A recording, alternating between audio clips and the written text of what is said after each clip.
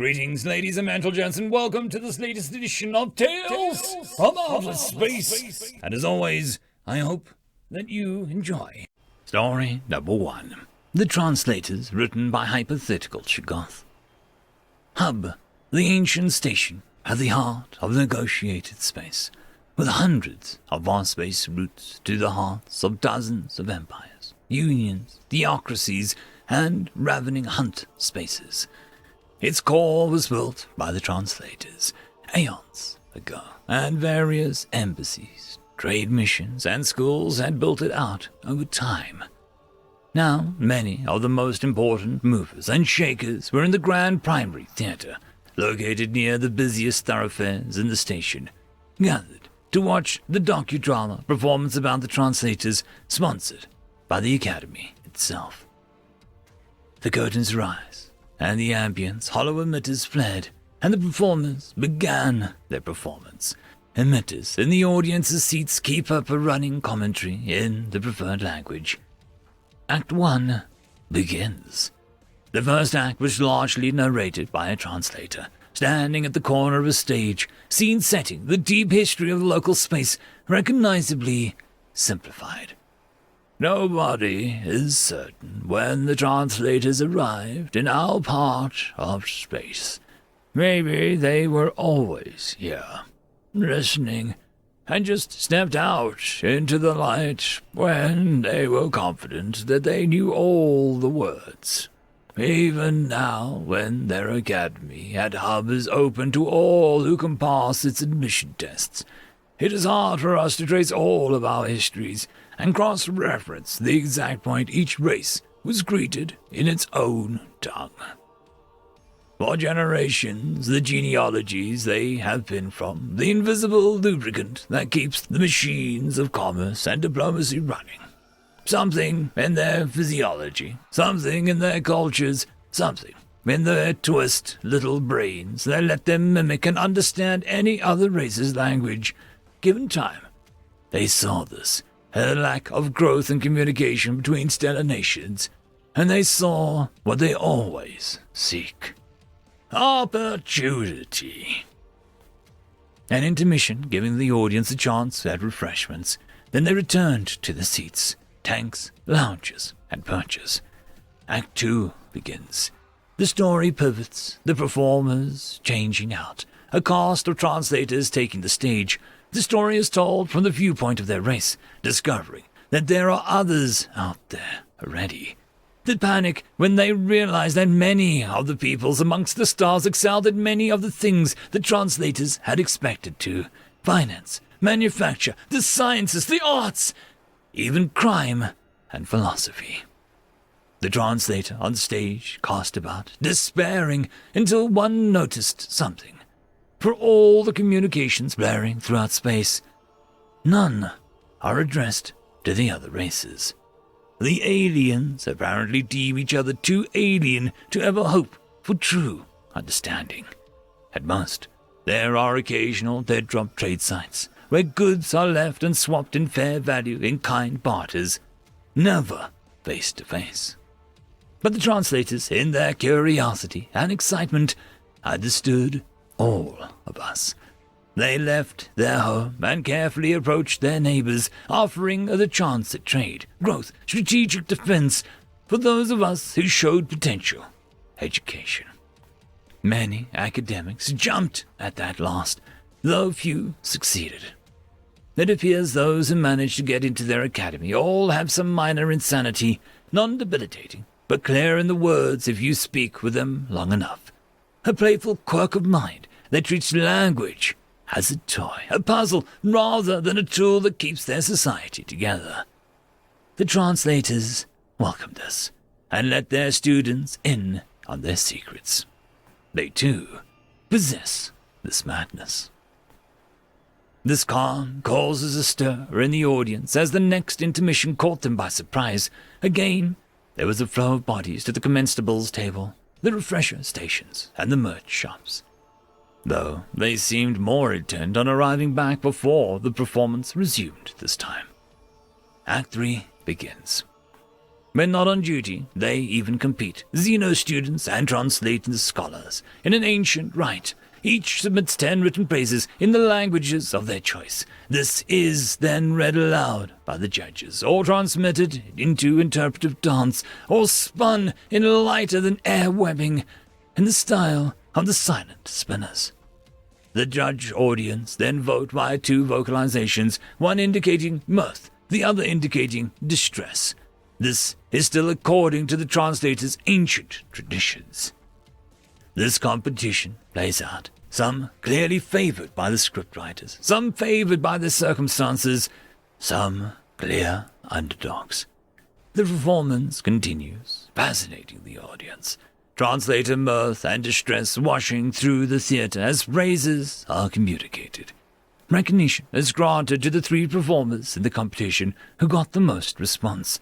A decorative, gilded mask of a laughing translator, another mask that shows the mirth on one side, and distress or anger on the other. The final trophy showed a frustrated translator with one of its manipulators firmly pressed to the top of its face.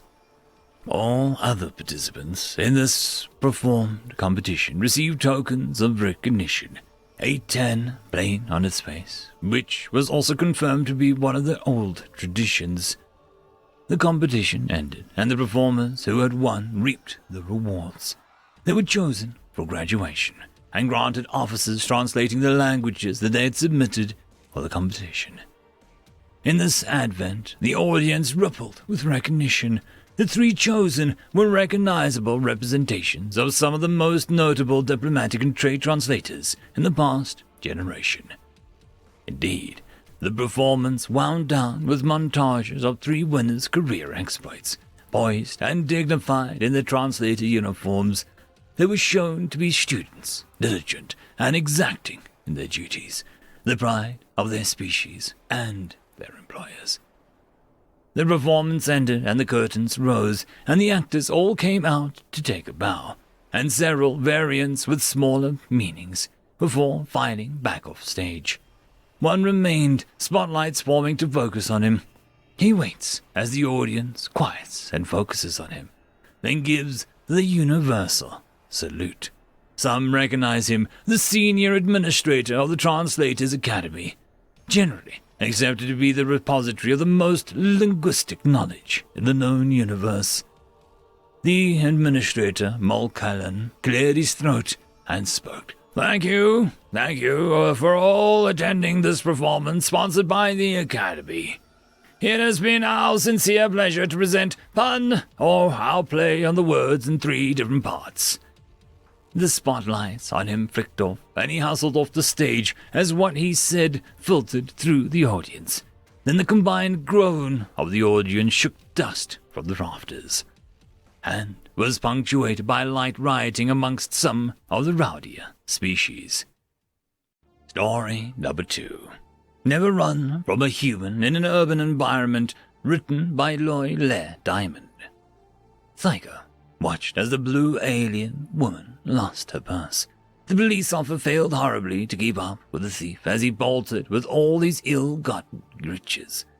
Thika knew that they wouldn't catch the thief as he bolted through the neon-lit nighttime of the city of crime and color. Thika looked around and noticed a small ledge just within jumping height. He quickly scaled the wall and grabbed the ledge, then used it to scale the building. He ran to the opposite edge of the building and looked quickly until he clocked the thief not far from him. He made his way towards the still fleeing thief, jumping between buildings and streetlights to catch the much faster alien. The Ithakian stopped to catch his breath when he was sure that he was safe. Thika perched just above him and shouted down, "Excuse me, but I don't think that belongs to you. Leave it on the ground and walk away." The thief looked up in bewilderment, staring straight at the strange primate that was on a roof above him. He knew the human could not outpace him, so he bolted again. Thika rolled his eyes as the alien took off and continued to free-run after him, for blocks upon dirty rocks until settling into an alley highlighted in pink. The thief once again halted when he felt he was safe, and once again, Thika sat on the ledge 2 stories above him and shouted back down, "Sir, Once again, I must inform you that purse does not belong to you." Once again, the thief looked up in confusion. "How are you here again? How are you following me?" "Well, sir, by using the ancient art of parkour. You cannot outrun me, and I suggest you turn over the purse. Next time you'll have to turn yourself into the authorities." "I'm too fast for you, silly primate. You'll have to catch me again," the thief said in a wounded tone. Clearly, he was getting tired. But alas, once again, he ran. And once again, Tiger gave pursuit. For even more streets and blocks and alleys, the thief ran. Yet this round of pursuit was slower than the last two. So when the thief landed in a blue-lit alleyway and collapsed onto his knees as he sat to rest, and once again Tiger perched above him. "Good sir," Tiger began, causing the thief to perform a half-hearted jump. "This is your last chance to return the purse to me. I must urge you to surrender yourself, or stolen goods, or I must report you to the police." The thief stared at Tiger in disbelief as Tiger hung above him by holding onto a pole, before tossing the purse onto the ground and tiredly walking away.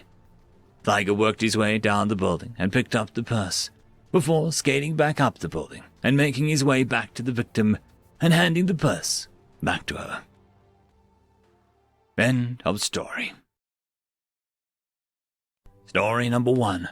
The attempted assassination of a human dignitary at a galactic summit goes awry.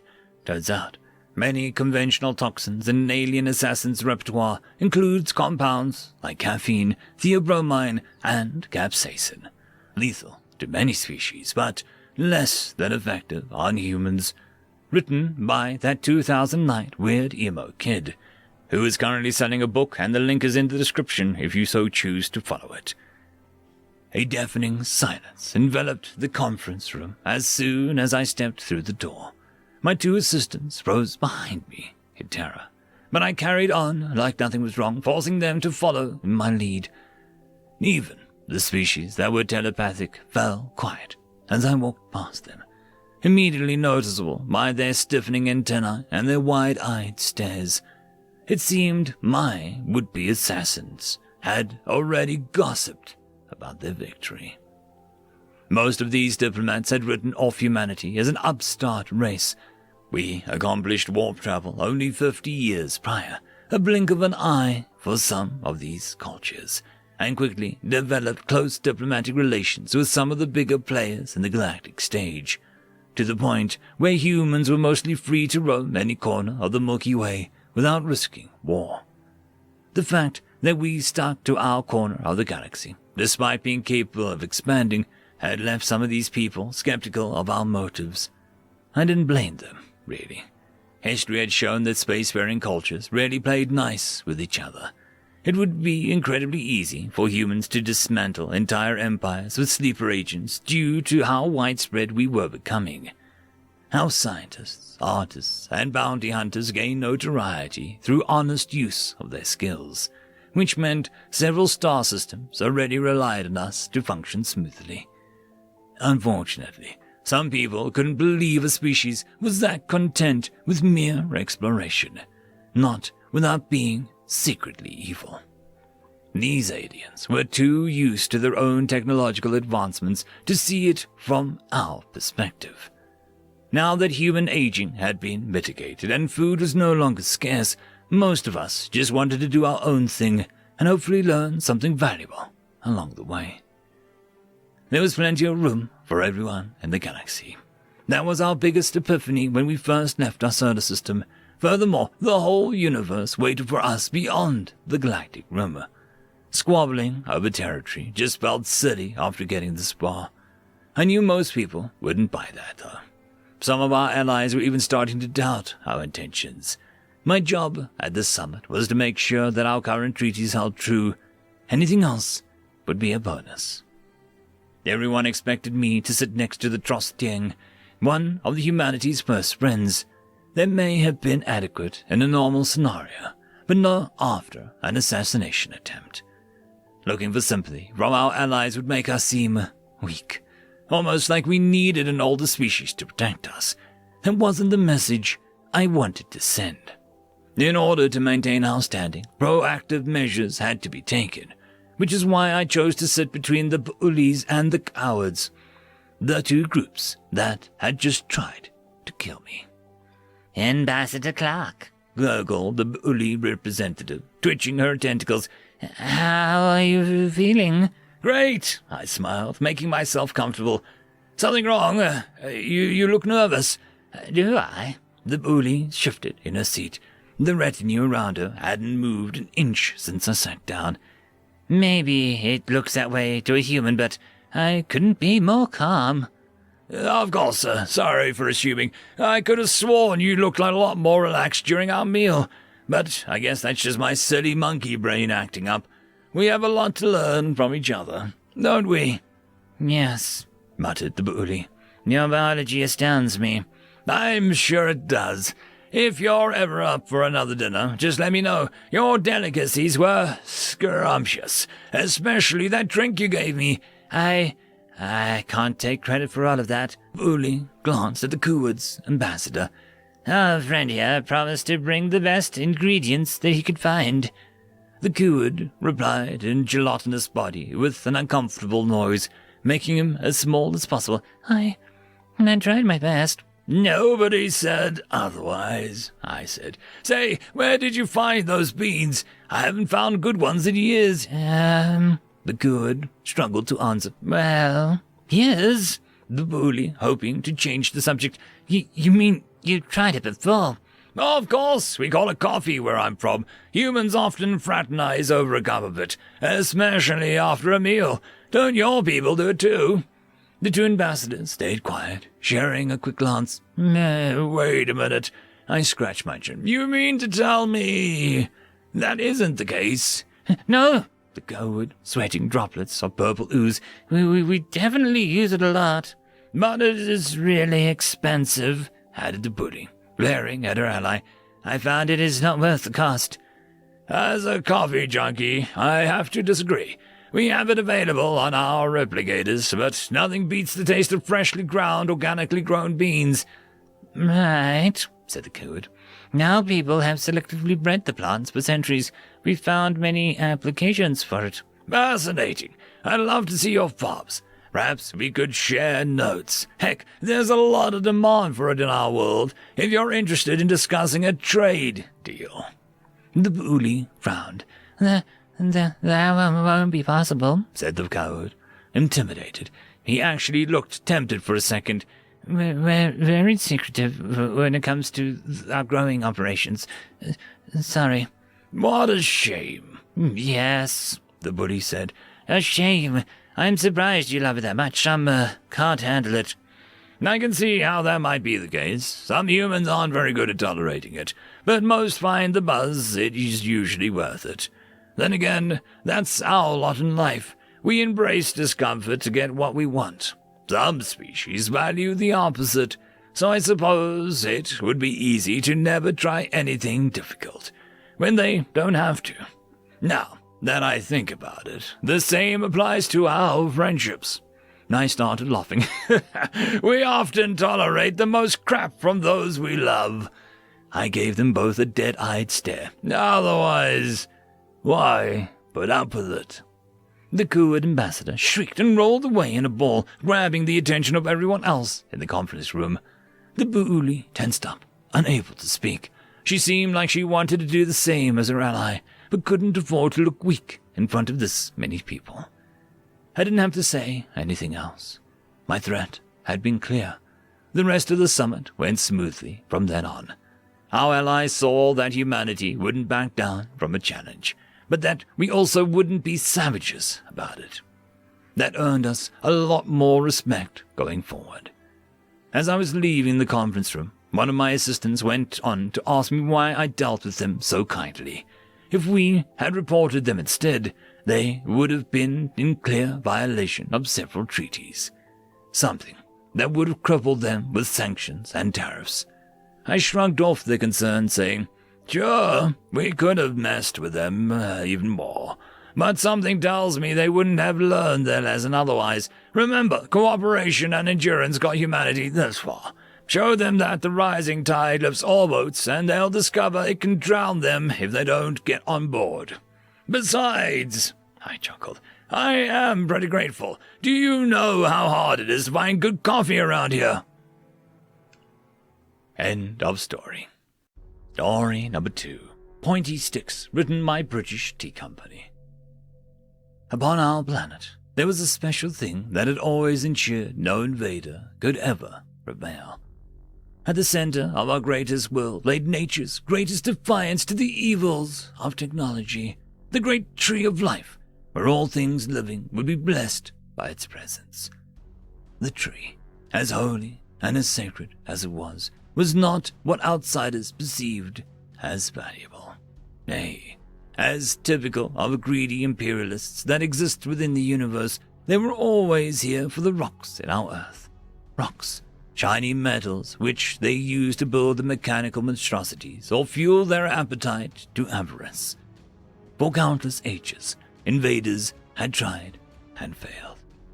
Countless have tried to land their armies on our planet, only to have their computers and machines fail them as the tree rejected all things inorganic. Their ships crashed and fell onto our planet, where lava flow would inevitably wash away metal, and where earthquakes would swallow the inorganic. Many have tried to destroy the tree from afar, using their weapons which would rain fire from the sky. Never to be marred by technology's filthy claws, the tree-made weapons fail and shells explode harmlessly. For untold eons, this was how it had been. This is how it would be. Even the most tenacious of all warlords soon abandoned efforts to conquer our world. Never would we fall to the machines that descend from the sky. Always we were to live our lives in close harmony with nature's wonders and boons. Eventually, the Terrans came. Though we seldom communicated with those infected with technology's drug, we had known their reputation. Fearsome conquerors from the Milky Way galaxy, reputed to have butchered gods and extinguished stars. Like the rest of those who came to our world, they would meet much obstacles. Their invasion fleets fell to their deaths as the tree denied their entrance. Their bombardments had no effects, as the tree would never allow machines to corrupt our world. The Terran generals fumed. The Terran lords raged. The Terrans themselves even humbled by our ability.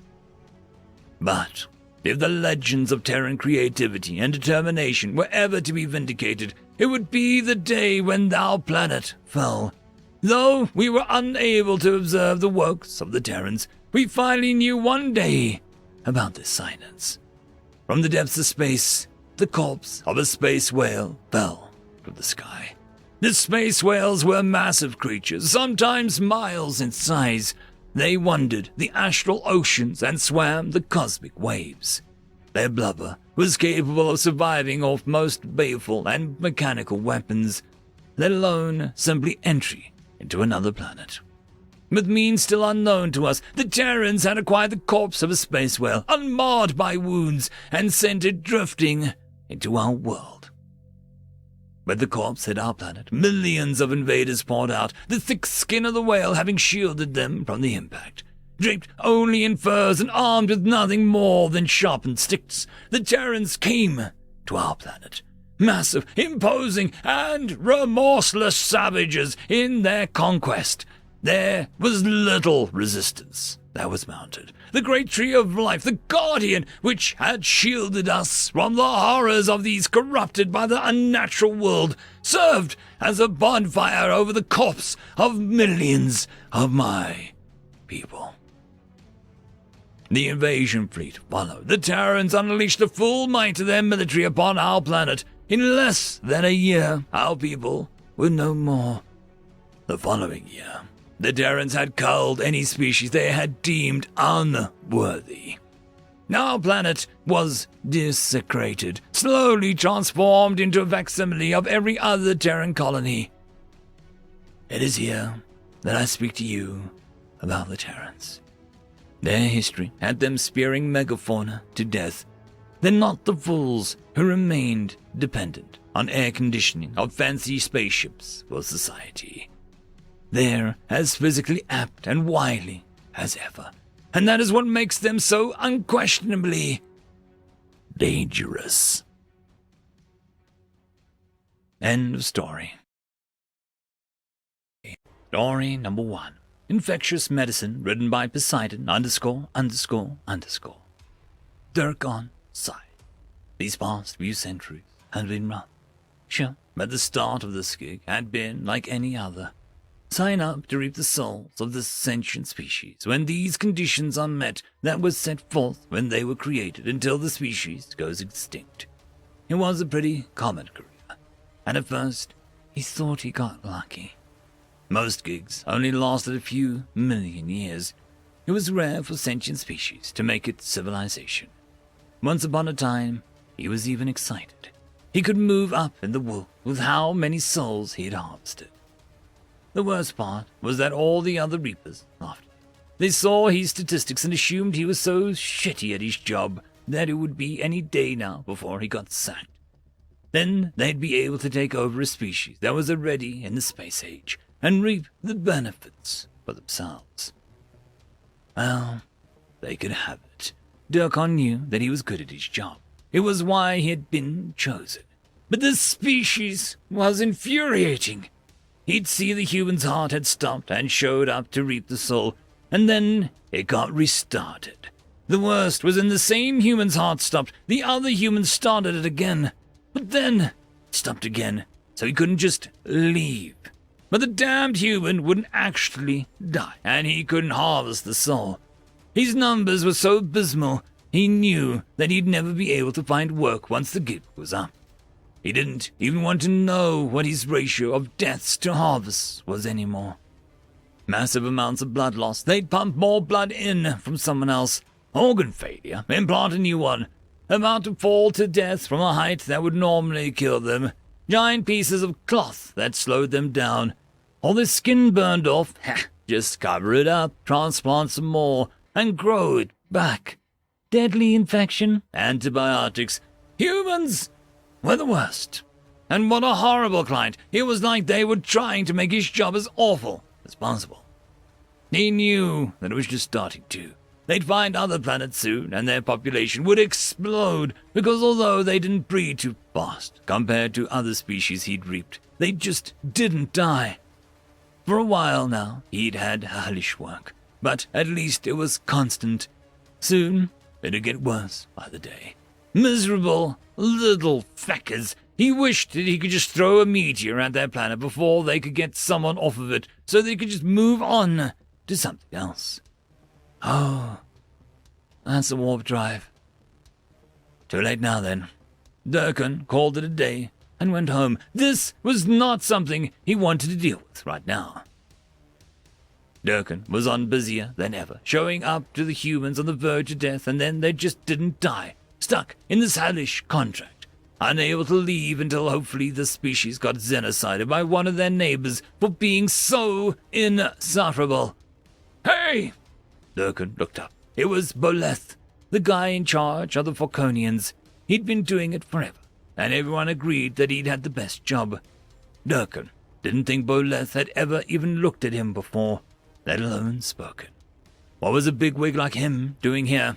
Boleth, it's an honor to speak to you. What has brought you here?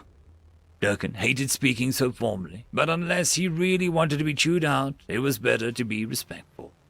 No matter how much he envied Boleth for having the perfect fecking species for basically the rest of his career.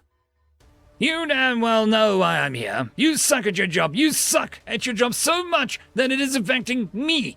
You know how many deaths I've shown up for in the past week that didn't actually die. I was sure I'd get a nice bonus once the Falconians made first contact with your little Blackwater shithole, since the diseases would decimate them. Instead, none of the first contact team have died. Sure, they got sick, but the humans just made them eat something.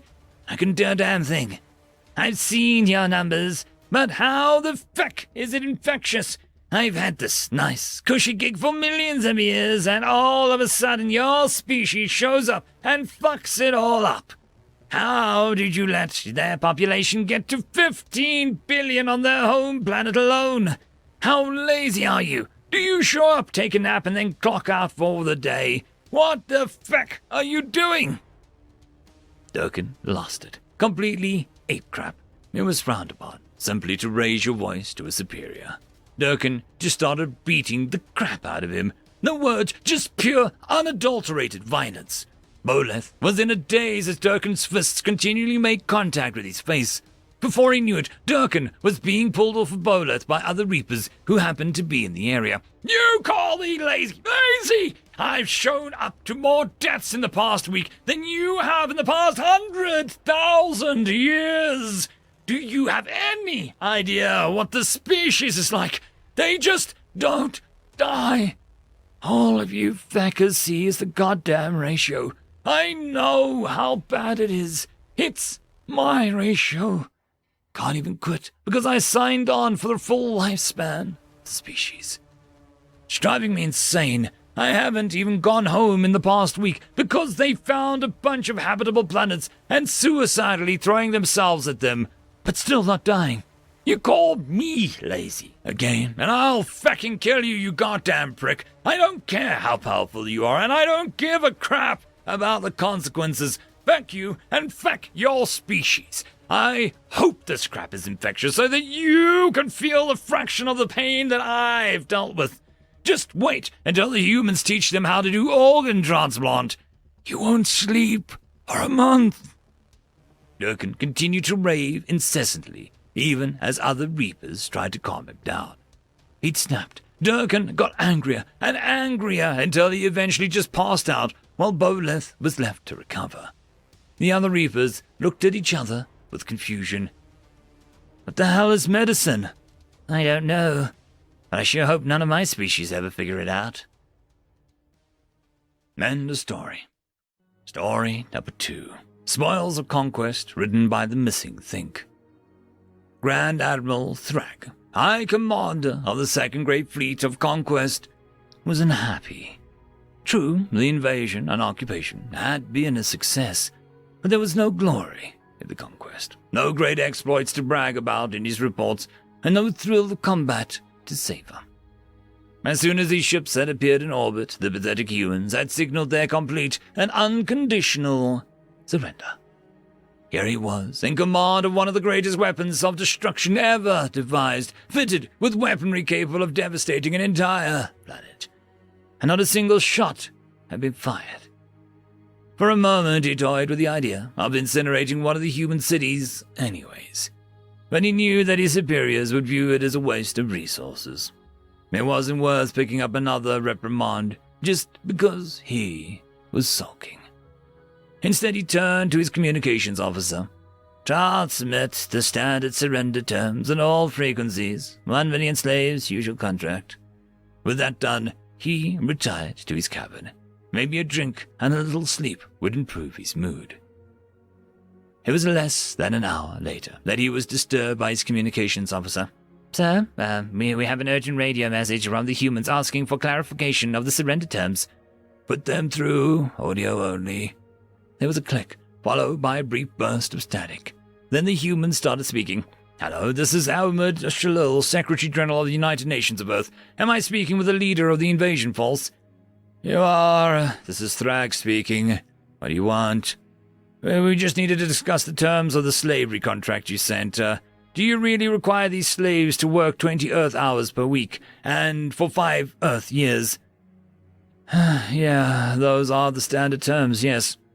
And for working this period, each human receives 1 kilogram of gold for each year. Correct? Thrag tried not to let his irritation show in his voice. Yes, it's all standard. Okay, one final question, if you don't mind. There was a strained tone in the Secretary General's voice. Are you sure you only want 1 million? End of story. Story number 1. Q-Ships, written by Provisional Rebel. The captain almost had to laugh as he watched the convoy. The Federation was either grossly desperate, or they were really just showing the flag rather than planning to support the Hassarians.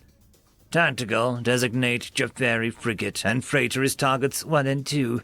We'll clean up the rest of the space trash when we are done with the real battle. Get us a target lock. Passive sensors only. His eyes skimmed over the strange sensor readings from a number of human ships. At least, he assumed that they were all human now. They were second-hand at best, and looked like some of them who had several generations out of date, despite their, interesting modifications. He shook his head in disgust. The humans were new to the Federation, but had become a disgraceful reminder to never let the lesser species get their hands on anything even marginally useful. Hell, it didn't even have to be useful for a human to trade, barter, and beg for it. Do we have our lock? Yes, sir. Very well. Fire at will. Firing. Contact in 3, 2, 1.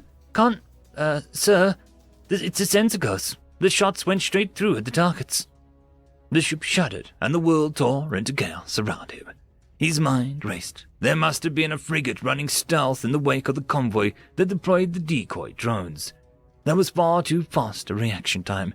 Damage report. Tactical. Find us a target. No new contact, sir. The shot originated from within the convoy.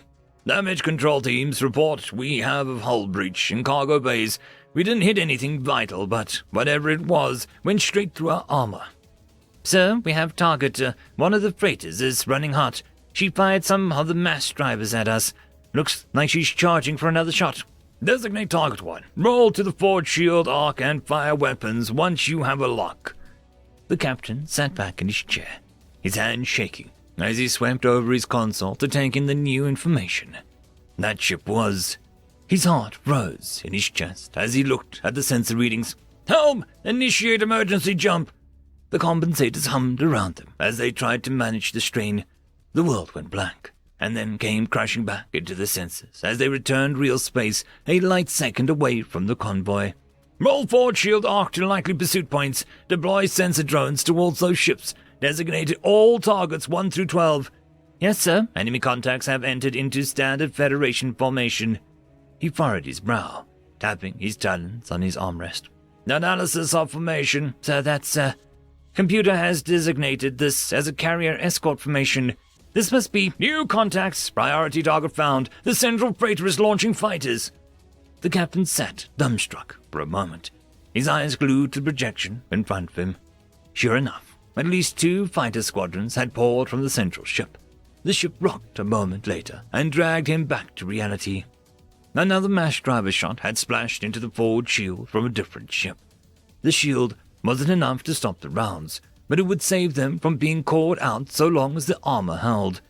Helm! Least time calls to the nearest jump lane. Divert power to point defense weapons.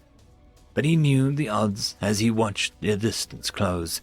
No ship could outrun a fighter, and it seemed the humans had spared no expense on something, at least. Tactical. Set and deploy our atomics to burst at maximum safe distance on proximity in likely pursuit trajectories. The tactical officer glanced to him for only a moment before nodding. Yes, sir. We will deploy in 15 seconds. 3, 2, 1. Atomics away. He watched as the starfighters closed the distance on the sensor display. 3 disappeared in a burst of atomics, not nearly enough, as he watched the missiles free themselves and burn towards his ship. Closed his eyes right before the explosion that never came. Slowly, he opened his eyes to the perfect darkness around him. This was not the afterlife he had thought of. But then he heard the breathing around him. Captain, I don't think anything hit us. Power has gone out. We're dead in the void. I can see that, Ensign. He felt his hand around for a moment, and then suddenly the emergency lights came alive around him. He squinted at a moment. Engineering is alive, at least. Ensign, run! Go take their... Slowly, another sound ground through the ship around them. He considered it a moment before the dawning horror rose in his stomach. The forward airlock. Arm yourselves! Boarders! End of story. Story number 2. A strategy game written by Featherfallen. The guards saluted as I entered, great doors spreading to allow my passage. Humans were rare in the Federation's ranks, but there were a few of us. For the most part, we were satisfied to remain separate. providing the requisite military support as an auxiliary force instead of integrating into their units. For some, that wasn't an option. But then, the council was seated. It was rare for them to assemble, and rarer still for them to call for an individual. Either I was in for a lot of trouble, or we all were. "Captain," I stepped forwards and nodded my head as the council representative addressed me. "How fared your mission?" I frowned at the odd line of questioning. I'd arrived, which meant that the Tribarian had a shipping job was typically complete on arrival. Shrugging, I answered honestly, "It was a success. The crew is unloading now."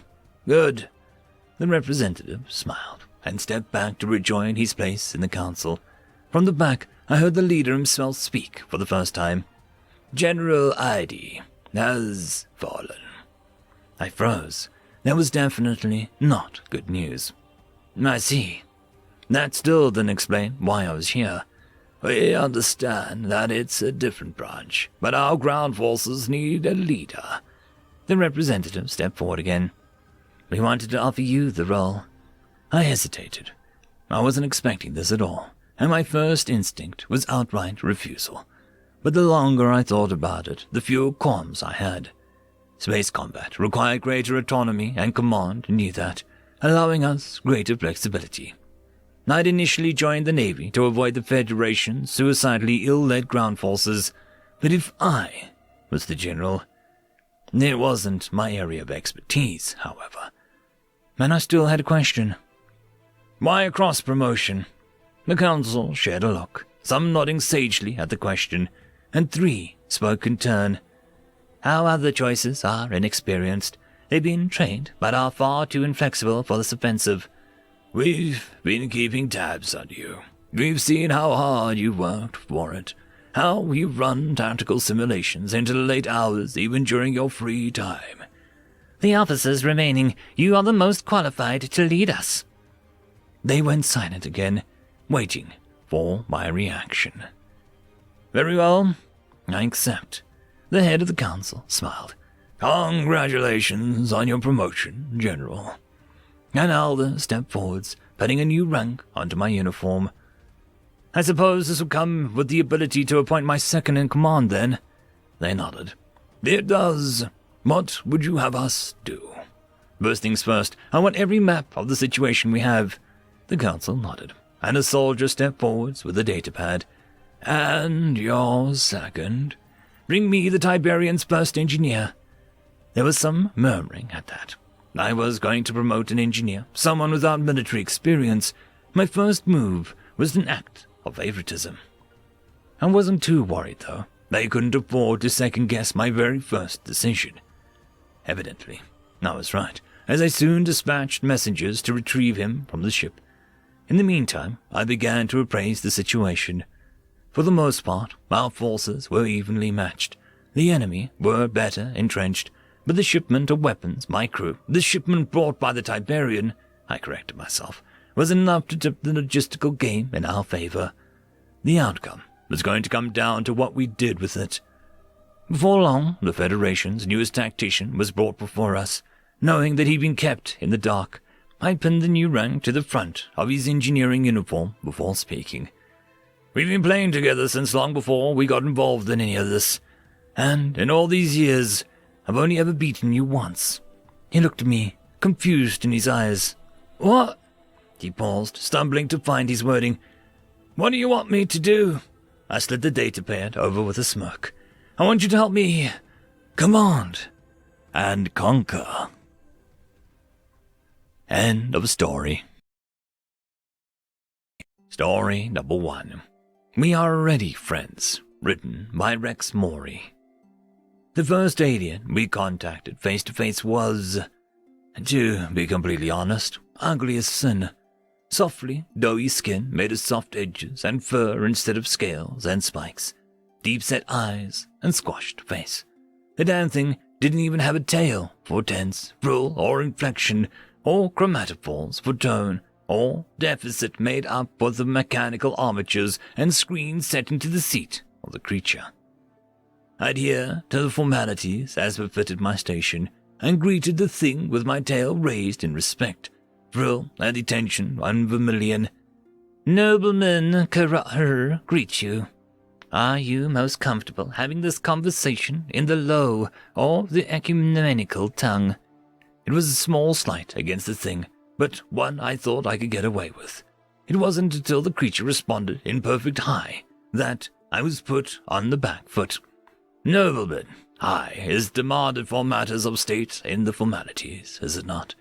I wouldn't want to start us off with a disrespect towards you. Unfortunately, my title does not translate, so you would have to call me Tutor. Tutor Raka is close enough to my name. The darkness of his vermilion told me he knew that I'd been trying to get a position of power over him, but his usage of high without permission meant that he was equal in having both breached the formalities. So, what is it that you want, Tutor? A touch of pinkly, I might admit, but I was not used to being caught off guard. I am here to negotiate our integration into the galactic community at large. Surely, such an effort on your part requires an equivalent effort on ours. What do you need? Labor, goods, food? What could we possibly give you to warrant such an uplifting? The tutor let loose a rapid belt of noise, similar to a vehicle failing to start. It's truly no problem. This will be one of the easiest jobs that we'll have done in a long time. You already know what languages, after all. At my quizzical tail quirk, he elaborated. Most species do not have the idea that anything could communicate in any way other than the way they do. You have languages, though, and more than most. When we reached the stars, we found our nearest neighbors fighting between each other because they couldn't understand each other. One would attempt to give a gesture of peace by unloading their weapons into empty space, and the other would see that as a threat. He leaned forward and said in the growing azure, but their languages were so similar they both used nearly identical grammar structures. They just failed to think that the other wouldn't speak their language, so we helped them connect. I do not see why that would make us easier to introduce to the galaxy, I said in growing purple. The tutor seemed to get much more excited than I was comfortable with, particularly in this temperature. Well, it's mostly done, after all. The language-to-language protocols are already finished. All of your language have similar structure to one of ours, so it was just simpler transfer of terms. In addition to your body language and culture is codified with formalities, so we didn't need to make a guide to it from scratch. Really. This is all fairly rote stuff. His beige tint of boredom aggravated me, and so in a burgundy tone I asked him, You never told me what your species gets out of this. It's all seeming too good to be true. Well, for one, we don't have to go to war, he flared unsettlingly. For another, there is no way that you can hide anything from us. Encryption is another form of language, after all, and we're very good at languages. We have to be. We have over 6,000. We already know all of your secrets, all of your ecclesiastical classes' scientific findings. Your electromagnetic spectrographic equipment is rudimentary, but would be useful. We would know the second that you even thought of getting aggressive towards us. You are already an ally to us. You just don't know it yet. And allies help each other. His frill was fully extended and a deep azure. So this is a gift. We bring you into the galactic community free of charge. You've already paid, after all. Transcription of the account of the first meet of nobleman conqueror of the conqueror hegemony and translator Rick Duggins of the United Human Planets. End of story. Story number 2. Play with Fire, written by Mercury the Dealer. The first thing that any sapient species learns is to master fire. If you master fire, you can cook the meat of your prey, scare away predators, burn forests to make way for pastures and villages. But fire is also a weapon. A wooden hut is no match to the hungry flame of a torch. Walls and towers become the ovens that cook any unlucky enough to be inside. The thirst of Prometheus kills more than any spear. Eventually, your control of fire will be so great that you will learn to melt metal and forge tools for mining, farming, and, most importantly, killing. The fire brings copper spear, the bronze sword, the iron musket, and eventually the hyper-alloy laser gatlings of the modern day. The fire goes down from a weapon to a tool that makes weapons. That is how all sapiens develop. Except for one. The humans were not very interesting when we found them. The tech was average. Their rail guns were good, but not revolutionary. And their biology was impressive, but their low birth rate meant that they would be bodyguards for the wealthy instead of replacing the soldiers as common troops. But then something interesting happened, or rather, something didn't happen. No pirates raided the humans. It was an abnormality. Almost every sapient species, as soon as they are introduced, immediately ask for help in dealing with the pirates that flood their territory, expecting unprepared prey. The humans didn't ask for help. If anything, they seemed unaware that there were even pirates entering their territory. News spread among the scum of the galaxy that anyone who boarded a human ship never came back. These rumors led to many courageous young men trying to be the one who stole a human ship, and even more rumors when none of them came back. Traders caught on that humans seemed impervious to piracy and bought their ships.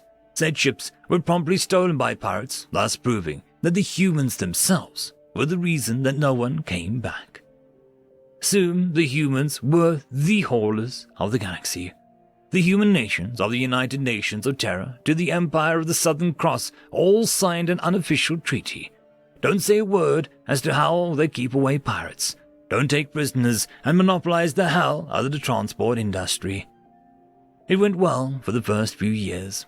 Humans got rich, their companies got influence, and their haulers got to spend an awful lot of time drunk on alien worlds. Then, the Confederacy declared war on the Empire of the Southern over some colonies. With the Imperial troops came the Unidades Imperius de Chama, and tales of those who fought them. And the tales were simple. Fire. Modern armor has always been made of flexible and programmable material that detects heat and fully hardens after a certain limit is achieved. It is a great method for dealing with laser fire, since lasers work by focusing heat in a specific point and burning everything attached to said point.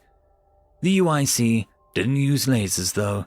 They used something called Promethean fire as their fuel for their Langsatifogo.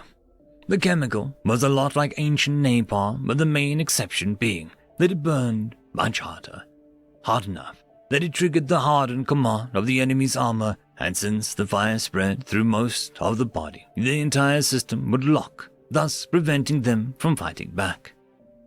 The process was simple. Get to where the enemy is, flood them with absolute gigantic amount of Promethean fire, and either capture or execute the now frozen enemies. That is how humans captured pirates. They just set them ablaze and launched them into the vacuum.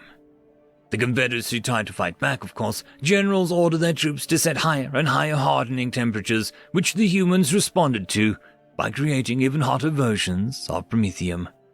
Then, the humans lowered the temperature of their lasers and went on a full offensive against the Confederacy. When the Imperial troops met the enemy, their lasers were just below the temperature that triggered a full hardening of the armor. In 2 weeks, the Confederacy signed a treaty of surrender. The treaty was filed with reparations, promises of demilitarization. The Empire got the title of protector of all humans in the Confederacy, which was basically them giving themselves the right to declare war at will under the pretense of protecting their kind. Boring things. But most importantly, it gave the rest of the galaxy a clear message. Don't invade our borders. Play with fire, and you'll get burned. End of story. Story number 1.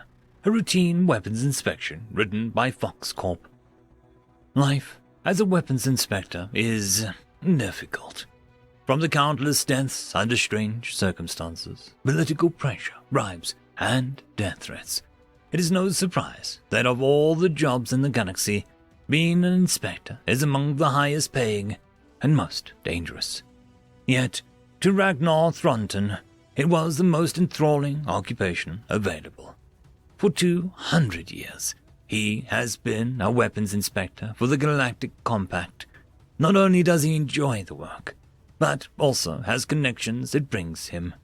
Throughout his career, he has diligently watched the many species of the galaxy and ensured compliance with the law. Today, the old inspector would be visiting a species whose name is infamous amongst the weapons inspectors across the galaxy. The humans. These humans were not infamous for suspect deaths, bribery, corruption, or danger, but the incredible ability to create incomprehensibly potent superweapons not covered by galactic law. Every year, their scientists and engineers come up with mind-bogglingly insane blueprints and prototypes for weapons that could annihilate entire star clusters. Ragnar was ready for a very long day. As he got out of bed, he stretched his arms, walked to his bathroom, took a shower, cleaned his mandibles, and put on his ceremonious clothes. His species, the Retikar, had very similar physiology to humans. Due to this, it was more often than not his duty to inspect human shipyards and battle fleets. Today, however, he expected no conflict. He was to inspect the shipyards of the Terran government in orbit around Earth. This one shipyard produced more galactic laws than most governments ever would. With every inspection, a new superweapon would be found nestled in a loophole more complicated than the last. Ragnar took one last inventory of his belongings, then exited his hotel room, took an elevator to the lobby, exited the building, and entered a black car waiting for him outside. The car took him to Cape Canaveral Space Elevator, where he boarded elevator 1A and began his 10-minute journey to space. From there, the shuttle took him directly to the massive station where his day's work lay. "Welcome back, Ragnar. Always nice to see you, though I'm afraid your visit will be unnecessary," said the Fleet Admiral Green with a smirk. "The station no longer manufactures any weapons." "Oh, come on, Green. For 120 years I've known you. You've never stopped making guns. Take me to the testing grounds." "We don't make weapons anymore, so there is no testing grounds. But we do have restaurants, and, we do make a mean burger." "Maybe after you show me whatever it is you are making," replied Ragnar with a smile. "After all, if they aren't weapons, you don't mind me taking a look?" "Certainly. Follow me." The Admiral turned and began to walk down the large corridor to the testing room. "If I may ask, Admiral, what exactly are you making here?"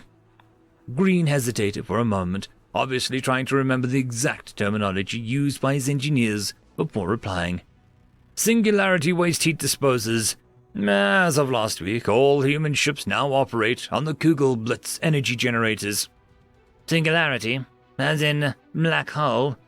"Yes, but artificially, completely harmless, so long as you don't touch it." Green began to chuckle at his statement, seemingly amusing himself with his clear disregard for safety. "I do not find that funny. Touching a black hole would result in a horribly painful death." The Admiral didn't seem to care about Ragnar pointing out the inherent danger, only chuckling harder, before finally regaining composure. The two walked in silence for multiple minutes before finally reaching a large blast door. The Admiral placed his hand on the scanner, to which the door began to whine and open. "After you," Green said. As Ragnar walked through the door, he was struck by the absolute size of the complex.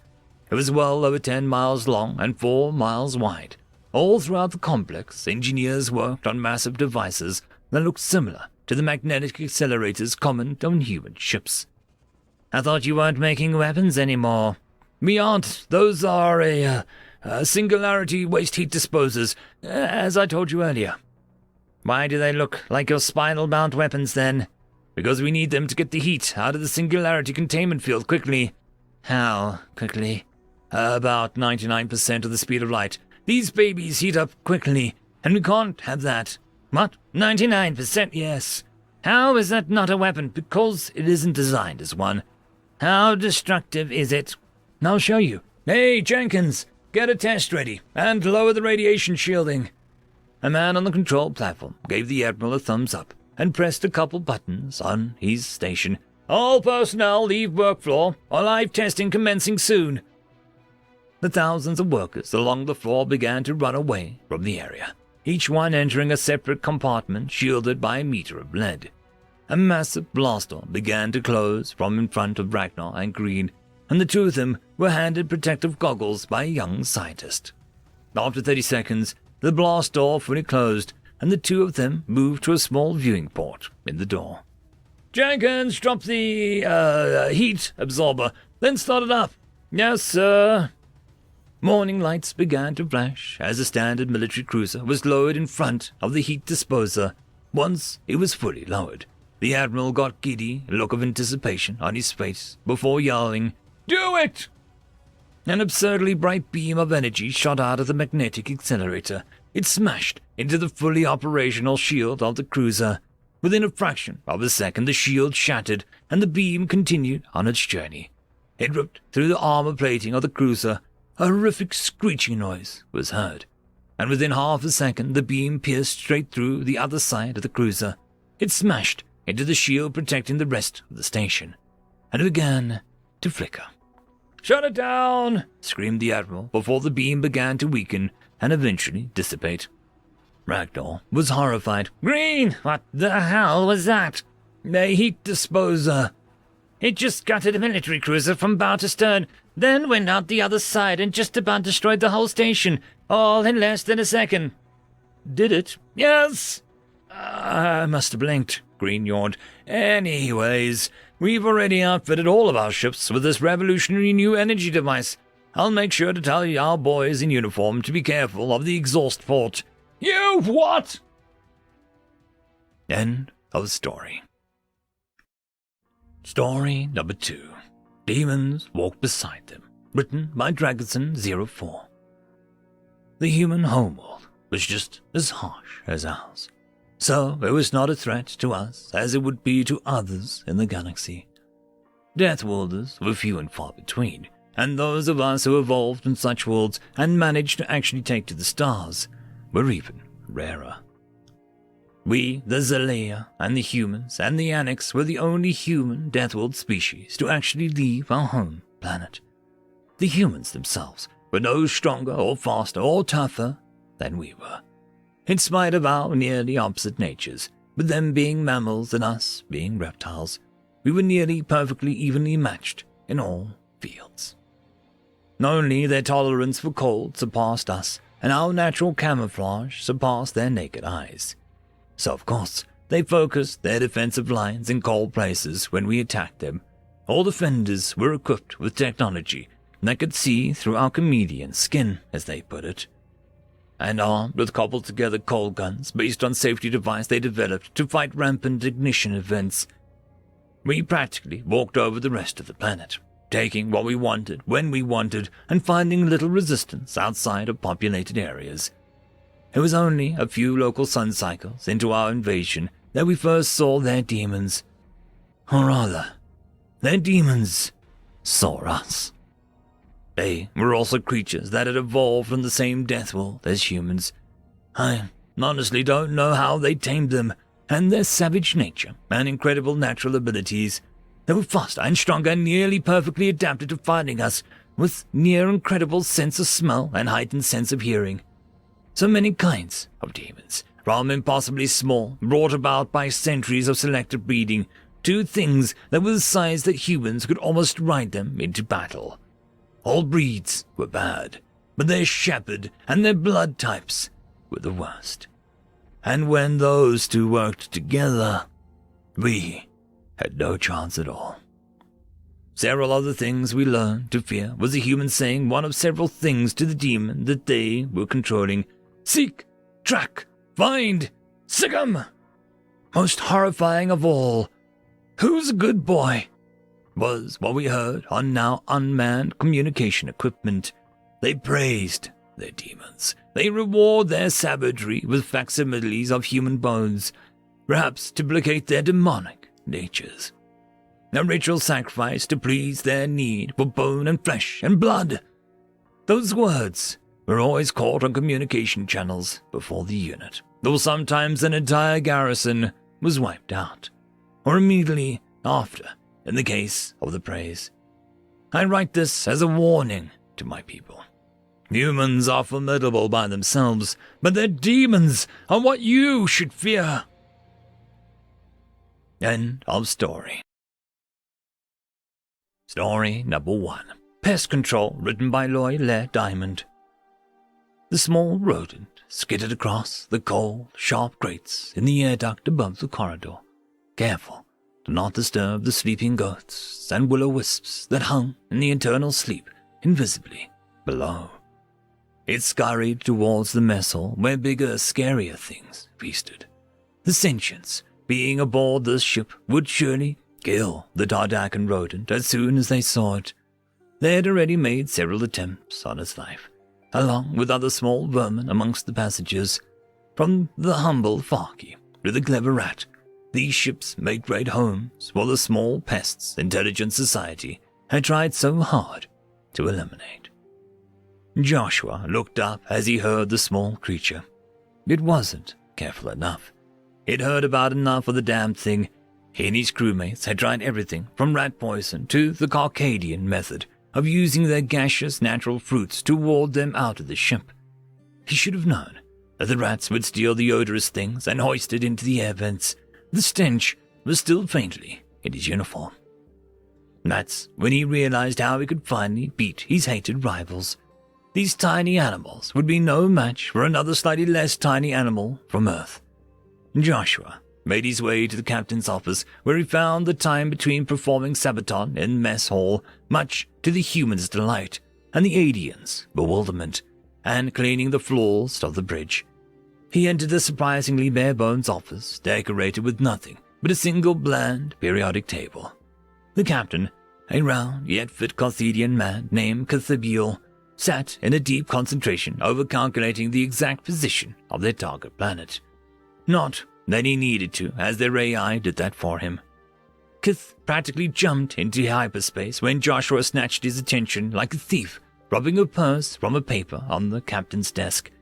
"Dear Arinthi, Joshua, you scared me to heavens. What is it?" The rotundal man caught his breath as he fixed his tired gaze on Joshua. "Sir, I think I have a solution to our rodent problem." He produced a small disc from his jacket and placed it in front of Kith.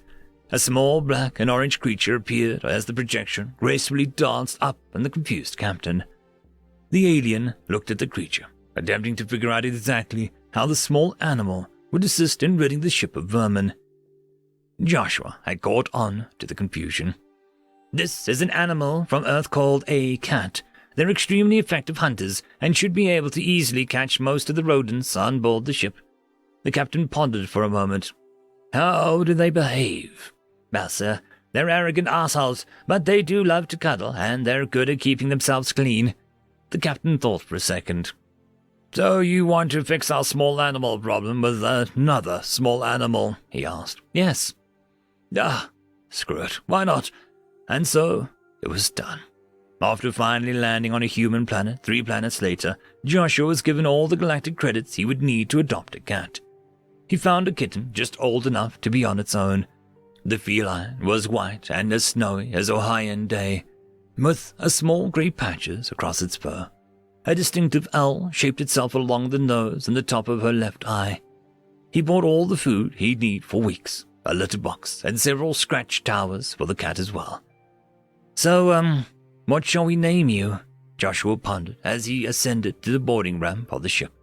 As he tossed the question around in his head and passed through the airlock, the distinctive hiss of air rushing in, antagonizing the kitten, who hissed back to show the shrewd ship who's boss. Joshua stroked her cheek gently with a finger, feeling a soft fur which brought the cat out of its startled annoyance. As the second door opened into the corridor, most of the crew had gathered to witness this strange creature. It was clearly from Earth. The distinctive look of an Earth mammal was famous amidst the ever-curious galaxy. With its dagger-like eyes and long tail that moved like a tentacle, feeding its way through the souls of the damned, the kitten was frighteningly curious about the strange creatures in front of it, maybe more than they were of her. The onlookers cooed and awed at the strange animal, its pasty white fur blending into milky walls of the craft. It was small for a predator, baby or not, but quiet as Joshua set her down. The cat stood around, looking around the environment before clawing its way up Joshua's leg and back into his arms. After all, the human's arms were proven to be a safe place, unlike the whirring beast that had just hissed at her. Within a few weeks, the animal had begun to grow accustomed to the ship and her crew. She had learned all of the secrets and nooks and crannies. By day 3, she had put at least 7 dead animals on the desk of the slightly annoyed and relieved captain, who clearly didn't know of the art of the hunt. Milky, as the cat became known, would have to show him. As news spread of this peculiar case and how effective these cats were as pack-bonding creatures for humans and other extremely social sentients, and as pest control officers, the cat became as widespread galactically as they were in human colonies. Freighters used them to keep pests from getting into the food shipments, and colony ships used them to boost morale and to keep the ships clean. As the strange tale of felines' rise to galactic dominance continued, one thing became clear to our new feline friends. They had once again conquered all that is known. Cats ruled over everything. End of story. Story number 2. The Human Touch, written by Rosie013. And you want me to greet the human envoy first? Niopamak paused mid-workout, genuinely confused by his government official's odd request. Why? The weedy little pen pusher squirmed on the spot in discomfort. Unsurprising, really. The sweaty atmosphere of the team's private gym would hardly have been familiar ground for him. Perhaps you could review the proposal in private, like your team's manager's office, perhaps. Oh, this is my office right here, little one. And don't wave your documents in my face either. That's just a formality for the managers. After you tell me, and the boys, exactly why I'm needed on a diplomatic mission, of all things. The other members of the gym looked around guiltily. Subtlety wasn't a strong suit of any who played the violent contact sport Glenoltsur, let alone the members of the running champion team, boys. Trying not to breathe too deeply, the official complied. We are receiving an important human species envoy for trade talks to assist with our current financial crisis. We want to represent our planet with the very best we have. The way his tiny voice rose almost made the last part sound like an accusation, not the declaration it was supposed to be. But this only served to confuse Niopamek even more. Why would an envoy want to meet a sports star? Why was he to meet an envoy first instead of a diplomat? A fan of his, perhaps. He paused while he thought, made the official realize that he had still not gotten through, and continued. We haven't had much contact with the human species through official means, and our research indicates that there is some sort of traditional ritual combat on arrival. You are our best Krishna Sir player. You will represent us. Combat? Him? Shouldn't they want a military person for that, not a sporting star? Maybe the government didn't want to intimidate the envoy, show strength but not too much power. It made a certain kind of sense. Well, why not? So long as it didn't delay his training schedule too much, and species representative would look good on his resume. I had better be getting paid well for this.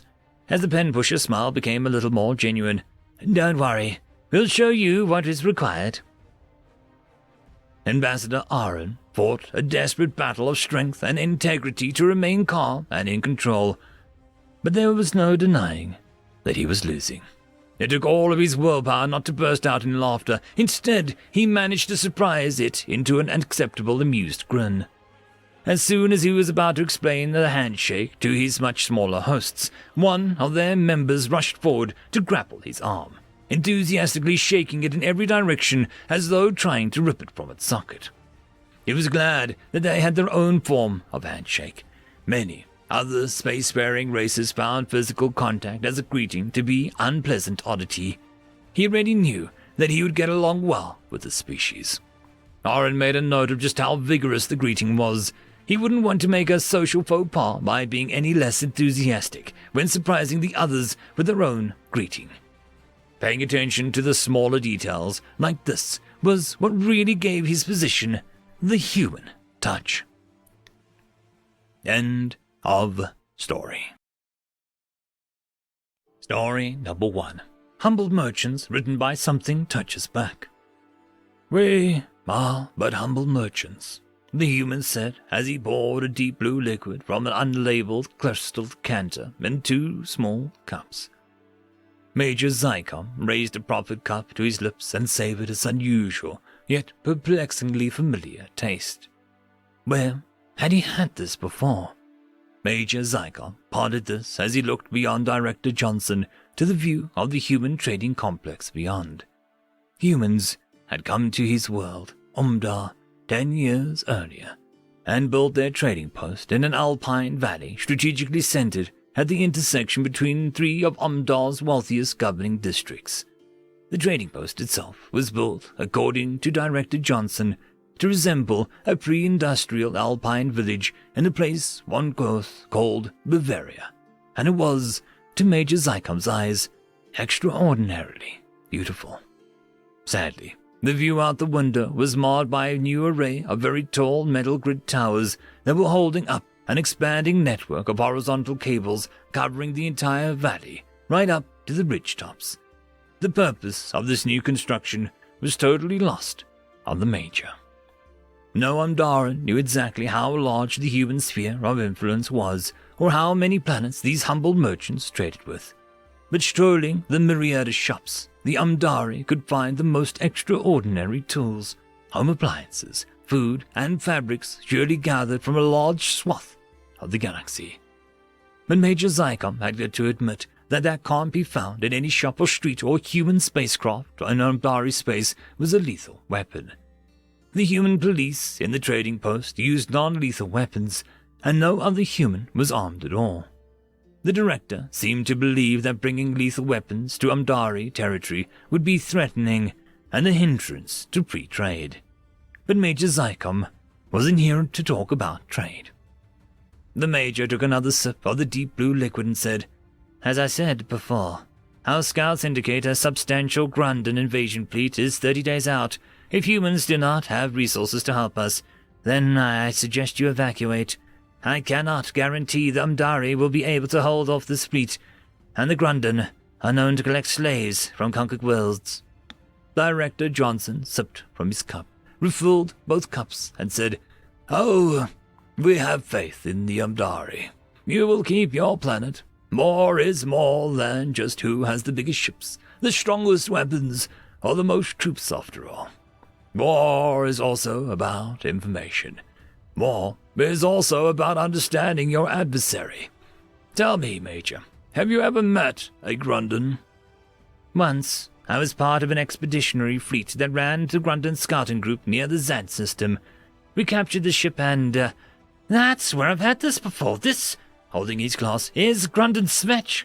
Pushing back from the table, Major Zycom said, "You humans are trading with the Grundon." "Well, not exactly trading. This particular Svetch was liberated from Admiral Back's personal yacht. Do you know the Admiral Back? He's quite famous on Grund, at least according to the mementos in his cabin. In any case, he's the dude the Grundons picked to head up their invasion fleet." Director Johnson filled their glass again. Major Zycom moved back to the table and took another sip. The already excellent Svetch definitely improving with more Svetch, especially knowing that it had been liberated. "Okay, you have my attention. How did you acquire Admiral Back's yacht? What else do you know about the pending invasion?" "We've had stealth observers around Grund for, let us say, a while now. We haven't contacted them yet because they are, as you indicated, somewhat unpleasant to those who are not Grundons. We watched with great interest as they assembled an impressive fleet of combat ships and dropship carriers, and an equally impressive fleet of supply ships. Clearly, they were building for an invasion somewhere. As unpleasant as they are, we are not at war with them and didn't feel it was appropriate to tangle with the combat fleet. so we followed the supply fleet instead. They were following a pattern of making faster-than-light jumps to rendezvous points, getting reorganized, and then jumping to the next rendezvous point. At one such point, a very nice ship, which turned out to be the General's yacht, developed a particularly hard-to-isolate problem with its FTL drive, and was unable to jump with the rest of the fleet. Mind you, we were but humble merchants, and surely nobody would believe that we could send a robot into the center of fleet formation, remove a critical part, and get back to completely undetected. The missing part must have been a pure coincidence. "I think I would believe you could," said the Major Zygon. "Well, then, you have a better imagination than the Grundens. They just left the yacht behind for us to salvage at our leisure." Director Johnson took another sip. It was a good salvage. In addition to the Admiral's personal stash of booze, we also got an inside look at Grunden computing and communications equipment, including all of their encryption methods and keys. The Admiral apparently likes to use his yacht as a command and control center, so it had all the best military stuff. Wonderful, just wonderful. Our people really enjoyed poking through it. Oh, and we've also explored his personal quarters. Do you know the Admiral got his big break when he was a major, just like you? Yes, they were attacking a planet, and it was not going well. Then Major Buck came up with an idea of focusing their attack on a single strip mine that was conveniently located near critical cities. You see, the right kinds of strip mines offer a broad, hard surface for ships to land, change out their air, and deploy their planetary hardware. This meant that they were able to get on the ground and get organized without having to drop ships all shot up and spread out everywhere.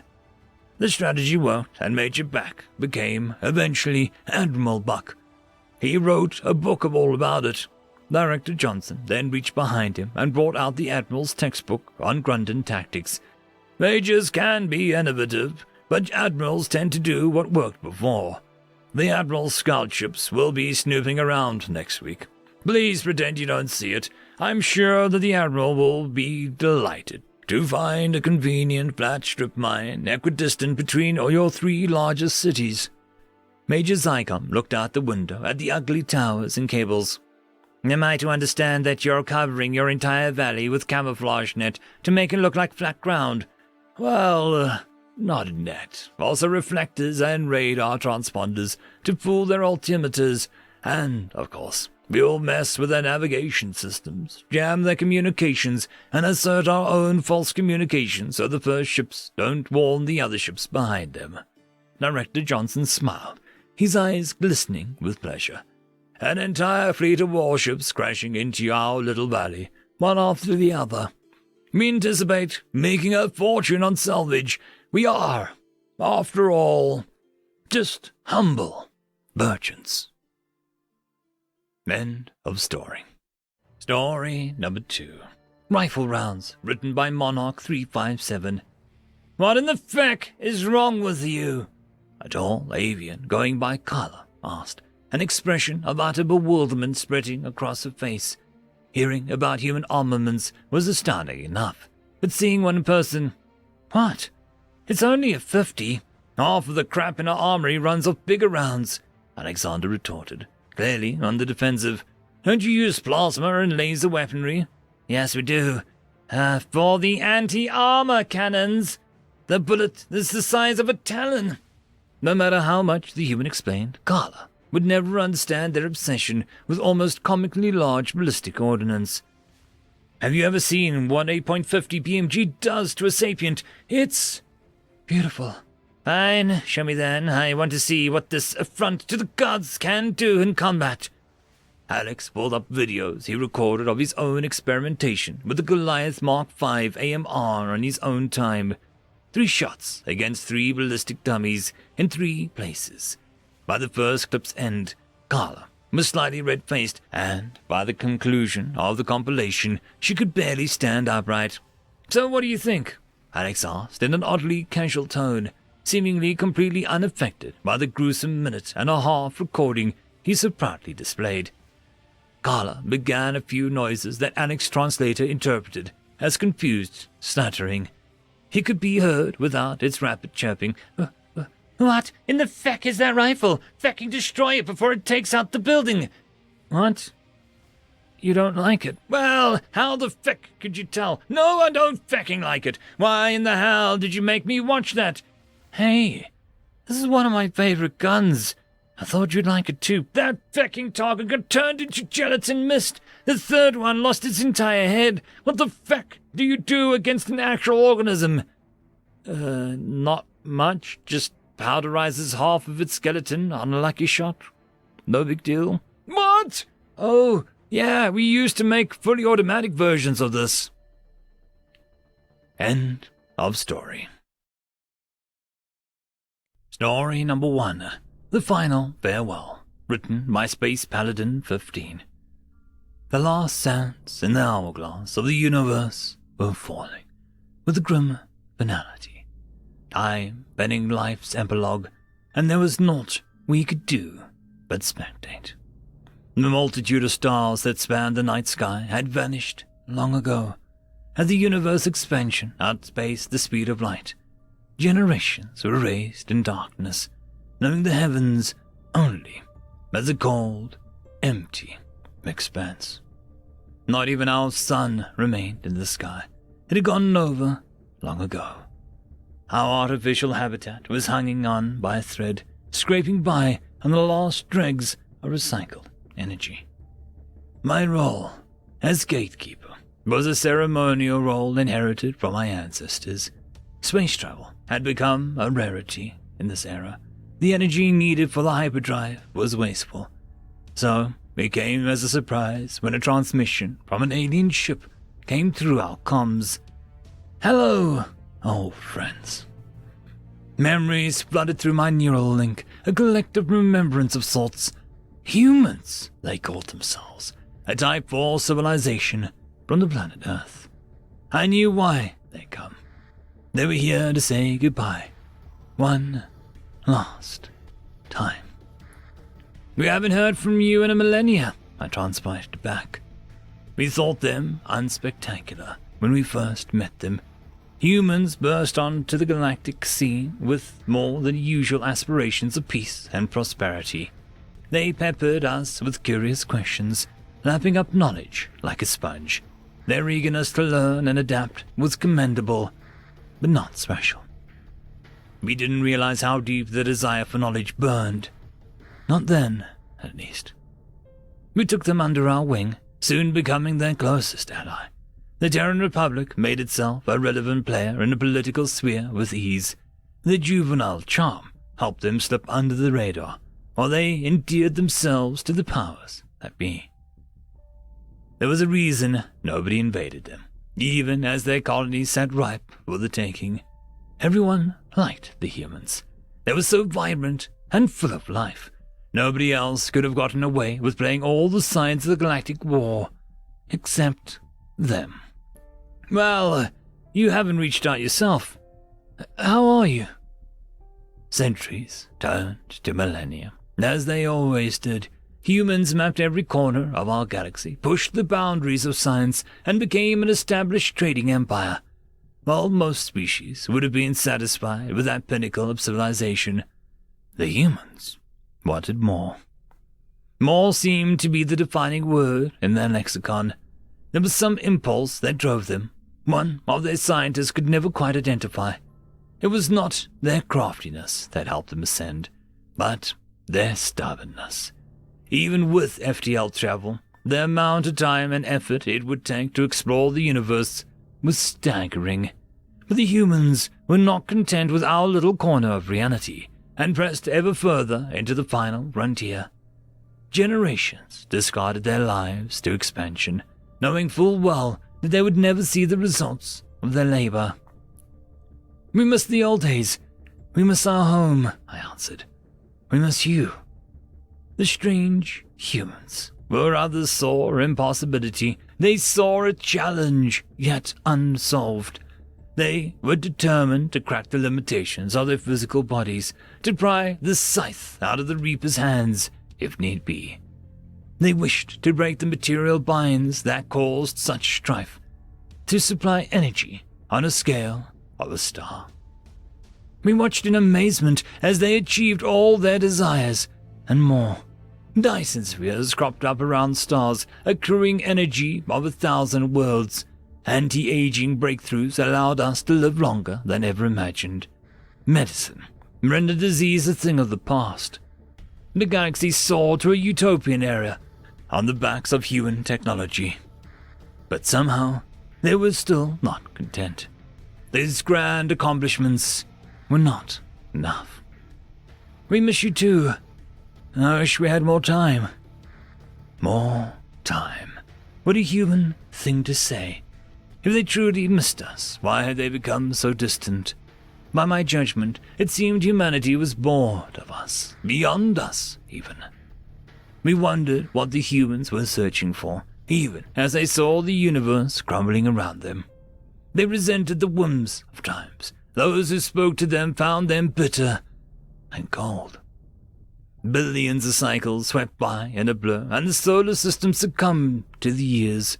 Earth was a long-gone memory, a shadow of their past. They became a species hardly recognizable as human, quiet and reclusive. They fused their minds with computers, transcending to a level of thought beyond any carbon life form. They stowed away in alternative realities to experience time at a slower rate. It was their way of prolonging the inevitable, packing an eternity into a single second.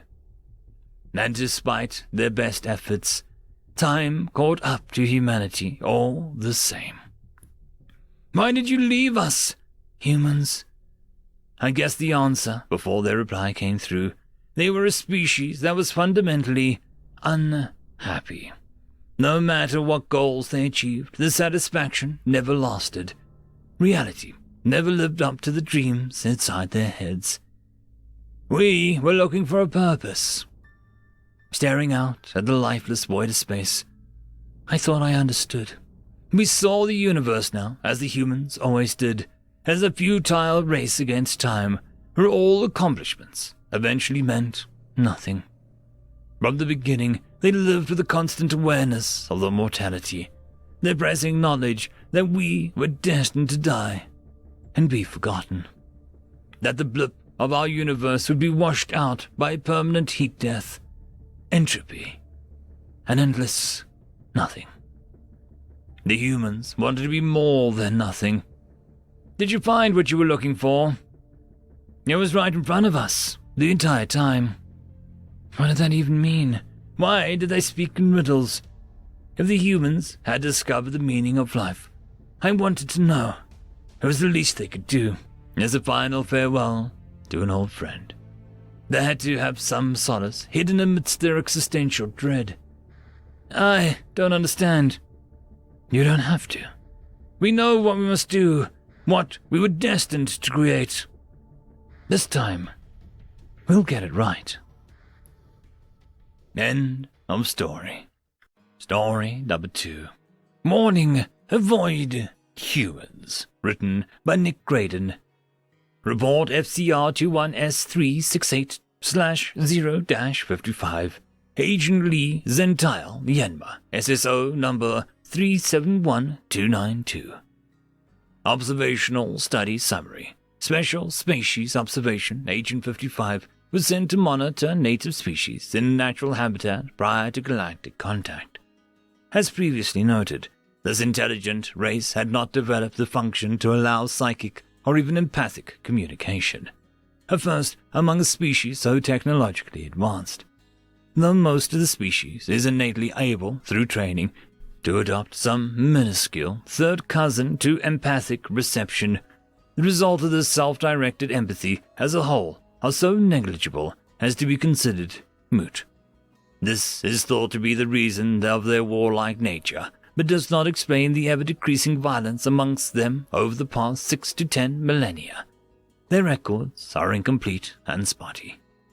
The reasoning behind the fact that they have not wiped themselves off the face of their planet, like other non-empathic intelligent species after clearing the 4th filter hurdle, is somewhat of a mystery. Given the lack of commonality, advancement into our galactic community is not advised. While that commonality might be reason enough, their propensity for violence is a strong advisor against our involvement as well. Barring those two, the danger that we unwittingly pose to the whole of our community is reason enough. The other two reasons notwithstanding, as explained below. Agent 55 was lead agent of 20 others sent to view how humans handled their deceased and uncover any rights used as varying reports had been given. No direct data has been collected, apart from that family and close acquaintances gather in special places for a service before they are entombed, buried, or burned. The reason for a lack of data is every attempt by Agent 55 to seek out these rights has resulted in lost consciousness for the observing agents. Reports filed indicate that upon moving close enough to these gathering spots, a massive feeling that can be summarized as void overwhelms them. Others have reported such feelings as agency loss or sorrowful empty disconnection error. Agents have also reported similar levels of intense sadness, bitterness, and bewildered directionlessness as well. The fact that these things are felt is not a problem. The fact that they are felt to such a strong degree that it renders the other species unconscious is terrifying. Reports indicate, in general, a week after what we would colloquially refer to as the right of corpse disposal, most individuals are safe to be around by all species as subjects have gained more emotional control, though for other humans it can take months. While other agents have had strong experiences around some of the other emotions during events with humans during desperate projects, nothing as compared to the death and the emotions tied to it. In short, the complete loss of control of their emotional state coupled with the intensity of their emotions around, but especially during, death rites, is a nasty cocktail that is unbelievably dangerous to the galactic community. It is this report's assertion that humans should be avoided at all costs for the sake of public health. We have lost 3 coagutal agents from cranial hemorrhaging due to the emotional imprinting during these events. How such a species can survive through such a torrent of devastating emotional carnage is unknown, and a study into it not worth the danger of research. How best to quarantine ourselves or the humans is left up to the Council. End of story. Mutually Assured Destruction, written by Space Paladin 15. Alarms blared in Stellar Command headquarters, jolting me awake from my first bit of sleep in 2 days. Alert, unauthorized movement of Allied ships detected in the Sol sector. With a groan, I rolled out of bed and tossed on my officer's jacket. What in the name of Zanks were the humans doing? I thought we had impressed upon them the seriousness of the Ransian threat that the last joint briefing. Those insolent bipeds were going to get us killed. The Ransians had launched a nuclear strike against one of our military bases a few days ago, reducing it to little more than irradiated rubble. By the time our sensors had detected their stealth bombers, they were already parked in our outer bands of each of our systems. The enemy had gotten within close range of our homeworlds and was demanding our unconditional surrender. If we did not comply, they would deploy their nuclear warheads against our civilian populace. We had looked at every option to counter their threats, but it was as though they had predicted all of them. They warned us that any attempt to evacuate our civilians, approach their vessels, or launch a retaliatory strike would result in them glassing our worlds on the spot. We were given 3 days to agree to their terms. As much as we despised the Rensians, it seemed we had little choice. It was better to be a living vassal state than an extinct civilization. I had noticed that the Terran generals seemed agitated when we discussed our plans to surrender, but I chalked it up to the shame of defeat. They did not object openly, but whispered amongst themselves and left the base in a hurry. I suppose they just realized that they were outvoted and decided to act on their own without informing us. Why would they do something so rash? Earth was not exempt from the threat of total annihilation. Perhaps that human death before dishonor mantra was more literal than I thought. My hooves clopped against the metallic floor as I navigated through a series of hallways. The fog of exhaustion clouded my mind, but I tried to snap myself out of it. Everyone was just as tired as me, and as the ranking officer, I was expected to give the orders. As I entered the bridge, my subordinates were already at their stations, and they saluted at the sight of me. "Howdies!" I turned my attention to Chief Intelligence Officer Trowell, who was huddled over his computer monitor. "Trowell, report." "It appears that the Terrans have mobilized the majority of their fleet. They appear to have outfitted their ships with primitive stealth tech, and they've branched out in several directions. Their current trajectories place them on an attack course for the Ransian homeworld and all 6 of their colonies," Trowell replied. I paused to consider the information. "Have the Ransians detected them?" "Unlikely, Admiral. The stealth tech conceals them from long-range detection, but the Ransians will likely spot them upon entry into their system, the same way we have, which is from the faint radioactive signatures emanating from the Terran ships." I sucked in a horrified breath as realization dawned on me. "Oh my, thanks, help us. That is not their drive signature. Terran military ships, even the more dated models, have been swapped out fusion drives for antimatter drives. The radiation isn't from their warp core. They must have nuclear weapons aboard." Did the humans really think that charging in, glassing the Rensians was going to save the day? It would only guarantee our destruction. Nothing good could come from provoking them. Images of charred ruins and incinerated flesh flashed before my eyes, knowing that would be a reality if the Terrans were allowed to complete their stunt. They had to be stopped at all costs. I linked into the navigation systems from my holopad and plugged the stellar coordinates of the Terrans' routes, attempting to chart and intercept calls that would be futile, the computer determined. They had already entered the warp bubbles and would arrive in minutes. Even if we scrambled our fastest ships, they would still have too much of a head start. There had to be some way to buy time.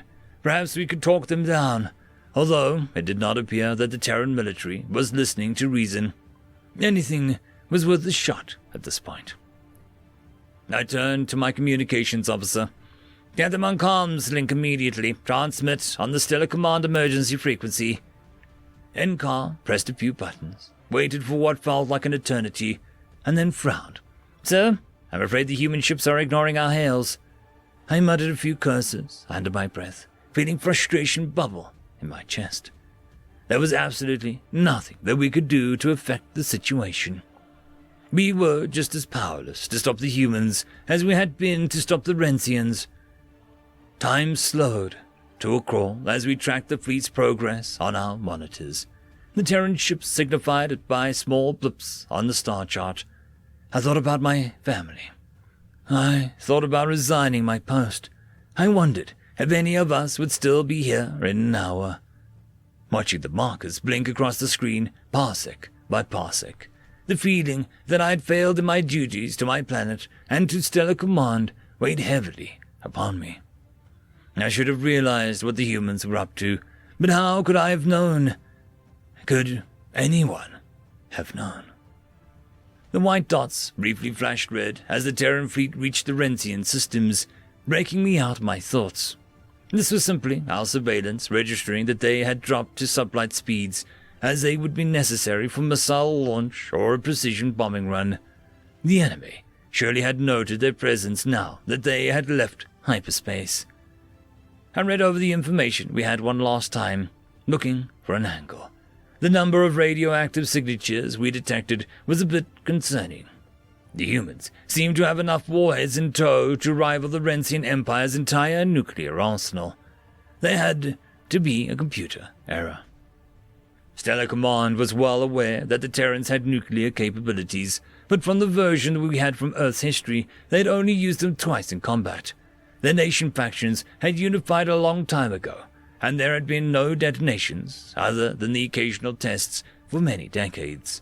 There was no apparent reason why they would have enough nukes to destroy half the galaxy lying around. Then Carl perked up at the listening station. "Sir, we've intercepted an outbound communication from the Terran ships." "Are they meant for us?" I asked, a spark of hope glimmering in my mind. "Perhaps we can still talk to them down and smooth things over with the Rensians." "No, it appears They're directed at the Rensian Command Center. It looks like they're establishing a video chat, she replied. I wondered, yet again, what the Terran's play was here. They had showed up armed to the teeth, ignored their allies, and now they wanted to chat with the enemy. The thought crossed my mind that they were trying to switch sides. At least the humans are talking, not going in guns blazing. Put the intercept on screen. I want to hear every word they're saying. A crisply dressed human with close-cropped black hair appeared on the view screen. This is Commander Lucas Novak of the Terran Space Force. We order you to leave any systems occupied by us or our allies at once. His Rensian counterpart clacked its mandibles together, the equivalent of laughter for its species. You have some nerve. I'll give you that. But if you don't leave at once, we'll make good on our threat. Our nukes are armed and ready. Mine. Do it, the human said with a shrug. But our nukes are ready too. And man, I'd love to see the fires of hell rain down on your world. The second this ship loses contact with Earth, we make sure the people of your empire never see another sunrise either. That's just stupid, the Rensian shrieked. Nobody wins if we're all dead. Commander Novak seemed unfazed. That's the idea. Mutually assured destruction. The Rensian paused for a moment, considering the situation. I see that we're at an impasse. I suppose that we could agree to a temporary ceasefire. We will withdraw our ships if you'll do the same. Very well.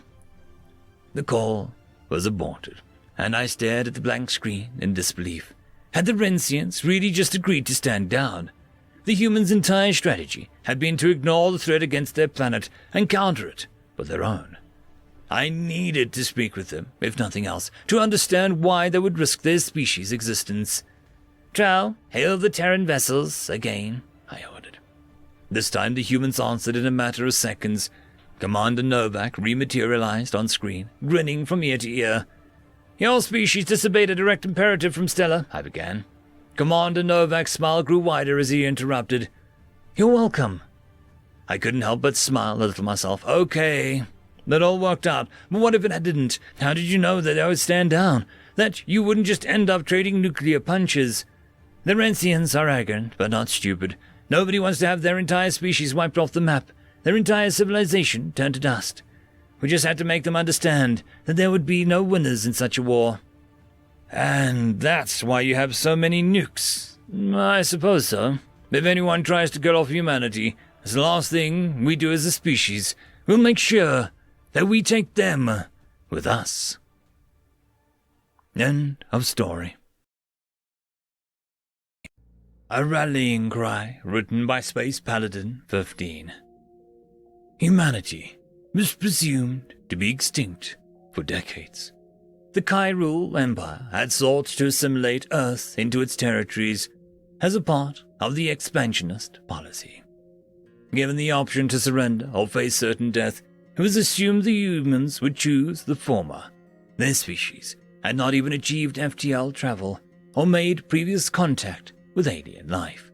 What hope would they have in an interstellar war?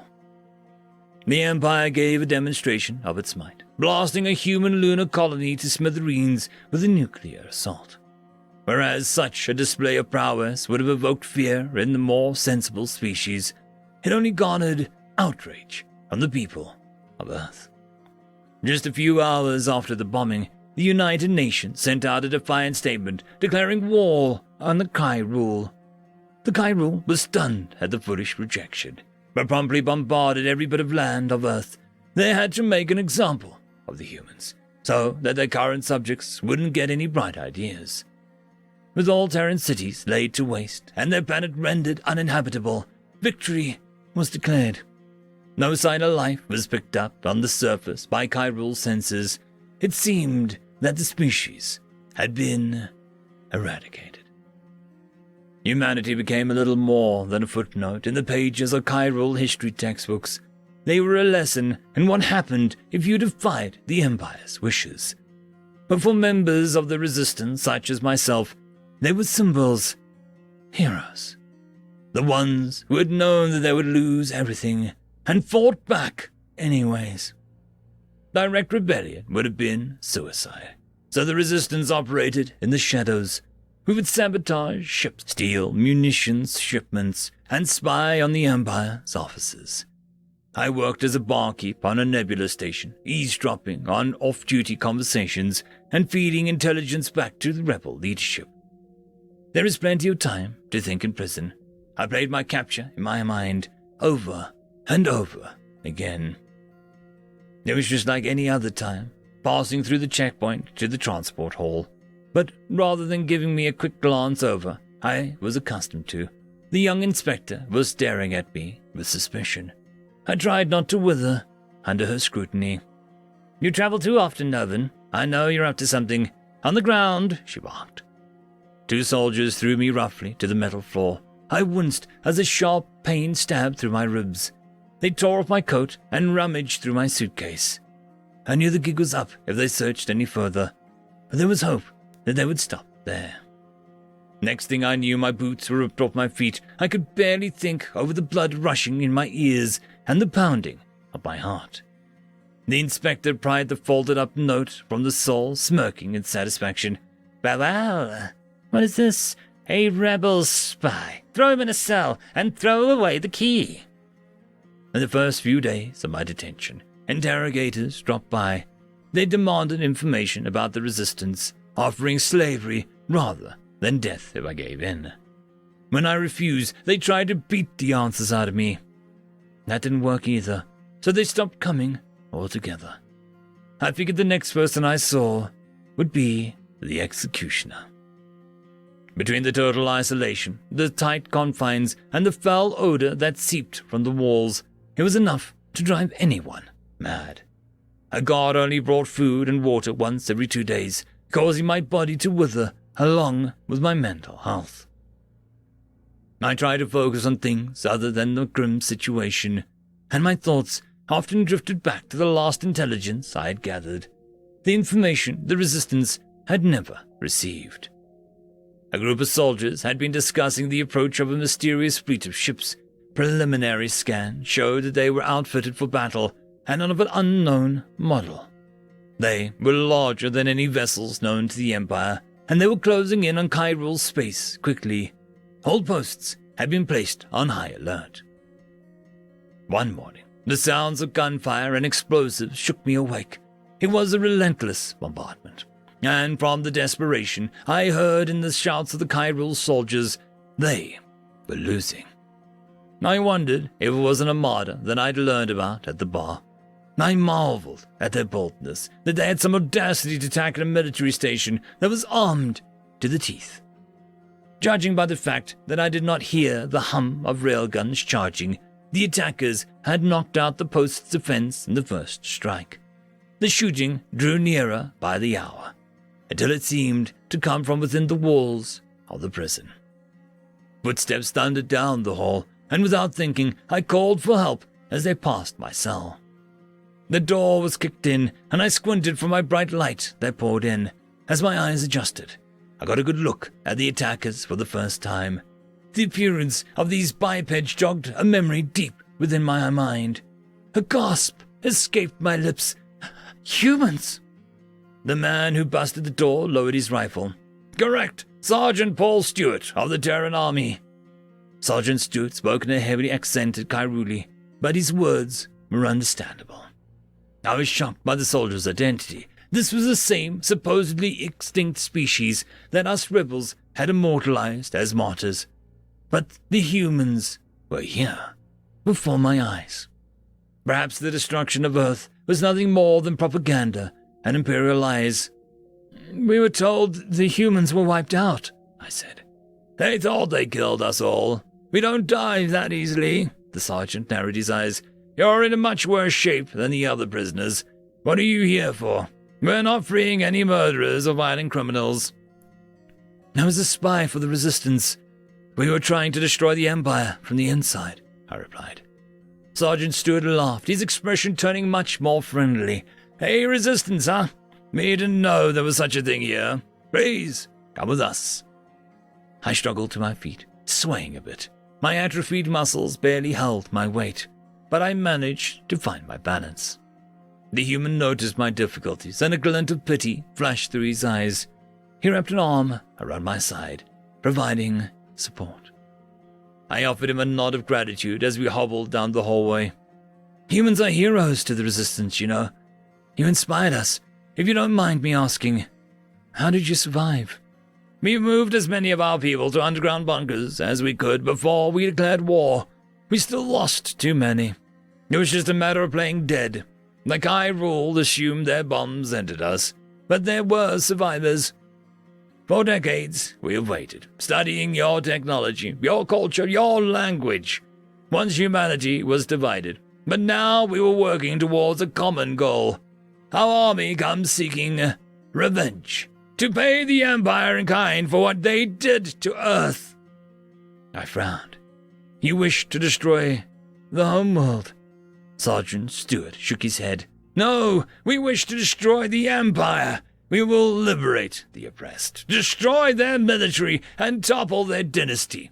We will hold them to justice for what they have done, or we will die trying. One last question, Sergeant. Can I join you?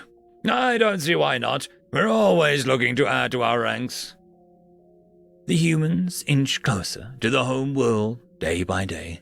Their anger fuels them on a march towards destiny.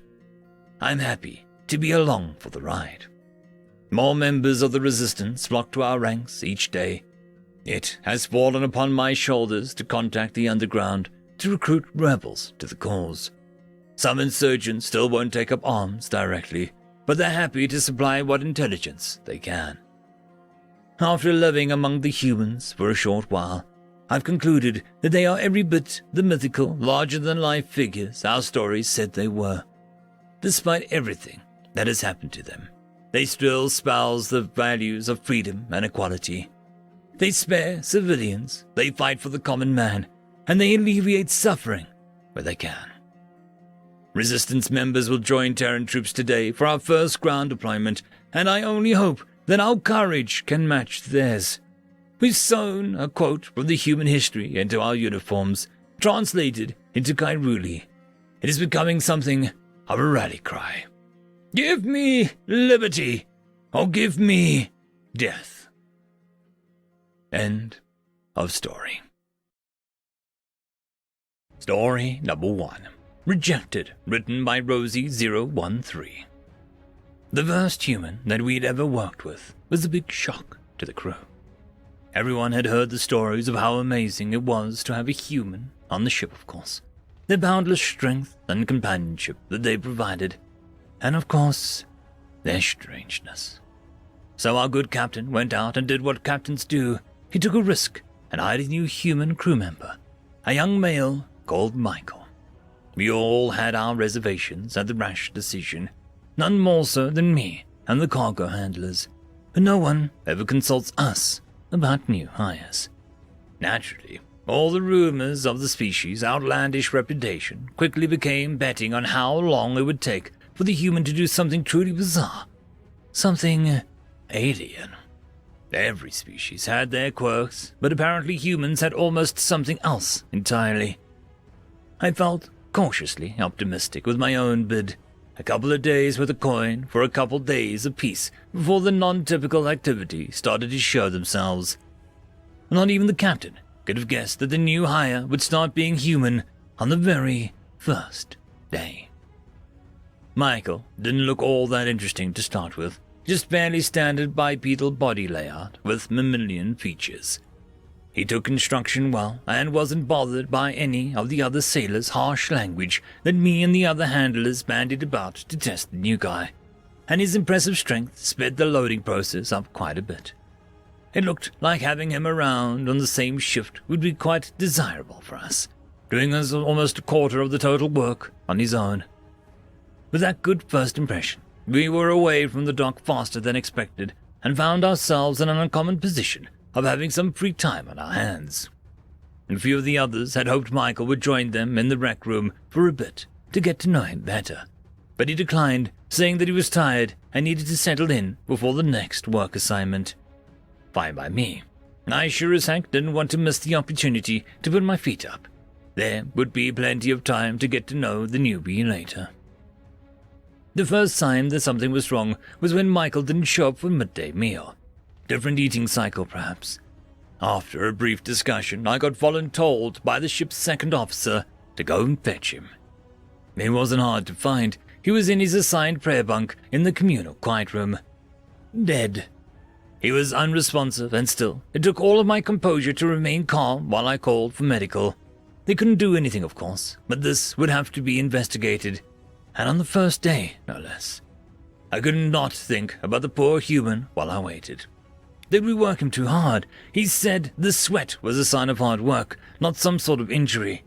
We would have never been so rough on him on his first day had we known something like this could have happened. Other humans might have caused all kinds of problems for us and the captain if they thought it was something we did. The ship's on duty's medical staff arrived and took in the scene with blank faces of experience. There was certainly no more urgency in their movements now that they would be patient was confirmed beyond help. A stretcher was produced and Michael's remains moved onto it with great care. I couldn't help but flinch at my own failure to help. His body made a soft moan of his air escaping his lungs. It was too much. I started a funeral dirge under my breath. Something I hoped his people did too. As the medics began to carry him away, they ran headfirst into the second officer, whom my shock had forgot to inform. When the dropped stretcher hit the floor, the corpse of the human sat bolt upright, eyes wide open. Everyone screamed. One of the medics bolted out of sight. I'm ashamed to admit, I might have defecated a little. It had taken some time, but everyone eventually calmed down. Enough to hear out the wildest explanation I've ever heard before. Or since. It turned out humans don't worship their gods like we do. Instead of the more normal, regular meditative rest cycle prayers, humans face a cruel gods literally head-on. According to Michael, every cycle a human will get themselves killed, usually through a combination of ingesting poisons, dangerous stunts, or in this case, worked to death, then lay down to die. If they are worthy, they gained access to the species' afterlife. If not, they are rejected, sent back to prove themselves anew, and again, until they are accepted, eventually. We were all so stunned at this truly alien concept, none of us questioned it. Not even the captain, when news of the incident reached him.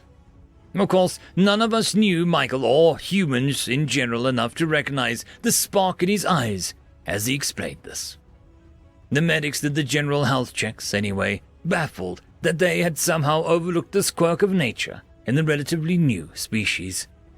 And that's the story of how my best friend Michael was allowed to nap on the job in prayer corner of the quiet room every day for the first 4 great cycles of our time working together, repeatedly rejected by the gods of hard work. I lost my bet on human strangeness on day 0. We all did. End of story. Story number 2. How to make things go fast, written by much use as such taken. As you know, almost every species comes up with its own method of FTL travel. Except for the Merp, who theorized the evolutions of sapiens, expansionist alien species, and concluded that it was just a matter of time until someone would find them and they could voyage into the stars beyond with minimal effort. Anyways, most civilizations break the universal speed limit by somehow changing space around them, be it by creating a wormhole, surfing a gravity gradient, or shunting themselves into an alternate dimension with different constants.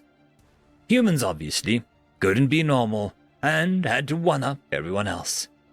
They invented a device called the FTL turbine, a form of reactionless propulsion that could reach incredible speeds given enough power. They were content, for a while, zipping around their solar system at almost light speed on what amounted to tin cans built around a set of turbines that spun at nearly relativistic speeds. Then, they had to go faster. Unfortunately, they were riding the very edge of what their material sciences could provide, and going any faster would mean that several dozen sharp pieces of ultra-strong blades would be ripped out of their housing by centrifugal forces. So they innovated an entirely new field of study. They found a way to rip false carrier particles away from their intended interactions and point them all in the same direction. They broke physical fields to go faster. I'm sure that if the universe were capable of feeling, it would be quaking in their universal boots.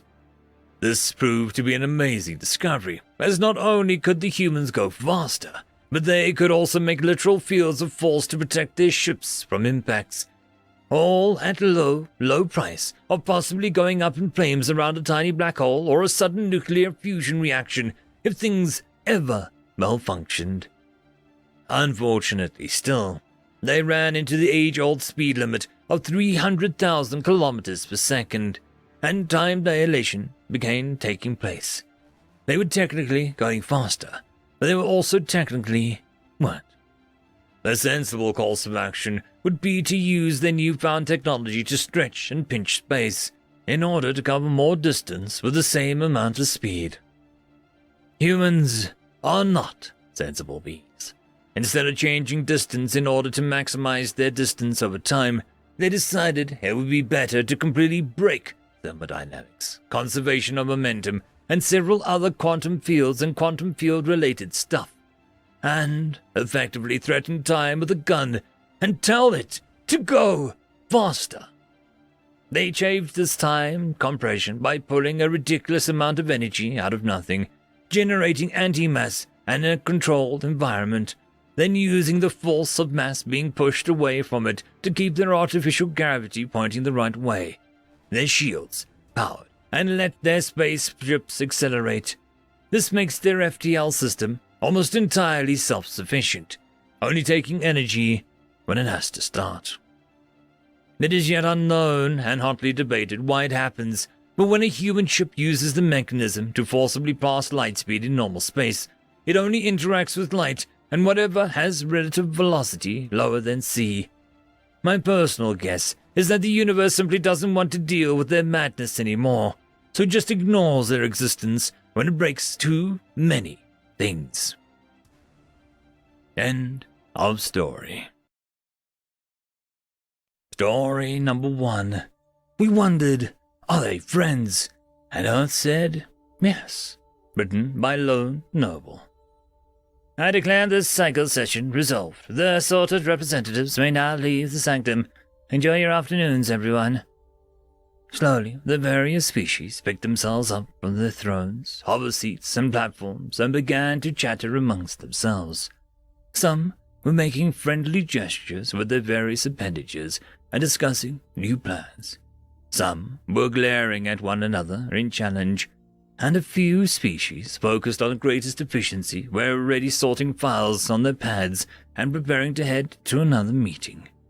Myself, I was beaming over the overseer's chair, glad for the session to be over, and proud of the accomplishments of the day.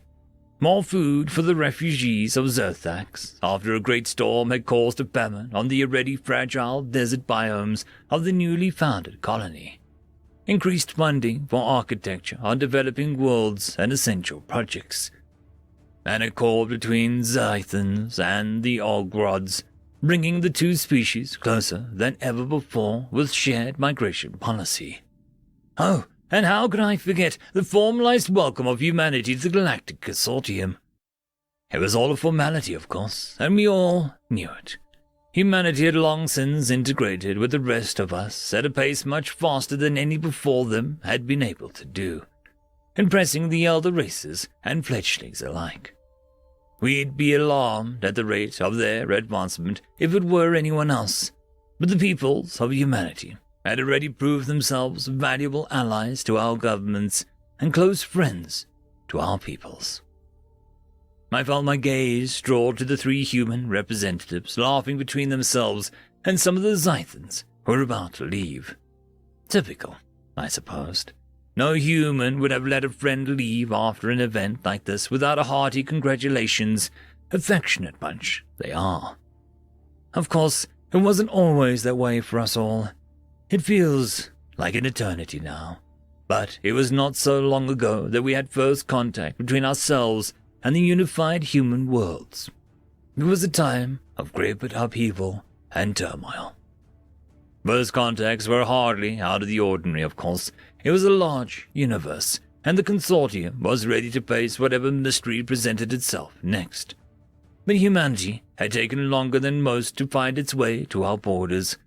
They already had hundreds of colony worlds and a large fleet normally only associated with warlords and particularly violent species. We were worried there would be a war with a new hostile power, and as we raced to translate the message they sent us, we worked our engineers overtime to manufacture some of our experimental weapons, anything to give us an edge over the surprise power of the cosmos. Fortunately, for everyone involved, the translators worked faster than the engineers, and the humans made clear their intentions of peaceful coexistence long before our new weapons even approached the diplomatic vessel that we had mistaken for a warship. Apparently, humanity had been birthed on a rather violent world, and they'd learned that it was better to be protected and not needed than needed protection and not have it. This horrified the efficiency-oriented species, of course. Such a waste of resources over a non-existent threat. But the more cunning and more militaristic species and governments could only find themselves in agreement with our new friends.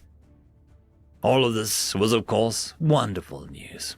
We were glad of the declaration of intentions, but we hadn't survived by being stupid or taking well-armed strangers at their word. We were all very much on edge, even as the humans invited us to send an ambassador to their home world for a diplomatic visit. There was even talk of it being myself as the overseer. But sadly, it was decided that I held too much importance to be risked heading to a potentially hostile world. It's a shame. From what the ambassador said of it, I'd have liked to have gone. In the early years of Earth, before humanity had the power of technology, it was an untamed world where a single misstep would kill you. Many of our own strongest members would not have survived there had they originated there.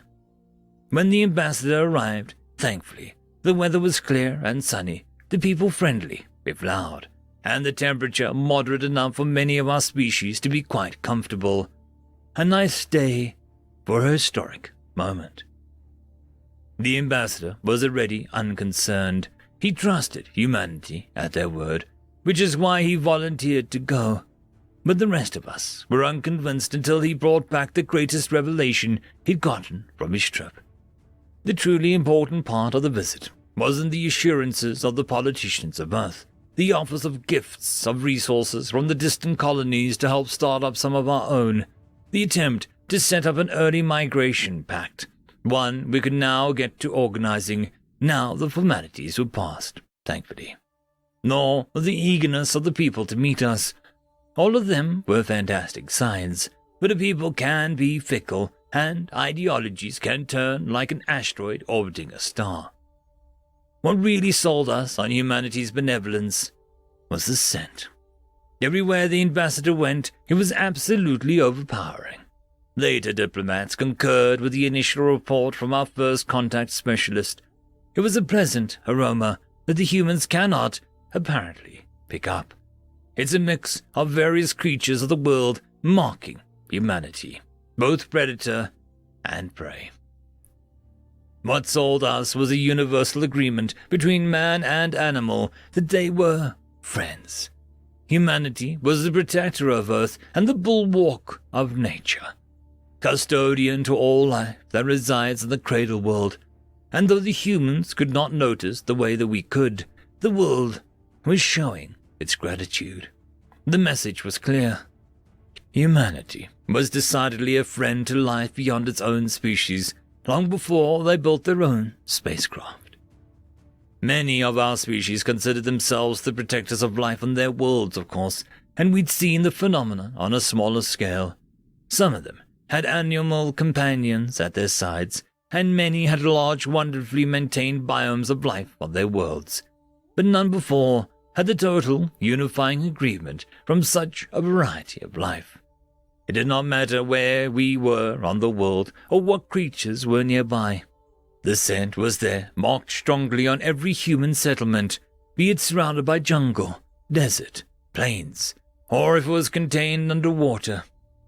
Every creature, whether it flew, swam, or prowled, clearly recognized the special role of their benefactors. It was not uncommon to see humans showing affection to an animal on its lap, or wandering its house, and there was also endless footage dating back nearly 1,000 years on the intergalactic network of humans treating wild creatures the same way. From wolves to eels and fish, to seals and birds, and even insects. The friendship was substantial and beyond anything that we had ever seen.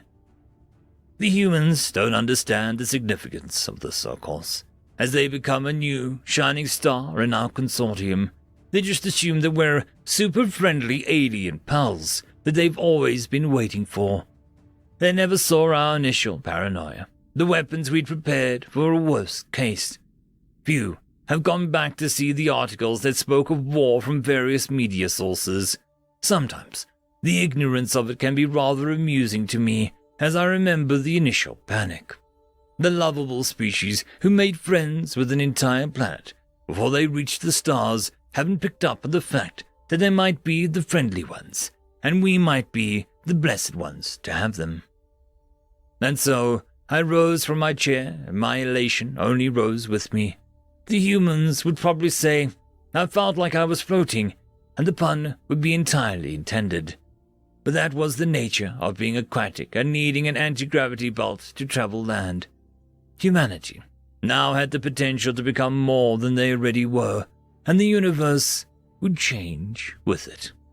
If they could muster half the bravery we'd seen on their network, from firefighters breaking down burning doors to save children within, to doctors charging into war zones to extract wounded men and women, to soldiers sacrificing themselves for others. Well, if they could muster any of that, then we might have to mark them down as our friends too. And the future may be most bright indeed. End of story. Story number 2. Mac and Cheese, written by DM of the Tomb. Human James, what are you doing with those food rations? Oh hey, Plinko, Panicko. I'm making mac and cheese. What is this mac and cheese you speak of? Is it a mandatory part of the human diet? Did we miss something on the nutrients list? Calm down. I'm just making it because I felt like a change of food tonight. No need to worry about Human James. You are using nearly a week's worth of the ship's rations right now. Are you to tell me that you are going to consume so many calories in a single meal? Well, yes. Human James. No. Me James. Yes. No! I'm fecking making mac and cheese, and nobody can stop me. End of story. Story number 1. The raw, unstoppable human power of music, written by Lloyd Le Diamond. We all know of the human race's rather controversial and explosive entrance into the galactic scene. After the Great War of the Seventh Maw, the Glatheka Uniohoth had surrendered a large chunk of frontier space to the ever-looming Colonti Operarium. Within this space was a rather strange star system, known as Sol 1, a mysterious yellow dwarf with many planets in spots they shouldn't be, no binary partner, and a large amount of planets, among other things. Among the third planet from the star was a young species known as humanity. Humans are just as strange, if not weirder, than their home star, but the Kylonti ignored that fact and enslaved the entire planet with much difficulty. What they didn't know was that humanity had a secret. Now the secret wasn't a game changer, but it was significant enough that after the terrible conquest took the planet, as they did many others, they outlawed the production or composition and consumption of the secret. What was the secret? Well, it was something unique to Earth. Many animals, apart from humans, practiced it regularly. That secret was music. Music is a strange concept for most galactic residents to grasp. Essentially, music is an art form that consists of patterned sound.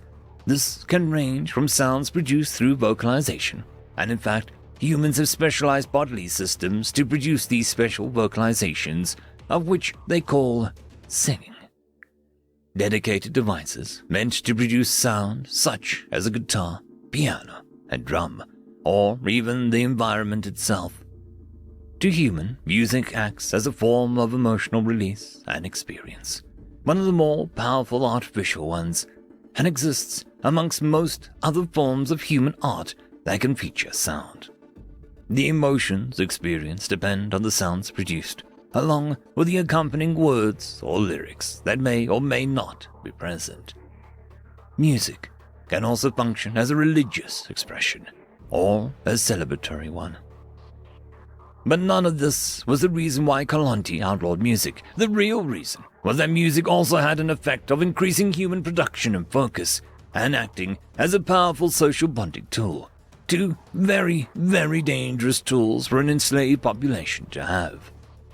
Unfortunately for the conquerors, music is too integral to the human experience to ever be fully destroyed. Human slaves would hum, essentially a whisper of music in this context, though hums can be loud, musical tunes together. And due to the lack of natural understanding of music the Kailanti had, it was extremely difficult for them to pick out what was and wasn't music for quite some time.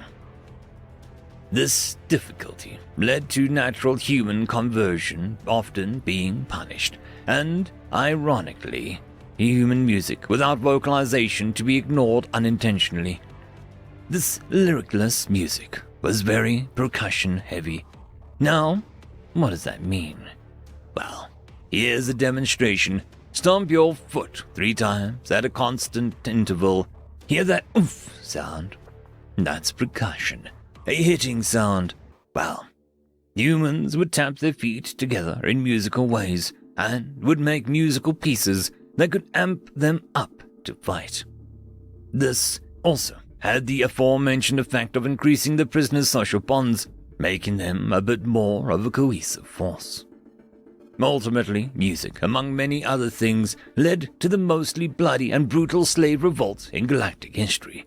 The Galanti were crippled in that section, and humanity earned the nickname of the Bloody Brutes. A name so prolific, many people throughout the galaxy seem surprised to learn how small they are. The Galanti didn't hold Earth for long, only 13 human years, or roughly 14.5 galactic cycles. Significantly less than their average, and after galactic aid was able to make contact and prove that they were there to help, which for humanity was surprisingly simple, the humans launched their ever-so-infamous campaign against the terrible conquest. And we all know how badly that went for the Kailanti. Anyways, this has been Garthak, your friend and favorite blogger, with an abridged explanation on the effects of human music on the Kailanti's invasion of their homeworld. To all of you ship captains and harbor chiefs out there, if you have a human working under you, allow them the simple earthly pleasure of music. It'll boost their efficiency, and you don't want to experience the consequences of taking it from them. And as always, goodbye and good nights. End of story. Story number 2. A fine specimen written by Shogun CDN. The blue orb spun silently below the cruiser. Captain Law cleaned his stalks while reading the reports. According to the records, this was an undiscovered planet, and the Slurn were entitled to salvage rights. The populace had not discovered hyperdrives yet, which meant that they would become the Slurn colony by galactic law.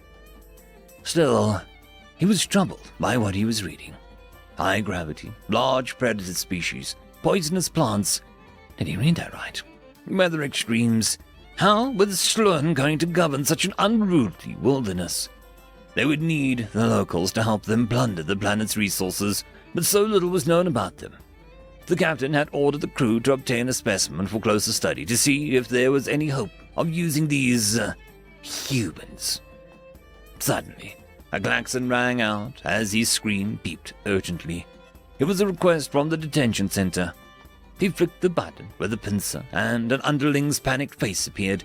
"Captain, sir, we have an alien has requested, You may want to come down, the underling said, its stalks clearly focused on something else. Where is the security officer? The captain asked, curious as to why this underling was asking him to come down.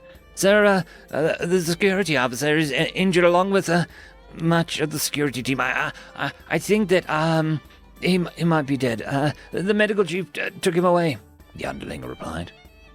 The captain rose from his feet and started to make his way to the detention center. The klaxons kept ringing throughout the ship, and he could see crew members scurrying on their four legs. It seemed like the entire ship was in a panic. He made a note to demote the security officer if he wasn't already dead. As he rounded the corner to the detention center, a medical crew rushed by with an armored crew member on a medical sled.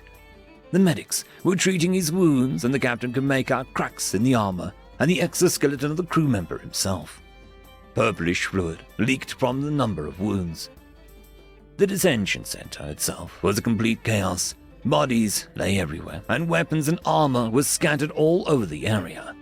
More and more crew members were rushing into the room, trying their best to deal with the humans the scouting crew had captured. In the middle of the storm, the human was a howling frenzy of violence, picking up slain crew members like they were children and tossing them aside.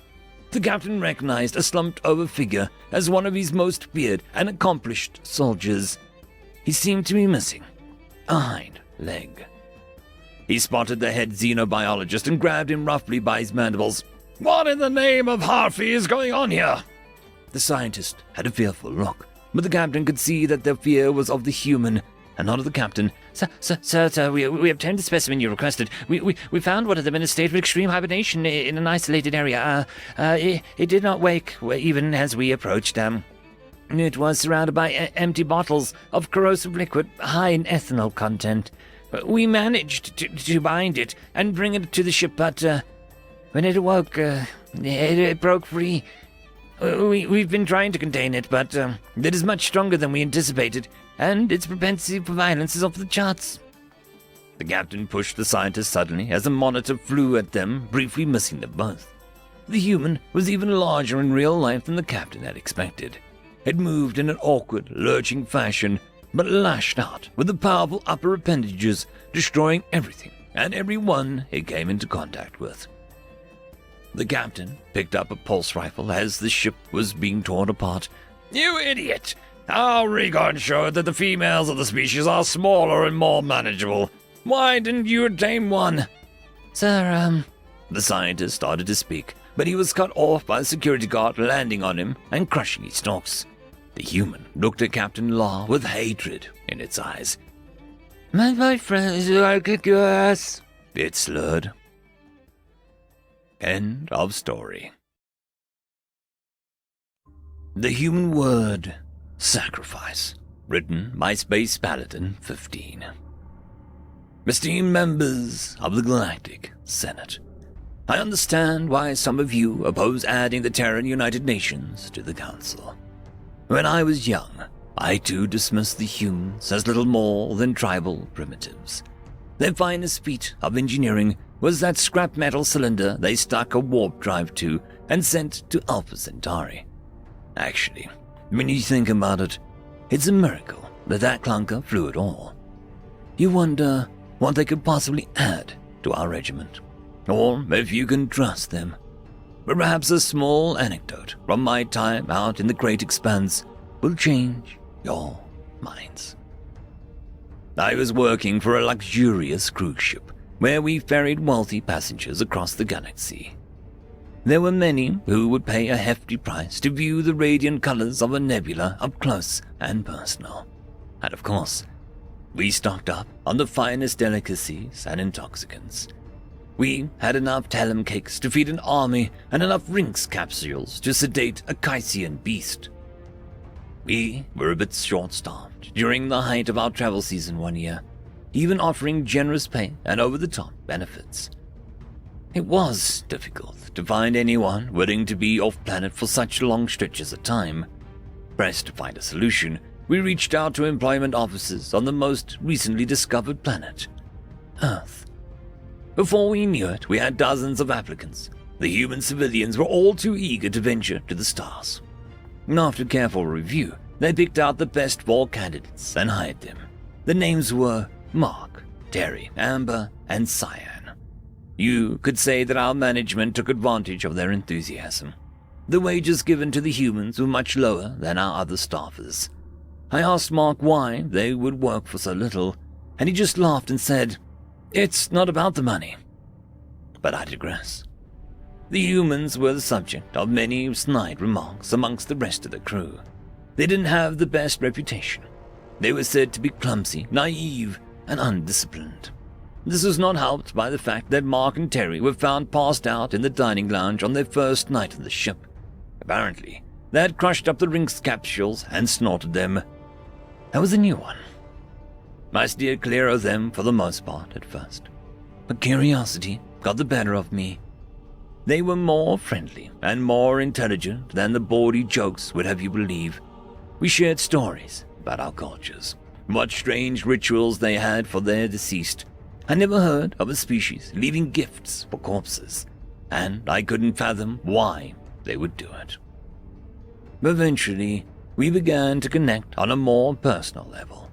I came to particularly enjoy their company of the one called Amber, and perhaps even fancied her.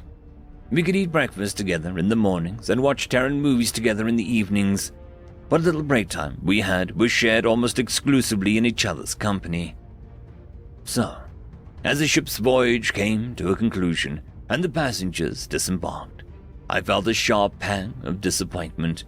The realization that we would be separated in a matter of hours was difficult to accept. All that remained was a routine trip to the nearest Federation service port for mandatory inspection. I decided to join the humans in the recreation center for one last game of Uno before we docked. Little did I know that that short trip would be anything but routine. The official accident investigation concluded that the coolant pipe in the warp chamber had burst. The overheating had led to a catastrophic failure of the antimatter containment field, which in turn caused the reactor meltdown. But at the time, nobody knew what happened, just that the ship had suddenly taken a nosedive over an uninhabited mining colony. There was no time to make a break for the escape shuttles. The gravitational force of our steep descent threw me against the wall and rendered me incapable of movement. Well, I thought, if this is the end, I just hope that it'll end quickly. I remember locking eyes with Amber for a few moments before the pressure knocked me out. And the next thing I knew, I was being dragged across the dusty field away from the burning wreck of our ship. I spotted pale, fleshy hands wrapped around my torso and felt relief wash over me as I realized who it was. Amber had survived, but my relief turned to horror as I looked around and did not see anyone else emerging from the wreckage. The grim fact that we were the only 2 survivors was cemented as the ship exploded in a massive blue fireball moments later. The heat was so intense that I felt it sear my face, despite being out of the blast's immediate vicinity. Amber dropped me in shock, eyes and mouth drawn wide in that, I'm guessing, was the human expression of horror. We both knew there was no way the crewmates trapped inside of the wreckage had survived that. I could only offer her my thanks for saving my life and some empty words of comfort. We watched as the flames died down, trying to process what had happened. Amber snapped out of it first, suggesting that we sift through the wreckage to try and salvage whatever we could. Luckily enough, we uncovered an escape shuttle with only minor damage. There was food and water tucked away inside. Amber did the best she could to fix up the shuttle, and I couldn't help but admire her handiwork. Humans are much craftier, much more knowledgeable in engineering than they let on, that's for sure. She was able to get its systems running and its engines operational in the span of a day. I was ready to set off then and there. We could plot a course to the system that was to take us in range of the nearest communications relay. The shuttle lacked FTL capabilities, so it would take months to reach its destination. But the promise of returning home eventually was good enough for me. So, why did Amber look so sad? I asked her what was wrong and she gave me a half-hearted smile. There's only enough supplies on board for one of us, she said. Her demeanor made sense to me now, and my tentacles trembled with sadness. I would take no pleasure in fighting her for that vessel either. We were close friends, but this was a matter of survival. Yet, I wondered why she did not take off without me while I slept. It would have been the smartest move. So, I've decided that you should take the ship. Just activate the distress beacon once you're in range of the comms. And you'll be fine, she continued. I stared at her in disbelief. It made absolutely no sense that she would choose my survival over her own. The food and water in the shuttle was all that was still intact after the crash. Remaining on the planet would condemn her to certain death. But she said it in such a matter-of-fact way, as though it was just the most logical choice. I almost felt compelled to argue with her for making such a foolish offer. What about you? You'd be stuck here, I pointed out. Amber met my eyes. I'll be here, waiting for your return. Don't you forget about me, all right? Safe travels for all. There was a finality in her voice. I could tell that she knew that she would not see my return, but it was a lie that seemed to be crafted to comfort us both. I boarded the vessel and left it off before she could change her mind. By the time I got back to the Federation Command, it was far too late for Amber. My rescue team was dispatched, just in case, but I knew that it was futile to hope that they would find anything but a corpse. The incident became sector-wide news. Some of you may have seen the coverage. It is not every day a state-of-the-art vessel crashes and leaves just a sole survivor. I wasn't really interested in talking to any reporters. The grief and the trauma I experienced made my newfound celebrity status trivial to me. Word, of course, got back to the Terran United Nations as well. Their government requested my presence at a public hearing, and a feeling that I owed a great debt to Amber's people, I acquiesced. After receiving my testimony, the Terrans requested permission to build a memorial to the dead at the crash site. The council was confused by this sentimentality, but approved of it nonetheless. I wanted to understand the humans, and I searched for those answers for a long time. I still ask myself why Amber chose to save me all the time. There was something about that look in her eyes that haunts me. The way she hadn't hesitated at all. I learned of the human word, sacrifice. They have a concept of giving your own well-being, sometimes even your life, for others. Some may say that it is a foolish idea, but I find it quite honorable. The humans remember those who sacrifice themselves, brand them as heroes, and seek to keep their deeds alive in memory. That is why they build shrines to their deceased. I finally visited the memorial this year, all these decades later. It consists of a simple blank wall with the names engraved on it in galactic standard. There were 30 or so people there, but myself as the only non-human in attendance. I thought back to days long gone, recalling the human girl who'd been my first love. Quietly, I pulled a vibrant orange flower from my jacket pocket and laid it by the wall. The human tradition that had once seemed so strange now seemed intuitive. The gift was not to the corpses, but to the memories they left behind. It was a tradition born of love that outlasted death itself. Their sense of love and devotion, their capacity for good, is why I know that we can trust them. I don't think the humans can help us win the war, but they can make us a society worth fighting for.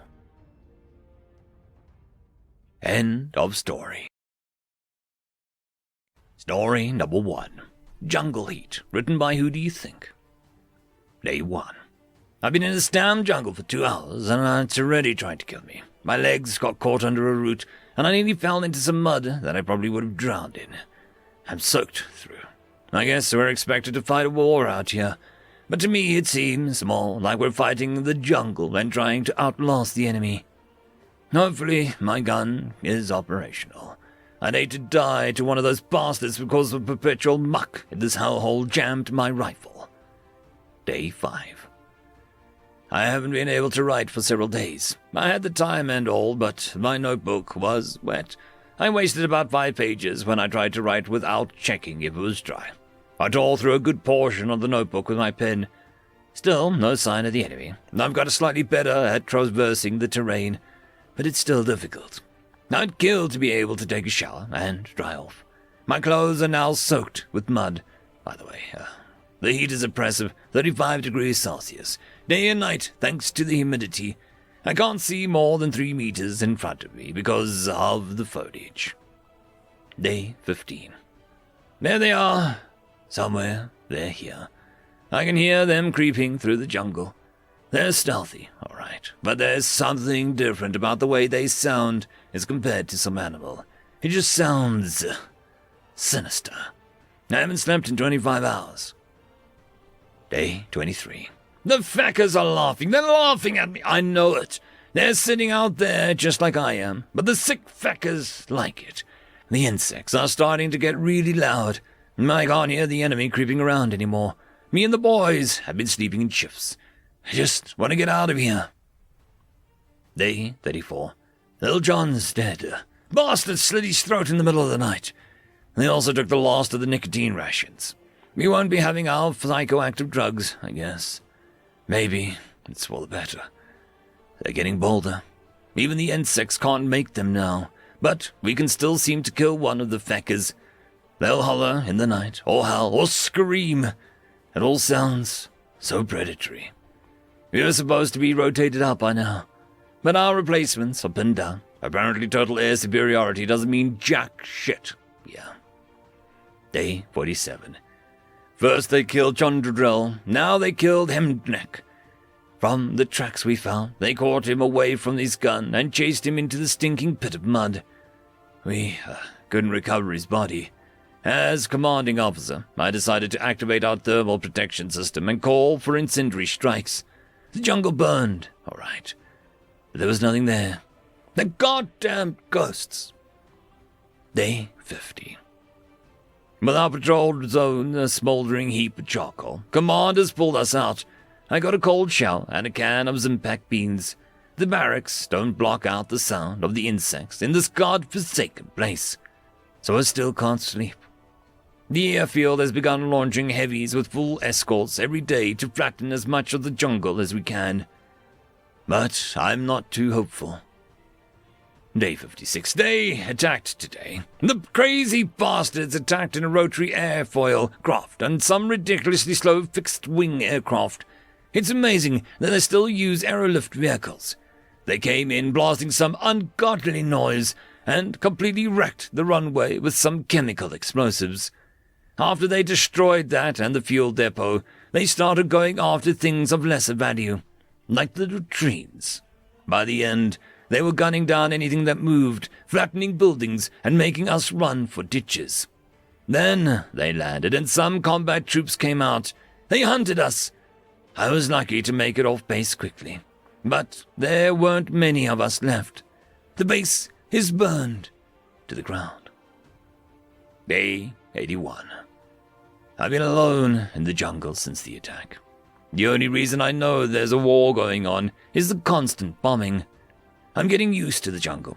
At least out here, I can hide.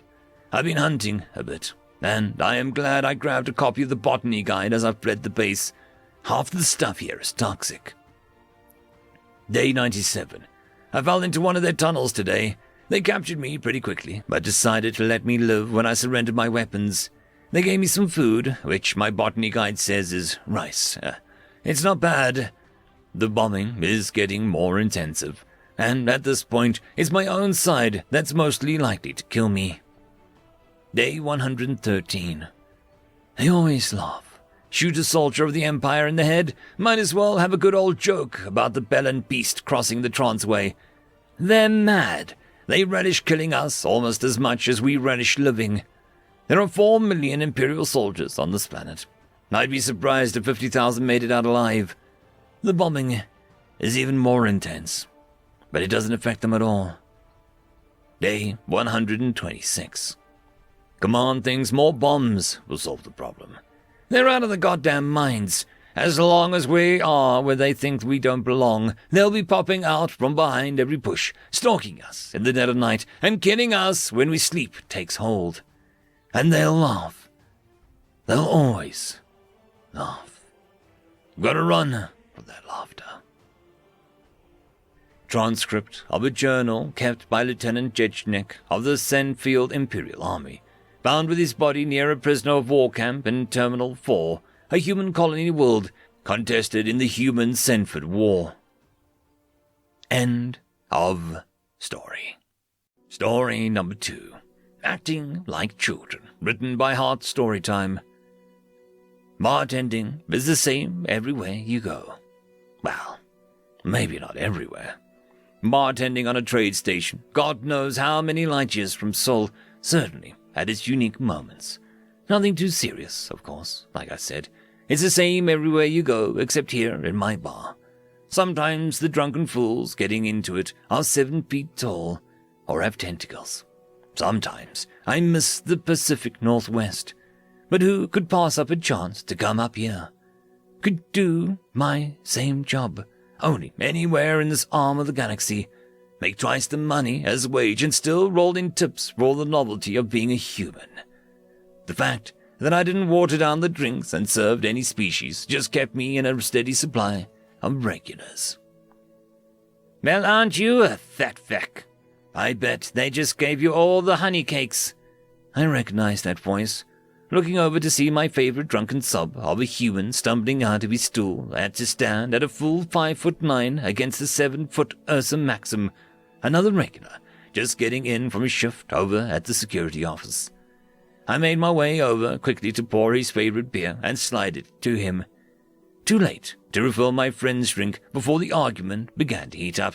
I could rip you to shreds and wouldn't even crack a claw, you little pink shit. Sit down before you hurt yourself. I looked from one to the other. How about a round of me, boys? Let's let it go and just enjoy our drinks. I know you just got off work, friend. They gave each other a dirty eye as they grabbed their respective drinks. I moved to the center of the bar and pretended to shine a glass, keeping an eye on them both. I'd really hoped that they'd have sat more than 2 stools away from one another. The Ursa guzzled his beer and began to stare at the human. I knew what that look meant. Another round? I was ignored. You must have big balls to mess with an Ursa Maxim, little human. You want to fight about it? He knocked over the glass sitting in front of the human. My hand went under the bar and crossed the pump-action shotgun hidden behind the sink.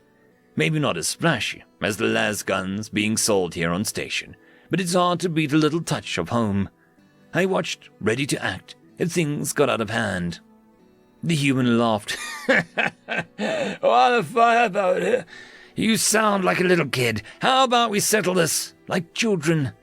Like children? A deep-throated growl emanated from Ursa. The human put his hands in his jacket pockets, and I tightened my grip of the hard wooden stock. This was about to happen, and I didn't know how to defuse it. He took a swing at the human, easily dodged before the human hand came out of his pocket, flinging a handful of something at his opponent's face, kicking the Ursa in the nads at the same time as bringing his fist up, meeting the Ursa's jaw as it came down with him. Majestic Lord, you hit like a lumber transport, the Ursa, rubbing his jaw still on the floor. I racked the shotgun as the human approached his fallen foe. He glanced at me before holding out his hand. I'm sorry I hurt your feelings. I didn't mean to. I really hope we can be friends. Maybe you can tell me how I hurt your feelings so it doesn't happen again. The Ursa looks at the human with a moment of confusion, and then mirth.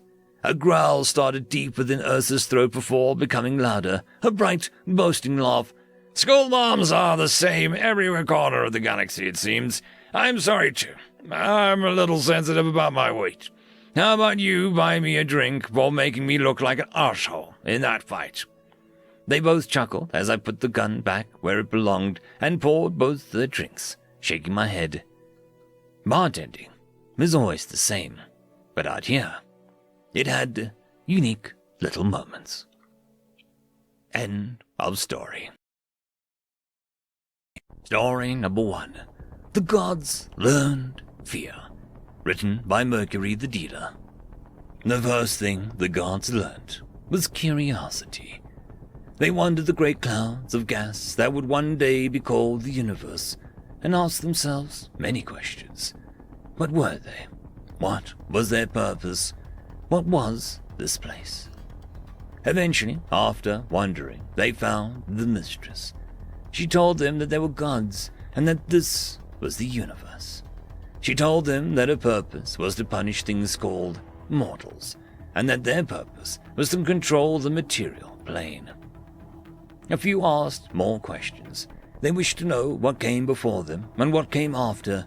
They wished to know the true meaning of the universe. The mistress whispered her knowledge to these few, and they broke under the stress of knowing that even they, the most powerful beings in the material plane, were nothing compared to entropy. The gods learned something new. Respect. Respect for the mistress and her wisdom, that is. The gods respected the knowledge that the mistress gave, made things.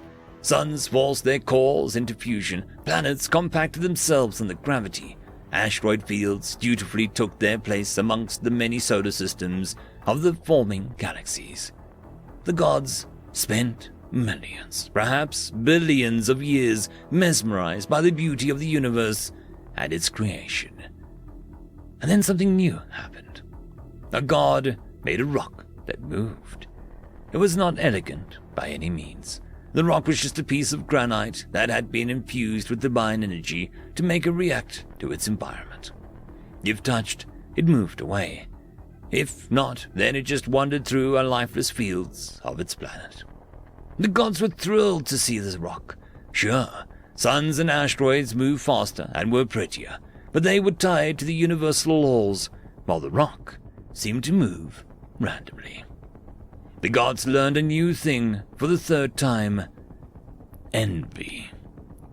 They envied the creator of the rock for having control over it. The envy made them make their own rocks.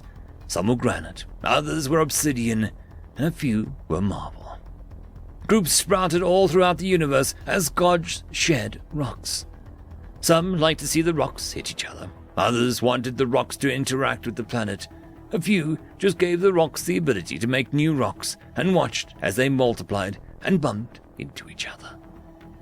Each group wanted the others to play with the rocks as they did, not out of malice, but because they truly believed that their method was the best one. And they would teach their brothers and sisters about the right way by any means necessary. In a twisted way, the gods wished to see each other happy, gave them the fourth lesson: tribalism. They kept changing the rocks again and again. Someone discovered that they could make the rocks that moved with energy of the sun and not from the gods, which allowed for even more rocks to be kept. Another realized that instead of making every rock use the energy of the sun, they could instead make a few motionless rocks that collected that energy, so that the moving ones could harness it later. Lastly, someone realized that the rocks were heavy and chunky, so they made a compost called flesh that was much easier to work with.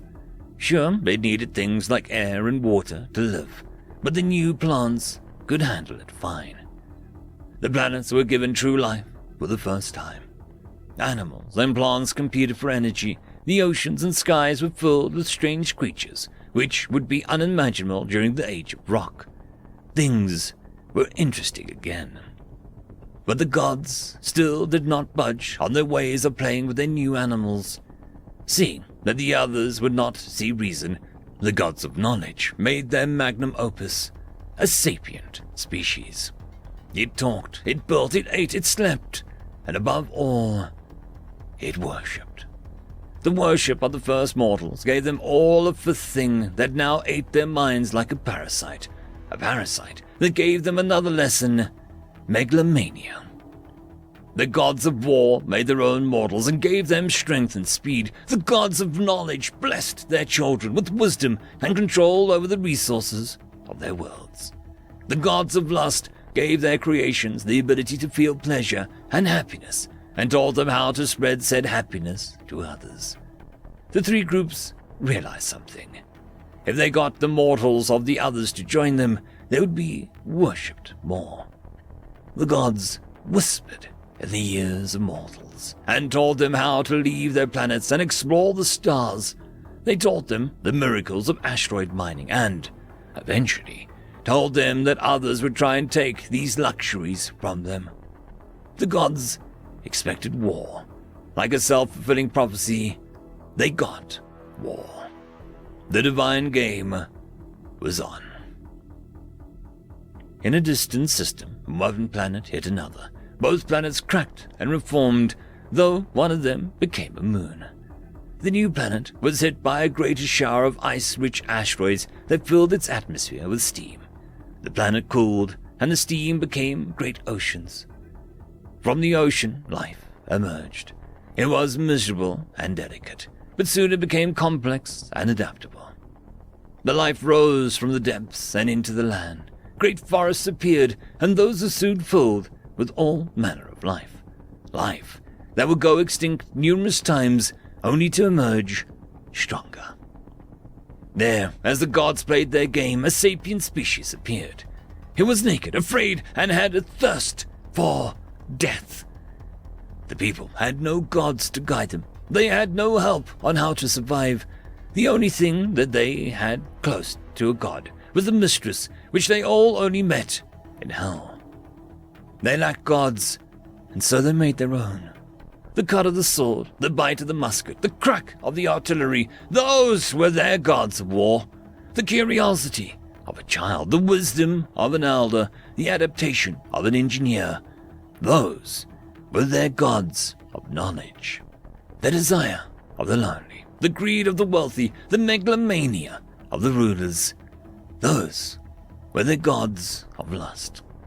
The people, the humans, rose from the planet not with a ship tailor-made by a god, but one of their own design, fueled by their will to explore and their spite towards a universe that had tried their hardest to kill them, and that they, much like the insane gods, knew would one day fall to entropy.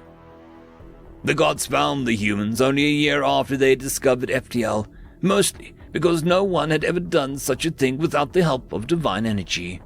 The gods of war were shocked at the human strength. The gods of knowledge were ecstatic at the scientific achievements. The gods of lust salivated at humanity's luxuries and art. No one could agree about who would get the humans, so they declared war on each other and on the humans to see who would get the godless species. The gods clashed and destroyed each other's worlds and the mortals with more and more vigor. Eventually, it became clear that the Great War was too expensive, and so most gods licked their wounds while ordering the weaker ones to get whatever piece of humanity they could. The divine fleets entered the now much larger human territory and never left. The gods called their brothers to come back soon, that they were worried. In response, 3 gigantic fleets appeared, each turned towards the domain of one group of gods. In the flagship of each fleet, the corpses of their brothers and sisters hung like sick trophies. The gods of war, knowledge, and lust were no more. The divisions and infighting were gone, replaced by the universal hate that they felt towards the humans. The gods fought with less strength and numbers. They wept for their fallen and soon joined them. They sent their devoted followers into suicide attacks that they knew would never work. They soon became new pieces of the ship's hulls. They asked the mistress for protection, only to find that the godless monsters had colonized hell. Their pride was gone. Their thirst for power was gone. All the gods wanted was to live for just a bit longer. It didn't matter. As the last of the gods perished under the fire of human weapons, they all learned one new feeling: fear. It was the last thing that they ever learned. End of story. Story number 2. Some Wings, written by Satoshi. The starships that soar out from the kingdom of Soul never fail to impress me. Yesterday's tradership was no exception. "Hello, Captain," I said to the human as she stood near the landing pad. "I was just admiring your fine vessel when something about it grabbed my interest." "Oh yeah?" she asked, turning with an amicable grin. Yes, I was wondering about those, wings. That set of wing-like protrusions on the dorsal side. I've never seen something like that. Is it some new kind of shield generator?" The captain shook her head. Good guess, though. "Oh, do the wings aid in atmospheric flight?" "Nah, actually, it would probably be better in Atmo without them." "Is that so? Is it some kind of weapon, then?" "Nope." Heat radiators, solar panels, warp nacelles." "None of the above." I stared at her, confused. "Then, what is the purpose?" She regarded the ship and smiled again. "Looks cool." End of story. Because we wanted to be better when we reached the stars. Written by Wyvern 72 NFA5. We thought that we'd seen it all when the Varika attacked. They were a species that originated from a death world, and their conquests nearly destroyed the galaxy. We thought that it was just a fluke. Death worlds couldn't bear sapient life, and yet they came about. We decided that that was the end of it, and the galaxy would have its peaceful golden age soon. Then we stumbled upon not one, not two, but 4 Deathworld species on the cusp of achieving superluminal flight. We decided in a narrow vote that after what happened with the Varika, it was too risky to let the Deathworlders live and to exterminate them. Problem being, no one wanted to actually do it. Some are pacifists, others were too cowardly, and many are simply against killing entire species. The problem was argued over and over again in the council lobby by the various species, until one ambassador had an epiphany. "Let them fight," he screamed out with a smug look, and it clicked upon all assembled. We learned from the Varika that Deathworlders are usually highly aggressive, territorial, and insane to begin with, and with 4 of them being quite close to each other, it could work. And so, the Council vacated the space up to 500 light-years away from the nearest Deathworlders, and with bated breath, we watched from afar as the Deathworlders take to the stars, one by one. First were the reptilian Eyeless Fabai, from the world with the lowest gravity. They're the weaker than the rest, smaller, but still beings who dominated their world with huge numbers and with a knack for the sciences and mathematics. Next were the Vraslal, large insectoid monstrosities moving with ridiculous speeds and surprising coordination. They swallowed worlds, terraforming them into hive worlds of their liking. Avian-like Khazadians came next, with a militaristic warrior culture. They take to the stars in great numbers to seek a challenge or an end to their boredom, fingering the triggers on their gigantic slug throwers whilst huge swords were strapped to their backs. Last, but not least, were humans coming from the highest gravity world of the 4, and they struck out to be the most enduring of them all. Sooner or later, those species would come into contact with one another and start an all-out war. We hoped that with some luck, the utter destruction would be kept limited within the certain zone. We knew that though humans had a dark past, the other 3 weren't much better at all. Then, with bated breath, we watched as the humans and Khazadians found each other through primitive radios and, didn't kill one another. Maybe they were taking the time to plan and gather information before striking, said one scientist. But the war we thought was brewing after first contact never occurred, as though highly competitive. Both species found a love in sports, and seemed to be fond of one another with their love of eating actual poison in their food like capsaicin. They gushed about each other's weaponry and compared tactics and strategies. It seems as though war was not happening, but then the Falvi came, and we finally got what we wanted. A war broke out after a disastrous first contact situation, and then promptly burnt out after less than a month with a death toll of barely 1,000. Apparently, it was caused thanks to a misunderstanding and miscommunication, and after both sides welcomed each other and forgot about the whole thing. With unactual eyes, the Falvi came to appreciate the finer aspects of life like sound and music, and the other Deathworlders seemed to like that plus their resourcefulness and knack for engineering. They apparently see other two races as an opportunity to learn more about the sciences of the universe and gain a new perspective than rivals. The other two seem to share the same sentiment. But surely the monstrous insectoid Rustlal would be shot on sight. They somehow managed to be the most peaceful species of the four. It also turns out that they share a lot of biological and cultural similarities with the other three species, and quickly wanted in on the other Deathworlders' own growing intergalactic community. "How?" we screamed out our frustrations. "How are they not killing each other?" After much further studies, we thought we figured it out. It was the humans. They had a tendency to pack bond with virtually anything and everything. They were so enamored with the possibility of making friends along the stars that they uplifted some of the animals of their own planet, dress up, or even biologically engineer themselves into exotic forms. It took a lot to learn how it happened. Some of the scientists are still crying themselves to sleep over discovering the fabled 34th rule of the humans' internet. Worse still, the sentiment was spreading to other species as well as they tried to succeed in doing what the humans did. Kazadaeans managing to bioengineer some of them to be born with wings as a fun pastime before it exploded in popularity in their worlds.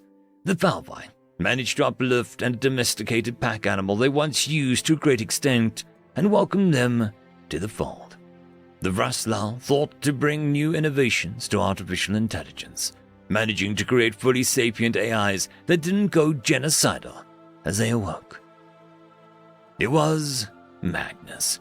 We didn't think the Deathworlders could do things like this. We thought that they would all go insane and try and kill each other at a moment's notice. So it came to a consensus that the Deathworlders would probably not try to kill each other for a long time, and after another vote decided they would simply watch and quarantine the area in a vain hope that they would all die out before they found us. A particular few of us argued that with what was observed that they could be trusted. However, the Vulcan disagreed, prepping their ships for war, being the most adamant about exterminating the Deathworlders, and saw the rest of us as spineless cowards. We could have stopped them. We should have. They weren't even the strongest of us, not by a wide margin, but in a sense, all of us were glad that someone was willing to do it, and so we just watched. They set their sights on the nearest inhabited world, a human colony. One of their admirals, growing impatient, decided to jump his fleet in system and destroy the world himself, and opposing him were only a scant few human ships in system. The humans, in their endless optimism, happily rushed out to greet them, only for their ships to burn. We watched from deployed drones on what we thought was going to be a slaughter as Vulcan ships moved to only inhabit the planet. In a way, we were right. The remaining human ships in orbit, easily able to simply jump away, stood defiant as they formed a screen over the planet. Those without weapons moved to start evacuating the colony below. The human ships, comprising entirely of picket ships, armed merchant ships, armed civilian transports, fought back, and they fought back with a fury that we didn't understand. They rammed against Vulcan corvettes, overloaded their reactors to destroy frigates, and a private yacht, of all things, managed to slip into a hangar of a carrier, while landing a smuggled antimatter explosive. The carrier simply ceased to exist. The battle that should have lasted only minutes lasted 3 hours. It bought enough time for the budding colony to evacuate and costed the Vulcan half its fleet. Still, the Vulcan pushed on. A single battle does not decide the fate of war. In 4 weeks, more fleets and armadas jumped into human space, firing at anything and everything they could see. In all of those battles, the humans fought on with more fury and courage than we ever imagined. Their entire species seemed to have united under the banner of war. Pirate vessels fought side by side with armed merchants in defense of worlds that they once devastated. Private civilians got together to form convoys in order to evacuate all they could, or to delay the Vulcan so the Navy can organize. The human actual fleets arrived in crucial moments, buying enough time for entire colonies to evacuate as they fought a delaying action, taking 3 Vulcan ships for every one of theirs. The Vulcan were clearly agitated at this. They were at least 1,000 years more advanced than the humans and outnumbered them. How dare they stand defiant against their advance? And so, we watched as they plotted, some providing minor material support for the war effort. The Vulcan leadership decided that they needed a decisive strike to break the humans' morale, and what better way to cripple their spirit than destroy Earth, their cradle world. So, the entire Vulcan Void Navy jumped into the Sol system and found that it was a fortress of no equals. There were defensive walls over defensive walls of fortifications made of gigantic orbital lasers, magnetic accelerator cannons, and orbital defense platforms, all of which was supplemented with Earth's own defense fleet, as the humans were keen to protect Earth and its sisters from harm. The ensuing battle waged on for a month, as the Vulcan threw every ship that they had in system, whilst the humans, realizing this must be the entire Vulcan armada, raced all of the ships into the system in defense. It was a madness incarnate, but as the dust cleared from the formerly chaotic battlefield, the human fleet lay ragged against half of the original armada arrayed against them. It was over. We knew it. The Vulcan knew it. The humans knew it, but they still grit their teeth and charged out, ready to take 5 of the enemy ships for one of theirs. The Khazadaeans, the Falvi, and the Kruslull did not share the sentiment. Falvi ships suddenly screamed into the system in the hundreds and then thousands before firing their drives and charging the Vulcan lines as a mass. Most of their ships were incomplete, slapped together, or were literally floating pieces of debris, junk, or asteroids with engines strapped on. They fought with a careless abandonment of their lives, and though they were destroyed in their hundreds, 1,000 more jumped in, making use of their massive numbers to bog down the Vulcan. When the Falvi started to slow down, Khazadaeans entered the fray. They led the charge with decommissioned warships converted into armament ships filled to the brim with missiles and flown only by skeleton crews, resulting in an overpowering first strike. Making use of the more efficient and faster engines, they did hit-and-run tactics, skirmishing down the numbers of the Vulcan as they knew that they could not win in a direct engagement. We watched as the battle raged on for another whole month. More human ships came ready to defend their homes as the Vulcan armada slowed down considerably. Knowing that it was now or never, the Vulcan flew in the last of their ships, all of them, reinforcing their now ragged armada with any and all ships that they have left. The Vulcan fleet cheered as their reinforcements arrived just in the nick of time. Rastlall's hive carriers agreed with the sentiment, and their cheers were silenced as from the entire hive fleet came hundreds of thousands of parasite craft and bombers. A human fleet originally aiming to cut off Vulcan supply lines took the chance to jump behind them, as the rest of the Khazadaean fleet jumped in along with the actual Falvi navy, with tens of thousands of actual warships, the ships before being refitted civilian or decommissioned military craft. The battle for Sol would be one to remember, as it waged on for another month, as the tide turned against the Vulcan.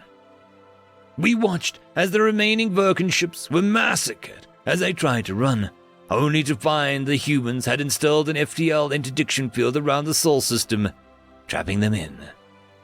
There was no time for Victoria's side to cheer, as they one by one turned towards where the Vulcan came from. As on our side, we decided to, how did the humans call it? Throw the Vulcan under the bus by kicking them out of the council, cut off all connections with them, and hope that the enraged Deathworlders don't decide to eat us as well. When they finally breached into Vulcan space a decade later, with warships armed with new and improved technology, they swept aside whatever defenses the Vulcans made and forced an unconditional surrender. We were scared as we watched, witnessing the Deathworlders' skill, violence, anger, fury, kindness, benevolence, and mercy. In a twist, the new Terran Confederacy, making fun of the fact that all 4 Deathworld species named their planet after some form of dirt, earth, or terror, decided to show mercy on the Vulcan. They have rules of engagement, and even though the Vulcan committed atrocities in the war, they didn't.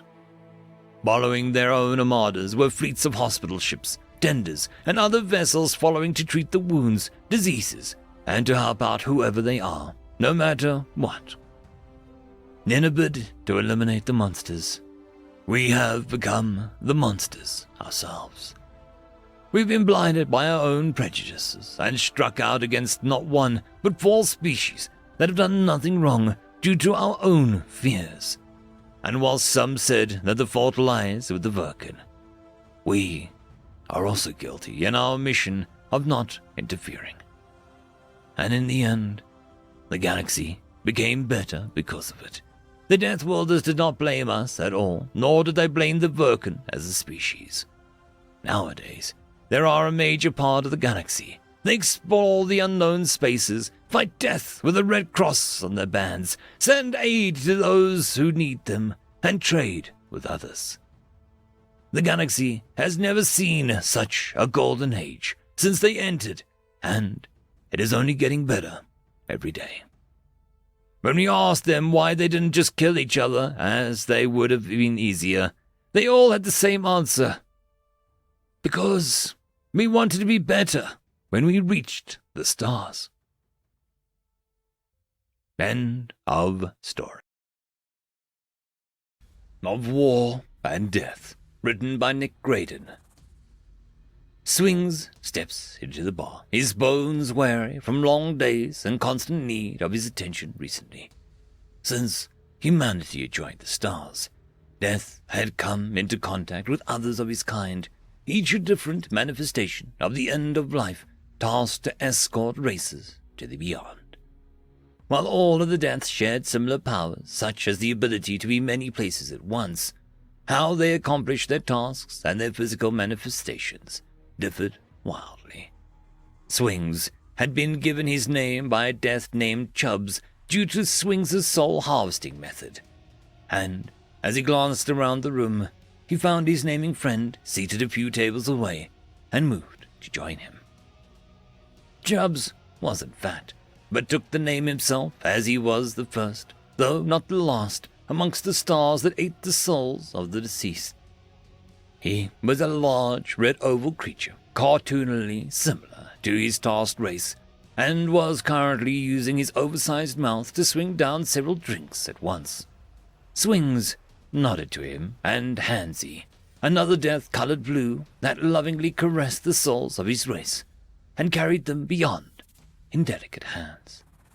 Swings groaned as he used his scythe to help him to his seat, and then banished it to an elsewhere. "Been a long day, has Swings?" Chubb said. It wasn't a question, just a statement. "Yeah," Swings said. "Wish they'd hurry up and end this war." Chubbs gave a bark of laughter that held no humor. He was the death of the race the humans were fighting.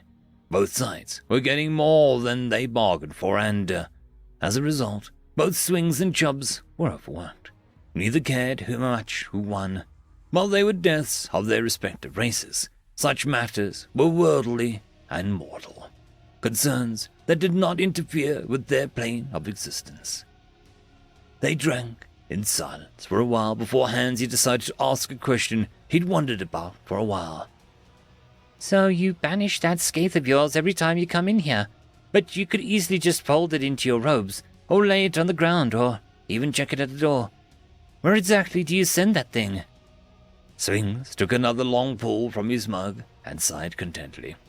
Off to get sharpened, he finally said. Got some essence of me broke off to sharpen the sides at all times. Another part that focuses on combat training. Humans are stubborn. Chubbs and Hansi just looked at each other before Hansi interrupted Swings drinking again. What do you mean? Swings would have smiled if he had lips. Instead, a snort came out through the nasal holes in his head. Humans don't want to go to the beyond. They put up one hell of a fight unless they'd had a very fulfilling life, and are ready. Young folks, especially those who die in war, are extremely obstinate about the whole affair. Plus, they don't fight fair. Mean bastards they are. Chubbs scoffed. Now you're just complaining. We all have times when we work a lot.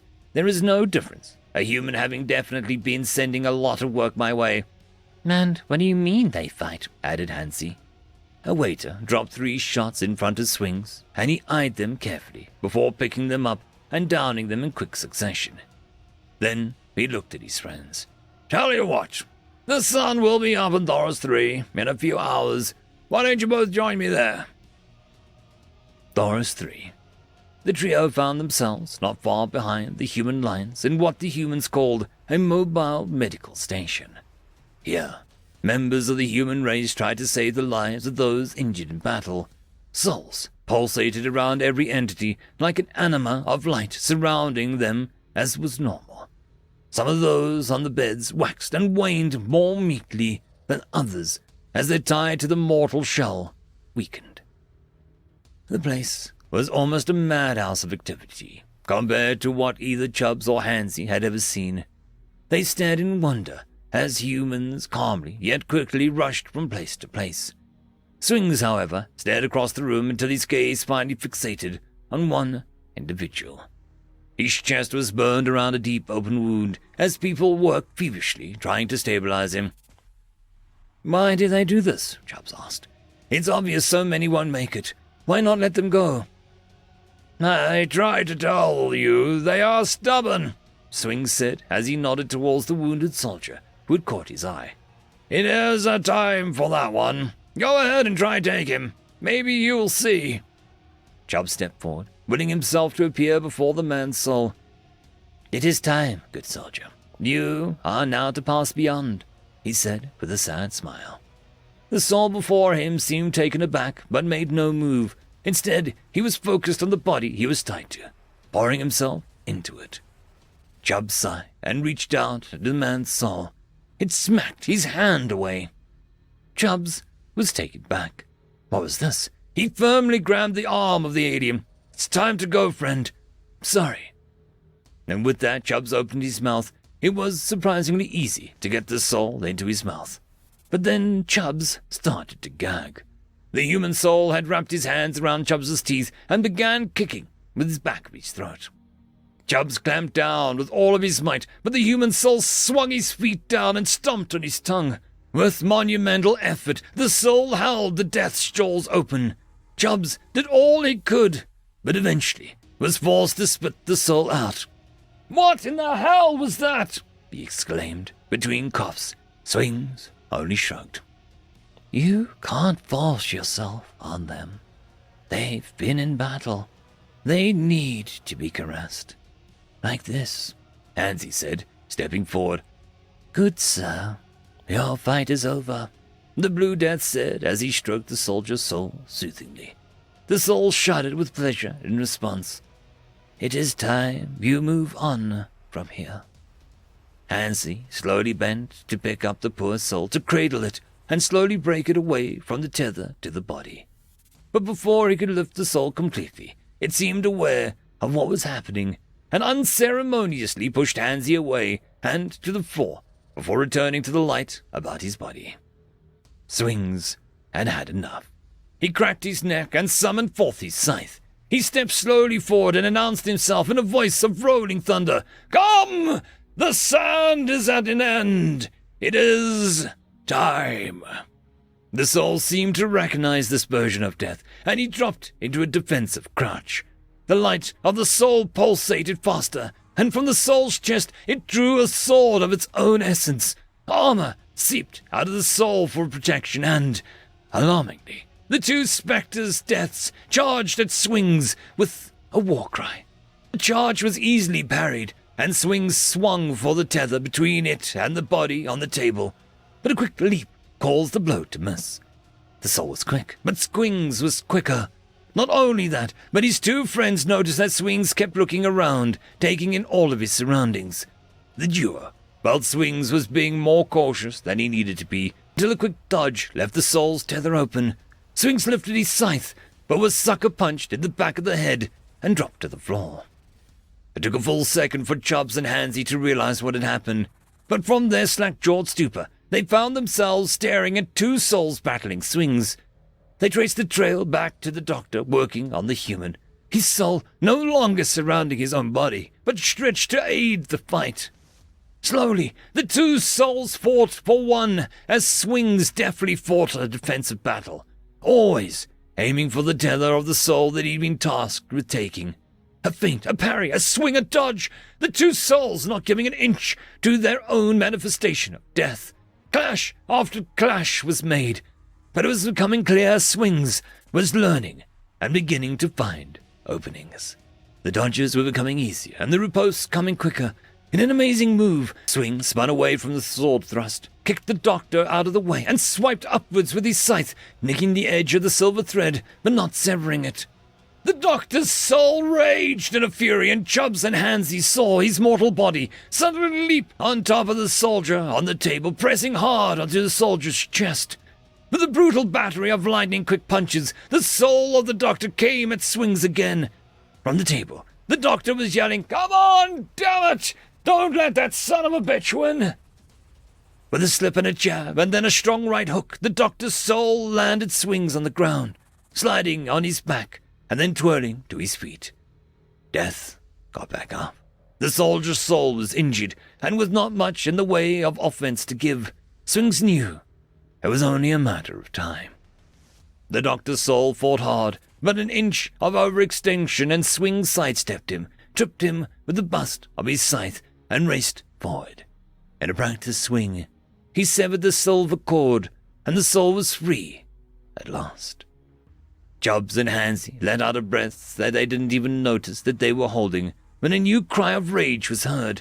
The nurse's soul, who had been working alongside the doctor, lashed out and grabbed the soldier's severed soul by the arm. The doctor's soul jumped up and began pummeling Swings, but each strike seemed less and less effective. The nurse was desperately trying to lead the soul back to the soldier's body, but a single, skeletal hand snatched the other arm of the soldier's soul, and with a jerk ripped it away from the nurse. The doctor's soul, seeing his blows having less and less effect, began to slow until they eventually stopped, and his soul lighted once more about his mortal body. The nurse's soul followed suit, and only the severed soul of the soldier remained seemingly paralyzed. Swings took a deep breath and saluted the soul. "Come," he said. The soul obeyed without further protest, and followed Swings down the corridor of light. Swings walked up beside his two friends, watching the soul leave into the light with another essence of himself.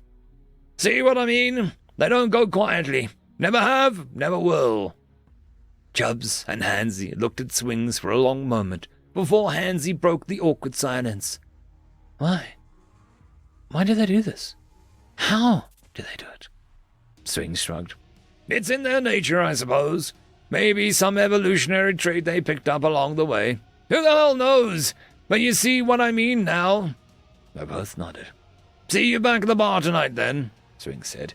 "Remind me, and I'll tell you of the horror story about the one soldier named Desmond Doss. He's the bastard that gave me this," he he said, as he pulled back the cowl of his robe to show a cracked left cheekbone. He ran the length of it over the bony finger before letting the cowl fall back again. Anyways, see you tonight. Lots of work to do. And with that, Swings walked away. Chubbs in hands, he stood in stunned silence for a moment before running off to Swings. Wait a minute. How in the hell did he even mark you? End of story. Story number 1. Best Served Cold. Written by Voyager 1713. It started with a bang.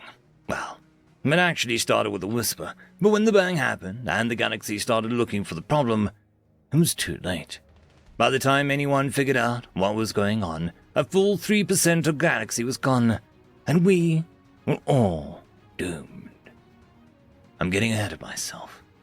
My species, the Ignax, were the first to find the humans of Sol 3 about 2,000 years ago. The Galactic Empire at the time considered any species that was pre-FTL to be non-sentient.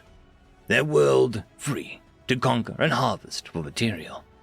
Needless to say, my ancestors were salivating at the potential prize that they uncovered. My only wish, that I could go back and kick some sense into those bloody fools. After about 10 years of invasion preparations, then registering the planet with a GE as a prize for the Ignax nation, my ancestors began to attack the humans. What the galaxy thought would be another quick and simple extermination of local, non-sentient species turned into a long and arduous 80-year war. The humans managed to bring down some of our attack craft and reverse engineered their own versions of our weaponry and shields. Somehow, even improved on the design and effectiveness. Nevertheless, my ancestors were slowly winning the war, bit by bit. Sure, they killed 12 Ignax to every human killed, but our invasion force was constantly resupplied with fresh troops. For the humans only had what was on their home world. It was during the final month of the war that the whisper happened, and no one noticed for decades. Until the first bang. Humans are inventive, little expletive, closest translation, afterbirth of a diseased pest.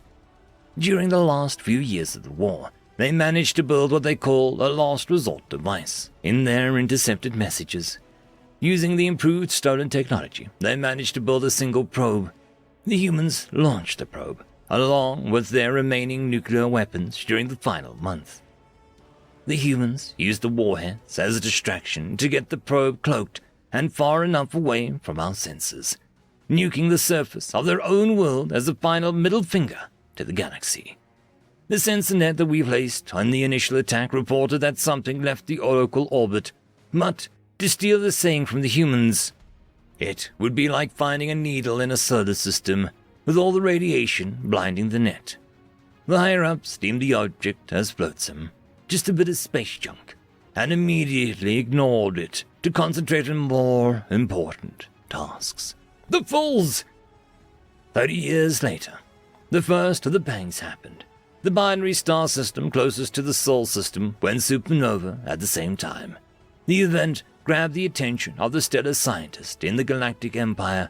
The Proxima Alpha Centauri stars were thought to be unable to go supernova, and there was no indication from any of the science probes in the system that the stars were unstable. Less than a year later, Bernard's star went supernova, then Wolf 359. In the span of 10 years, the rate increased exponentially.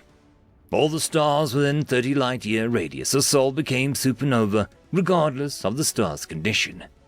The media started calling it the Sol phage, as the only star that seemed unaffected was Sol itself. The Galactic Empire ran the largest relocation effort at the time, clearing out a quarantine area of over 1,000 populated systems and setting up sensor nets that would hopefully act as an early warning system. The sensors only gave the Galactic Empire about 24-hour notice before the star would explode, wiping out any orbiting stellar bodies and leaving behind glowing gas and dust. A bounty was created for any information on why the Sol phage was happening and how to stop it, or at least slow it down. Millions of amateur scientists, researchers, explorers, and high school equivalent dropouts scoured the rapidly expanding quarantine area for clues. It took 300 years and 3% of the galaxy gone before we literally hit the answer. One of the bounty hunter teams must have used all the remaining luck in the universe. The team impacted with an unmanned stealth probe in an ice rock debris belt normally found at the edge of a solar system about 250 light-years from Sol. They recovered the probe and brought it back for analysis. The results were not good. The probe was a 100-meter cylinder, 25 meters in diameter, with a set of rings on either end. The color was so black that it seemed to absorb the light from the laboratory. The scientists noted that the coating was not only allowed the probe to act like a hole in space, but it also covered the hole up as if it wasn't there. Any energy that leaked from the probe was just slightly over the cosmic background radiation, making the device next to impossible to detect. We managed to crack open the probe and found that it was equipped with a reactionless drive system that the Galactic Empire had theorized, but ultimately thought impossible to create. A power source that used a Casimir effect to create nearly unlimited energy. Again, something we had thought impossible. A device that took up half of the space inside the scientists eventually named the Forge. The impact caused the probe's memory banks to wipe and self-destruct, along with what seemed to be critical parts of the internals. But the scientists managed to figure out that the probe had two main functions. First, it traveled to a nearby star and settled into an outer debris field, where it mined for resources to replicate itself using the Forge. The humans had a term for this, a von Neumann probe. This explained the growth. The second function is what caused the Soul Phage. The probe would create a bomb of sorts, filled with some kind of exotic matter that our scientists still don't understand. 1,500 years later, the bomb was sent into the star with a timer and would cause the star to go supernova. This device came from another term the humans had, MAD, mutually assured destruction. The scientists found a plaque on the probe, and after translating the inscription based on the copied media from the humans' internet, sent a widespread panic through the Empire. The plaque is how we realized the galaxy was doomed. That plaque is why I'm telling you the story. The Galactic Empire is no more. The few remaining stars of our galaxy are on borrowed time. The last great hope that we have is to send you in a sleeper ship to colonize the next galaxy. We hope that they program the probes to only stay within our galaxy. But with the humans' legacy and wrath, we're not sure. The plaque, all right. Here are the words of our galaxy's doom. UESS Retaliation, Generation 27. For revenge is a dish best served cold. End of story. Story number 2. Those That Thrive in the Light. Written by good dear Nice Bear. It was an unprecedented night. The outpost on XB-988 had received a message from a previously undiscovered species. The premier in that sector didn't hide her annoyance until she heard what that message contained, that is. It wasn't a proclamation of a new empire destined to rule the galaxy, nor another Zediot warning everyone around to not dare approach them. This time, it was different. It was a present from a small, distant world, representing our hope, determination, and goodwill in a vast, marvelous universe, as it claimed. And this wasn't yet all of it. Already all of those involved were skeptical. It seemed like a cruel trap, luring those naive enough to think an alien species may not want only to rule and subjugate others. The Premier decided that 3 lower-class scientists should remain in the outpost's main chamber and listen to the whole message. After all, if it was some kind of trap, she didn't want to lose too many of her people. After 3 whole cycles, the scientists made clear that there was nothing sinister about the message. Moreover, they insisted that the Premier needed to see it herself. After the showing, she was speechless. The message was filled with greetings and images, sounds of nearby stars symbolizing hellos from their region of the galaxy itself, symphonies that she was captured entirely by. Her entourage's favorite one was about the so-called imagination. Light clicks that echoed throughout the outpost, spiking everyone's interest. After a while, her showing room was filled completely with staff fascinated by the sounds. And most interestingly, they hoped to overcome the challenges of their times and join a community of galactic civilizations. And that was the only remotely bleak thing in the whole transmission. There wasn't a galactic community of friendly nations waiting for them. There was just a handful of bickering realms in a constant state of war. That is, when the whole ordeal was reported to the higher-ups. Every significant worker of the outpost signed personally under the letter to the Viceroy himself to send a flotilla of warships and civilian ships to welcome those magnificent beings as equals. It's the first time in known history where a species deserving of such treatment was found. And when the transmission leaked out, all hell broke loose. Millions volunteered to be a part of such an endeavor. Ships from the most respected dockyards were donated, and military vessels from the most secretive labs were drafted. Veterans poured into the capital, demanding that they be a part of the project. They wanted to make sure that no one harmed, possibly the only species willing to befriend them. And whenever you went, you would most certainly hear the music of the blue marble. The only thing on people's mind was the expedition. And when it finally arrived, more was an understatement. Those that were a metaphorical beacon for the civilization for the past months also turned out to be an actual one. Their cities flooded with cool blue and warm yellow lights, illuminated as much of their artificial creations as their astonishing minds and kindness. Every soul in the flotilla clung to their viewpoints, from the harshest of their commanders to the generals and to children, fascinated by, seemingly, the only species that would play with them, hopefully soon.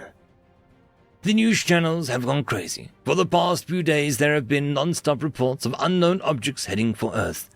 And now, of all things, every possible media was filled with a single phrase. Do not be afraid. We come in peace for all mankind. End of story. The Gods of Creation, written by Space Paladin 15. I spent many a night gazing up at the stars as a young boy, peering through a telescope. You could always see the outline of the Sky Palace hovering above our capital. The priests taught that this massive great disk was the home of the gods, benevolent deities who granted us their blessing in return for our worship. Few even thought to argue these teachings. After all, we could all look upon the palace with our own eyes. That was evidence enough, said the church. For who could build a fortress in the heavens except the divines? Now myths say that the gods revealed themselves to our ancestors at the beginning of our civilization. They descended from the sky to provide gifts and mortal teachings. Do unto others as you wish to be done unto you, was the foremost of these rules. After, they returned to their perch in the heavens, always watching. Only the Holy Emperor had contacted them directly since the Ascension. But despite having seen their majestic home with my own eyes, I was not convinced of these creatures' divinity. Their existence was certain, but I believed that we had misjudged their nature. Before arguing that our gods were not divine, I was a prominent and respected astronomer. The church was happy to accept my calculations of the circumference of our planet, but not so happy to accept my proclamation that all phenomena had a natural explanation. It was likely that I would be executed for heresy any day now. I did not fear death. I simply wished to know the truth before I died, which is why I had snuck into the Imperial Palace, to the altar room. It was a suicidal idea to confront the gods myself, but I felt that I had nothing left to lose. The altar was on an ornate golden pedestal with black button resting on top. This was the fabled chamber where the Emperor would call on the gods to summon him. I walked up and inspected the device closely, looking for any hidden mechanisms. How would the secret work? After a brief moment of hesitation, I pressed the button down with a hand. My heart rate skyrocketed as I waited, nerves nauseating me. Panic only really set in when I felt a strange tingling sensation course throughout my body. Glancing down, I saw my arms and legs disintegrating. My stomach flipped at an unnatural sight. I tried to open my mouth to scream, but I could not move. 1,000 colors flashed before my eyes as my last sliver of consciousness was sucked away. Next thing I knew, I found myself collapsed on a strange metallic floor. The coldness of it struck me immediately, causing my eyes to snap open. I double-checked each of my limbs to make sure that they were still there. I was dazed and disoriented, but otherwise unharmed. Well, you're not Emperor Dolan. First trip is always rougher. You'll be fine. Welcome aboard, a deep voice bellowed. I glanced up to find the bipedal figure with a form nearly identical to ours. The obvious difference was that rather than an azure skin like mine, he had a pale, almost white complexion, as though all of the color had been drained from his skin. The creature studied me closely. What can we do for you? Every instinct in my body screamed at me to beg for forgiveness and ask to return home. Whatever these things were, good or not, they had the power well beyond our own. What I had just experienced made me wonder if I had made a grave error in judgment. But my voice was somehow steady and confident as I said, I don't believe you're gods. I met the pale being's eyes, wondering if he would smite me on the spot. Perhaps he would vaporize me for non-belief with a snap of the fingers, or worse, inflict torture beyond what I could imagine. But his reaction was not at all what I expected. He laughed softly and extended a hand to help me up. Finally! That's what we've been trying to tell your leaders for centuries. I accepted his hand and rose to my feet. Wait, you admit it? What are you then? Please, I want to understand. I will answer all of your questions, he replied. But first, let me introduce myself. I'm Nathan. What's your name? Kashev. Nathan smiled. Well, Kashev, you are correct. We are not gods. We are mortals just as you are. We love, we live, we hate, we die. We call ourselves humans, and we are born on a planet like yours that we call Earth. Earth revolves around a different sun, a star very far away. An awe-struck look crossed my face. How is that possible? How are you here? We devoted ourselves to science. We sought to understand the forces of the universe. As you build ships to sail your seas with steam engines, we built engines powerful enough to sail the skies. A starship. The more I listened to Nathan talk, the more I became aware of how brilliant these people were. Their innovations were somehow more impressive with the knowledge that they were mortal. To think that these humans had found a way to travel through the stars. What an enterprising lot they must be. He paused as if considering his next words. At heart, our kind are adventurers, but driven by loneliness as much as curiosity. We pushed on because we feared being the only ones. There had to be others like us out there. Or so we thought. But the stars were barren and empty, void of all life. We searched every corner of the universe. No stone left unturned. Humanity is older than you can comprehend. The search continued for errors, even after every galaxy had been charted. But all of this just led us to find that we were utterly and truly alone. The cosmic irony was not lost on us. It was nature's cruel joke that we would call into an empty void. So we stared at the bleak reality of our universe in the face, and rather than call it quits, we looked nature in the eyes and said, no, If we could not find others, we would make them ourselves. Our best and brightest minds were tasked with your creation. We made you unique, better than us even, and we altered this world to be a place that you could live. We wanted you to do things on your own, so that your society could have its own identity. But we helped speed up your development, and we tried to teach you to live righteously, so that you would not make our mistakes. Humanity was always watching, always caring for you. You are our children.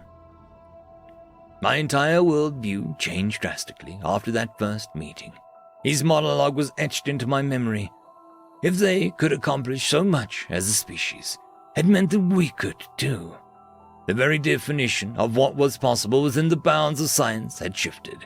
With the help of our watchful human guardians, I was certain that the stars were within our grasp. If only we were to reach up and touch them.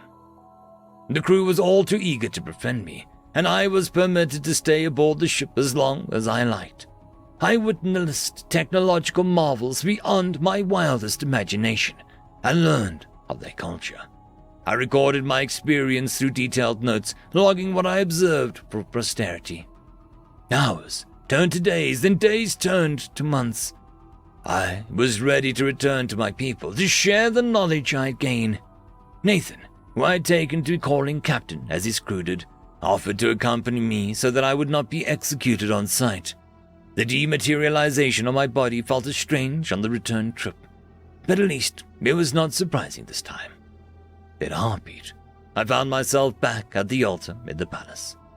We strolled with purpose through the cavernous halls. The closer we got to the throne room, the more guards we found on patrol. Recognizing the deity of myth at my side, reactions varied from shock to terror. Most dropped to their knees, and none dared to challenge our approach. A set of towering gold-plated doors marked the end of the road. We pushed them open. This was it. The audience of the Emperor and his court. His Majesty was an unassuming man, short in stature and simple in appearance. But there was a certain regality in the way he carried himself. The royal leader's eyes fixed first on the Captain Nathan, and then on me. His countenance turned to a skull in an instant. You're that scientist who attacked the church! Emperor Dolan turned his attention to the human. My lord, I am so sorry for this heretic slander and unbelief. I assure you, we will punish him to the highest degree of the law. Nathan waved his hand dismissively. Punish him? Please do not. He speaks the truth. A series of gasps echoed through the chamber. The Emperor shared a glance with his advisors, as though certain that he had misheard the human. My lord, not to question your divine knowledge, but you realize this man has claimed that you are not gods. Nathan chuckled. Yes, and I'm inclined to agree with him. Keshev can explain things, perhaps better than I. Please listen to what he has to say. All eyes turned towards me. Words would not do the human justice, but I hoped that I could convey the truth and the wonder of it all. I understand more now than I did when I looked up with skeptical eyes. They would tell you themselves they are not gods. They are human. But after seeing their greatest marvels up close, I know it is not that simple. These are a people who built wings of steel to travel the heavens and boxes of lightning to communicate instantly across any distance. They stare death and nature in the face, and they laugh because they know they can cheat both of them. Most importantly, they shaped us from dust. The humans were not born gods, but through their creation, they have become them. End of story. Story number 1. Soldiers don't win wars, food does. Written by Incrediblest Haw. An army marches on its stomach. A famous human general. Humans, the weakest species relative to its size.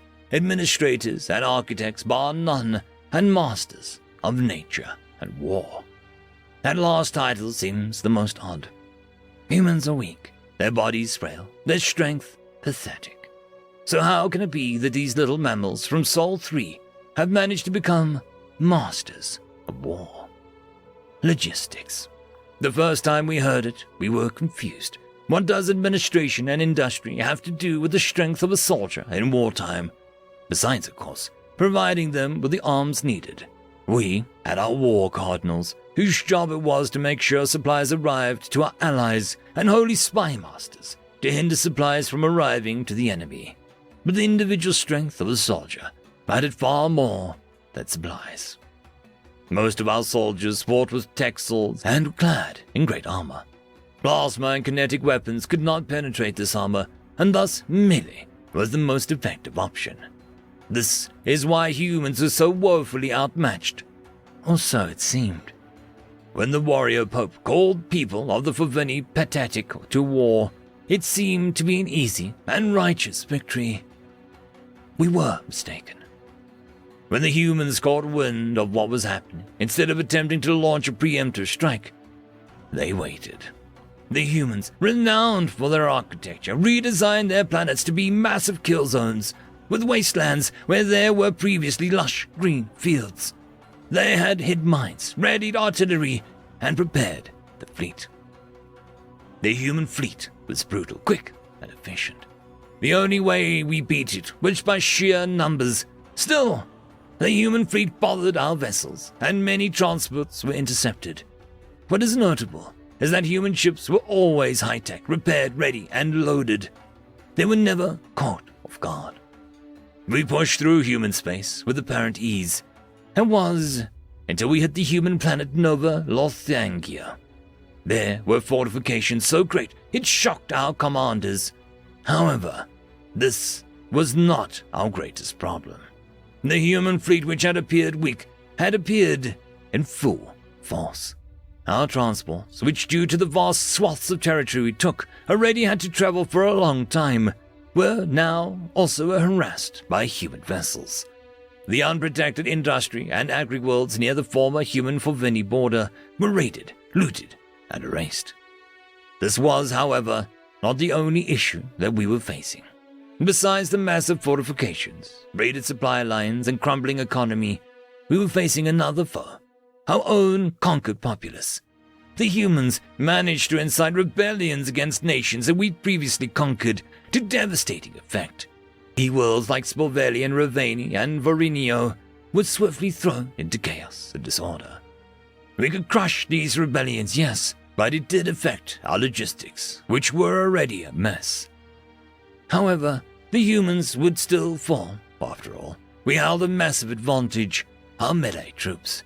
The humans were weak and dishonorable, and they would welcome the reign of warrior probe Trakastiki, the 9,546,456.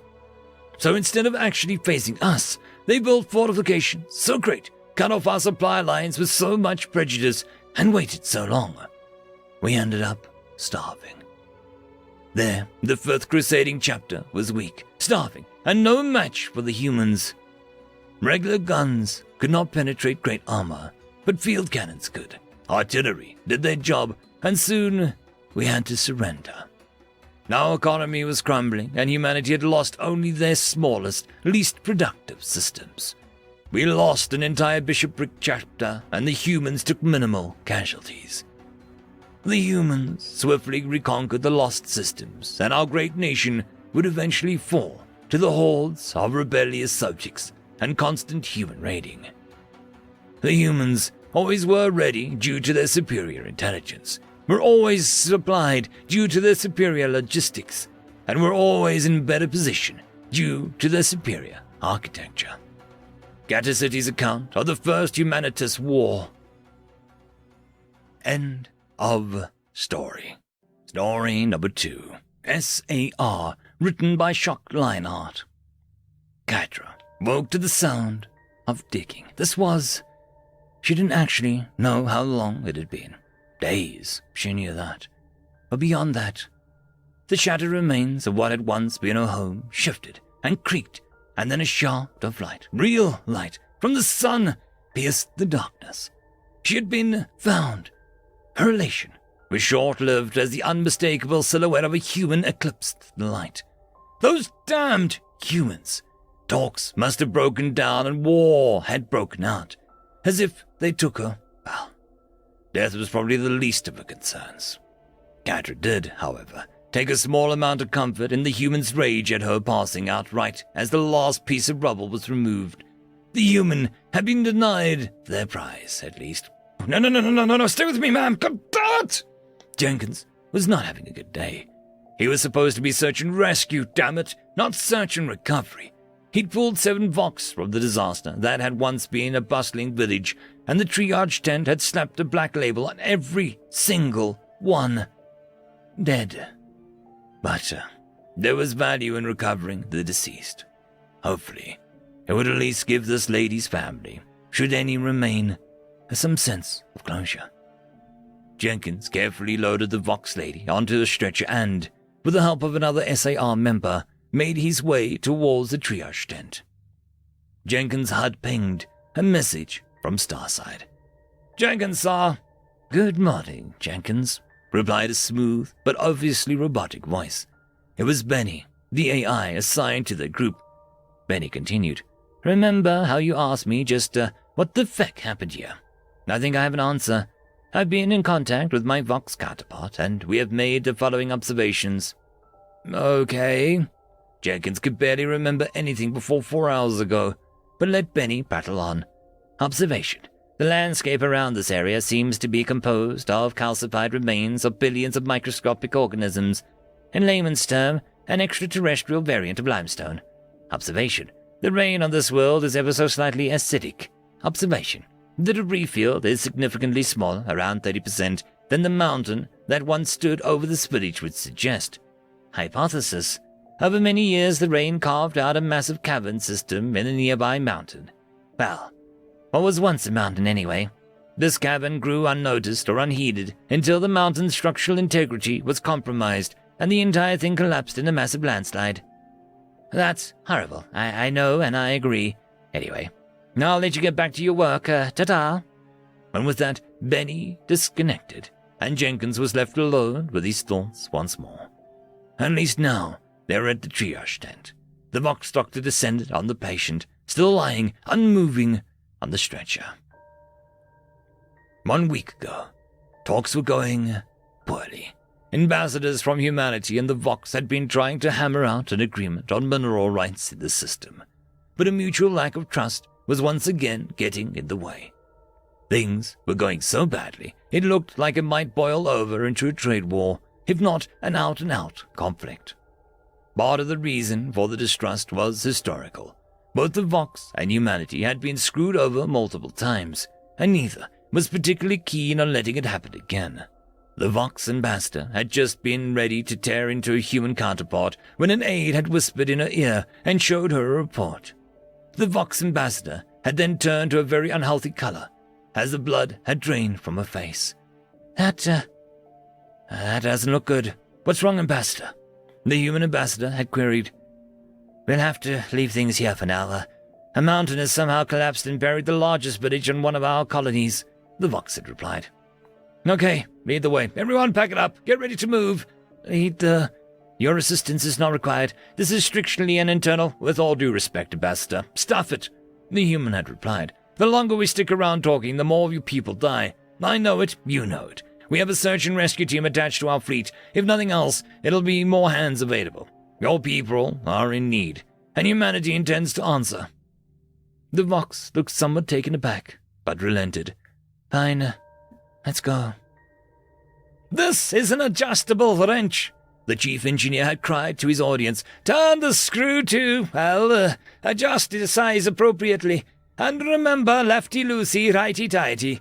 Also, in your kit is a roll of duct tape and a can of WD-40.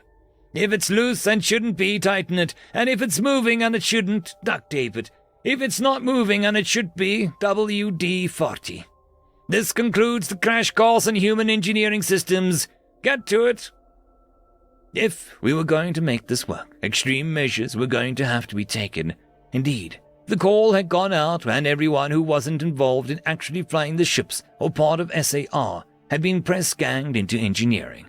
This exact scene was playing out in every human ship, and likely something similar in every Vox ship as well. The combined human Vox fleet was going to push their ships to their absolute limits to cut down on travel time as much as possible. The chief engineer even put his hat over the thermal readout screen, so nobody would fret about just how far into the red they were pushing things. And it had worked. The overlapping warp fields and redlining the engines had pushed the combined fleet to a record-shattering and mind-melting 2,500 C. But while FTL communications were near instant, FTL travel was much slower. It had taken a full week to cross the 50-ish light-years to Vox planet. Now, Jenkins wiped the sweat from his brow and drained a water bottle as the doctor worked. The SAR specialist looked up in a rough direction of the fleet. If he had had a thermal scope, he suspected that it would look as though a second star had appeared in the system. Indeed, as soon as the fleet entered normal space, they had frantically deployed every radiator they had, and in short order, said radiators glowed dully. Jenkins strongly doubted that any of the ships would ever exceed 10C under their own power again. They definitely would need a tow home. A sound made Jenkins turn around. It was the doctor applying the triage sticker to the lady. Yellow, in need of care, but would probably live. Jenkins smiled to himself. He'd done it. He had saved a life. Jenkins grabbed an entry stretcher and headed back out to look for more survivors. His day had just gotten a little bit better. End of story. Historical recreation, written by Eddie. Humans are a strange species. Let me tell you a story of how I got involved in human history. I didn't make it, or even affect it, but I am now a part of it, written into stories and legends. See, it all started at a bar, upon Station 2 above Termaris. I was in a bar listening to a pair of humans complaining about the fact that it had been a long while since they'd been to a proper tourney. At the time, I didn't know what that word meant. My translator lacked the function to understand it, but the way they said it and the other things they talked about caught my interest. I asked them why they'd not attempted to set one up here or on the planet below. The two of them looked at one another and promptly set about arranging such a thing. I was kept abreast of the ongoing events and continually was shocked as to the things required. Metal armor, non-combat or power armor, but plates of metal worn over padded cloth, and even more armor made in tiny links of steel. Weapons that would have no place in a modern battlefield. Swords and maces and other things besides that I still do not know the name of, nor can I pronounce. More drink than the entire station could drink in half a year, and more besides.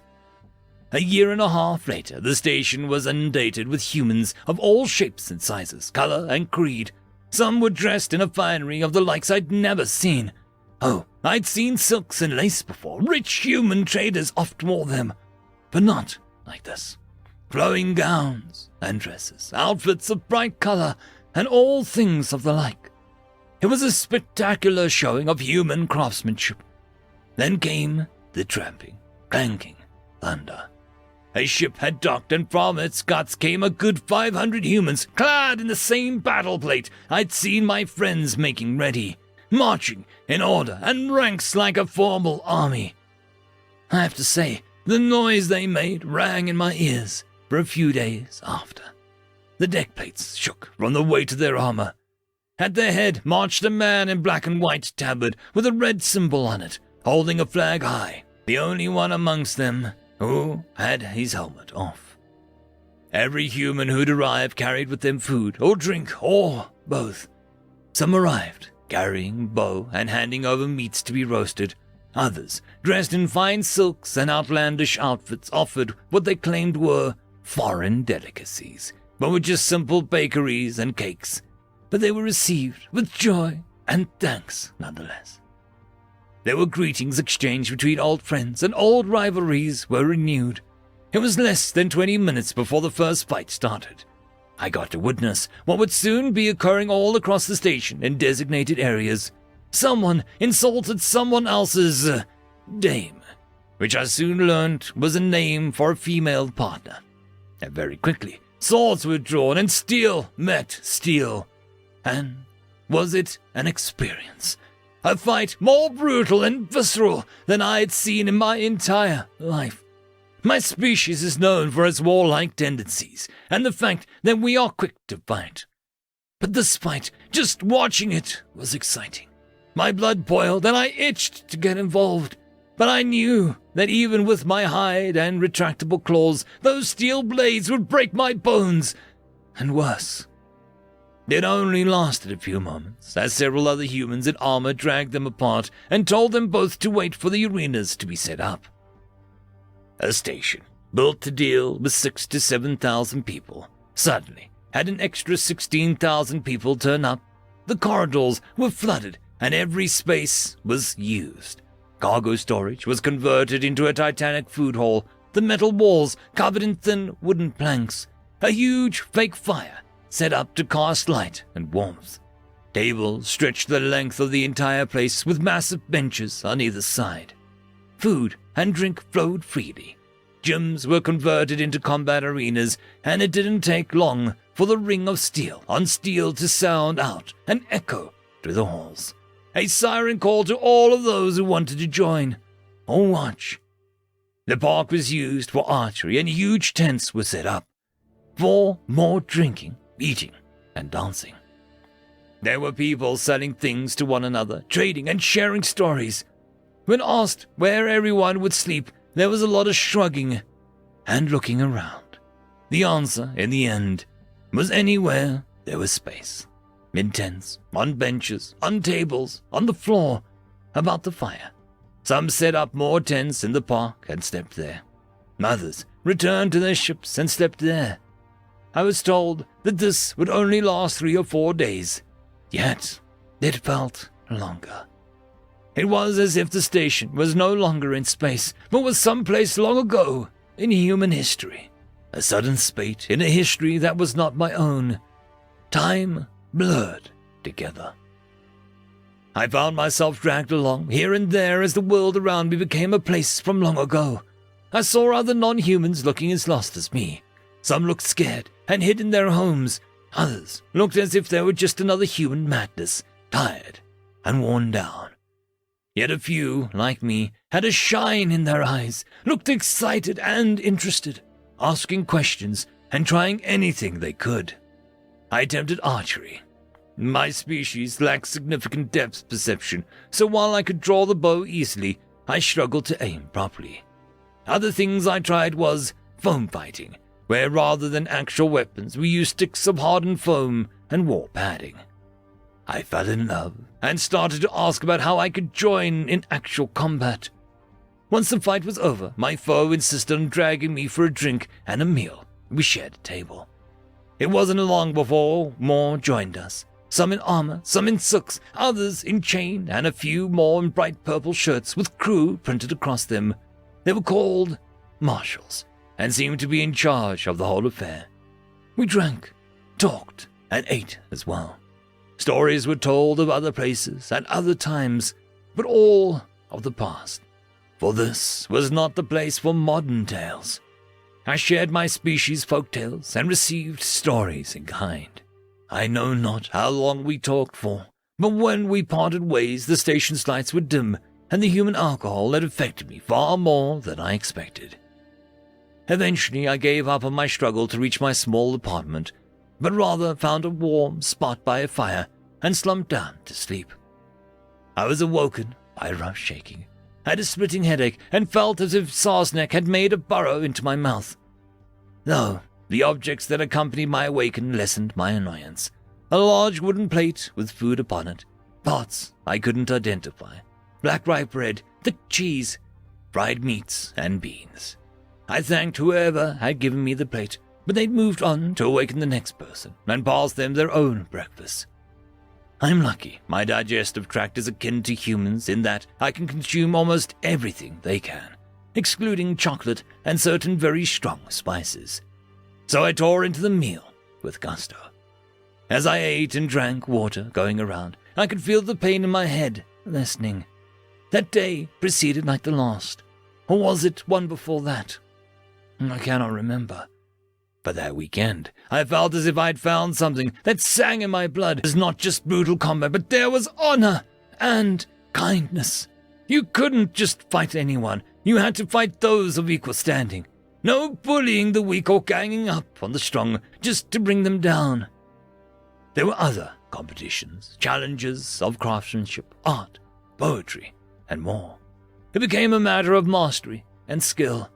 I attended these too, awed at what these humans could produce with such ancient tools. Skills honed over decades came to shine. Well, I was no poet nor artist, but I was a station engineer and I knew how to work metal. It was then I understood what called to me so. Nothing here was made by nanoforge or matter printer, but all by hand and skill and strength. Everything was a display of mastery in one form or another. It was at these competitions I found this was also a recreation of history in action. There were lords, ladies, dukes and dames. There was an order to things, titles and names. Humans took on personas, and actions had different meaning here than they would elsewhere. I was excused from most of it due to being a newcomer, but I tried, and I was thanked for it. When it was all over, I awoke on the Monday morning, feeling out of place and out of sorts. When it was time to go, everyone packed up and left as if suddenly there was a time and needed to leave as quickly as possible. Once everyone was packed up, there was little left to indicate they'd ever been, beyond a few stray arrow fletchings and a rather nasty dent in one of the war plates where someone had missed a weapon strike and hit a soft spot. It ended up being my job to fix it, ironically. I felt as if a part of me had been left behind in that fantastic place, so I asked my friends if it would be happening again, and they laughed. Supposedly, next year we'd be doing it again, though on a different station, with a bit more space since they didn't expect that much response. I asked if I could come to properly participate this time. They said it was fine, but they needed to train me, and I needed my own armor, which was fine by me. That's how I got involved in human history. Every year we go out, and for a weekend my friends and I are no longer a station engineer, an accountant, and a dockport manager. But we're a band of knights, brothers in arms, and we're our own stories carved in skill and steel and more than a little foolishness and luck. End of story. Story number 1. The Conqueror, written by Adept Bubbles. I am an oracle. I serve only the royal court and the emperor himself, Ayat, ruler of the heavens. The will of the divine, the final king, the chosen one, though his subjects know him by one title, the Conqueror. I peer into the weave, untangling the strands of fate. I see what has happened and what will happen. I see the destinies of all. Some choose to accept their fate, some reject it. Fate does not care. It is indifferent. None can escape it. My emperor approaches me. I see in my mind's eye the strands of fate flowing from him. They are many, each shining brightly with his future. He speaks to me. Oracle, I seek conquest. The strands grow brighter. My spy masters come to me with news of a new race, a new subjects. They call themselves humans. The great fleet is ready. We will conquer. My mind's eye navigates the weave, untangling the possibilities. Would you like to hear your fate? I asked him. Yes. At his command, I dive into the weave. I follow the strands to their sources, uncovering the truth. Your fate is now written. Your battles will be glorious. Victory is assured. I bow to my emperor, and he turns to leave. As fate wills it, he says. The strands grow brighter. It is not long after the beginning of the war. As was written, victory is assured. The humans are no match for the conqueror and his great fleet. As the battle rages, I reach out. I see the strands spread out in front of me. They point to only one conclusion. One of the strands flicker. The war has lasted longer than most, and my emperor addresses me. The humans are great warriors. Our battles are truly glorious. Soon we will be victorious, and they will make for stronger subjects. I ask him again, would you like to hear your fate? Yes! I open my mind's eye. I see the strands clearly. There are fewer of them now, an almost imperceptible difference. The path is still clear, I reply. Victory is assured. The war has turned. My emperor is losing ground. For every world he takes, 2 of our own fall. He approaches me once again, hanging his head low in exhaustion. I seek your counsel, Oracle. Once again. I ask him the same question I always have. Would you like to hear your fate? Yes. Again, I reach into the weave, and again, the strands of fate lead me to the same answer. Victory is assured, I tell him. His expression darkens. Do not lie to me, Oracle. I see only the truth, I tell him. The weave does not lie. You would reject fate. Realization crosses his face, and his anger vanishes. No, I would not. I apologize. As he turns to leave, I see a strand attached to him flicker, then disappear. The conqueror's final stand. The humans had pushed back our armies all the way to the seat of the Empire's power. My emperor and his most trusted advisors were gathered. He addresses me in front of his advisors, shouting, and the sounds of battle could be heard outside the chambers. Please, he says. Would you like to hear your fate? Yes. There were only a handful of strands attached to him now, each one dim and faint. They pointed to the same conclusion they always had. Your victory is assured. Your fate is inevitable. How can that be? He shouted. They are knocking on the palace gates. My grand army has been overrun. A loud crash could be heard at the entrance of the chambers, and then a bright flash. The war had been lost. My emperor and his advisors captured. The great fleet destroyed. His armies overrun. An alien approaches me. The other guys tell me that you can see the future, it says. I reply, I am an oracle. I peer into the weave, untangling the strands of fate. I see what has happened and what will happen. I see the destinies of all. Huh. I ask it a question, the same question I asked my emperor all those times. Would you like to hear your fate? The alien sat silent for a moment before answering, No. All around me, I could see through my mind's eye the strands that connected this alien to the weave flicker and die, one after another. In their place, new strands began to take form, far more than I could count, and all woven into a tangle far too complex to ever hope to unravel. They all glowed with an intensity that I had never seen before. We make our own fate. End of story. Story number 2. The Job, written by Chijunta. Jason blinked as he stared around at the pale, off-white walls that seemed to glow from within. He was strapped down, naked in a warm, smooth metal chair.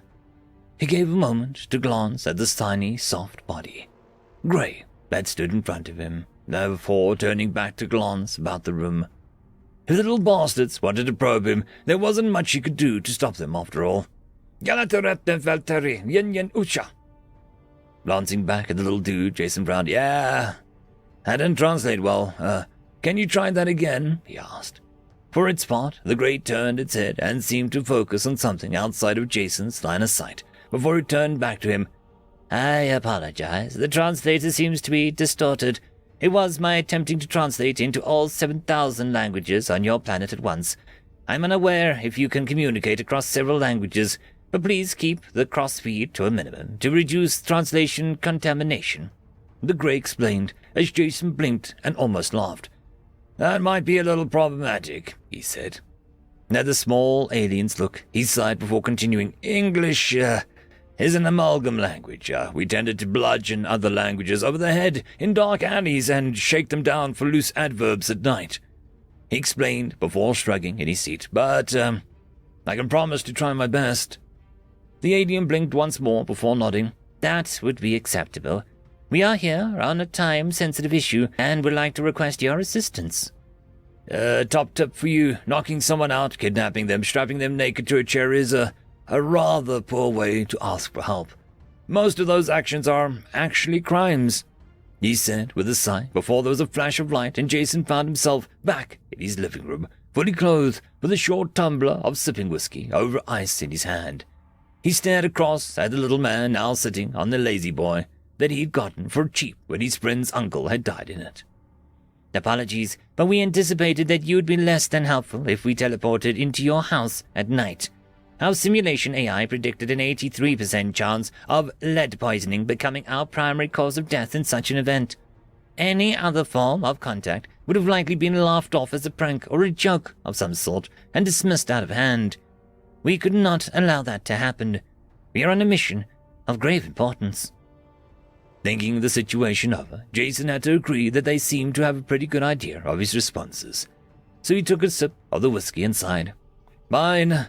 What's so important that you had to wake me up and drag me out of my sleep to help you with?" "The Greta Vash," the Grey said, cocking his head to the side for a moment before continuing. "The Devourer. It is consuming our planet. We beg of you to help us," the Grey said with a bow of its bulbous head. Jason blinked and took another sip as he tried to think through what was happening. "I don't know what you heard, but I'm pretty sure that you got the wrong guy," he said, before setting the drink aside and sighing again. "What is this, Devourer, and why me?" "When we searched your databases, you were found to have the best in-context title to our needs. As for the Devourer, it is a fiendish flora that has overrun our homes and is consuming the lifeblood of our planets. It was first brought to our home as an exotic plant from your world, but we were not aware of the damage that it would cause." Reaching over, Jason picked up a glass once again. "Do you know what it's called?" he questioned as he closed his eyes and prayed to any higher deity that might hear him that it wasn't what he thought it was. "Katsu." Draining the glass, Jason set it back on the side table and tried not to scream. "All right, looks like I'm on the job. Let me get my stuff." Forcing himself to his feet, Jason headed for the garage. On the side of a faded grey pickup truck was printed a rather cheesy image of a madly grinning man swinging a weed-eater as he sat astride a red and white rocket. Beneath it, in tightly printed words, was the advertisement, "Jason Tanner, Galactic Groundkeepers Incorporated." End of story. Story number 1, Diplomacy and Yes, written by Lords the Dupe. For 6 months in a row, the core World Senate had been deadlocked on an issue of expansion versus colonialism. And for 6 months, the single deciding vote had fallen, day after day, to the exact same delegates. The Vry, the Klist, and the humans. 6 months of loggerhead situations had worsened every aspect of life in the Senate, tainting other commissions and committees, with no real end in sight. Until a member of the initiating process, Representative Malai Farrow, approached the human consulate on his own, no vanguard, security detail, and only his own token weapon badge of office in hand, who then waited patiently for 16 hours to hold a private meeting with the human delegation spokesperson, Cheryl Anton Willits, renowned for her finesse and periodic acts of generosity.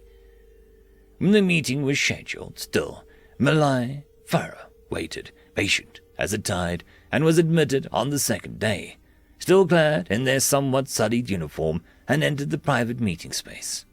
There they took the offered seat and accepted the neutral beverage, remarking positively on the tea being served that day.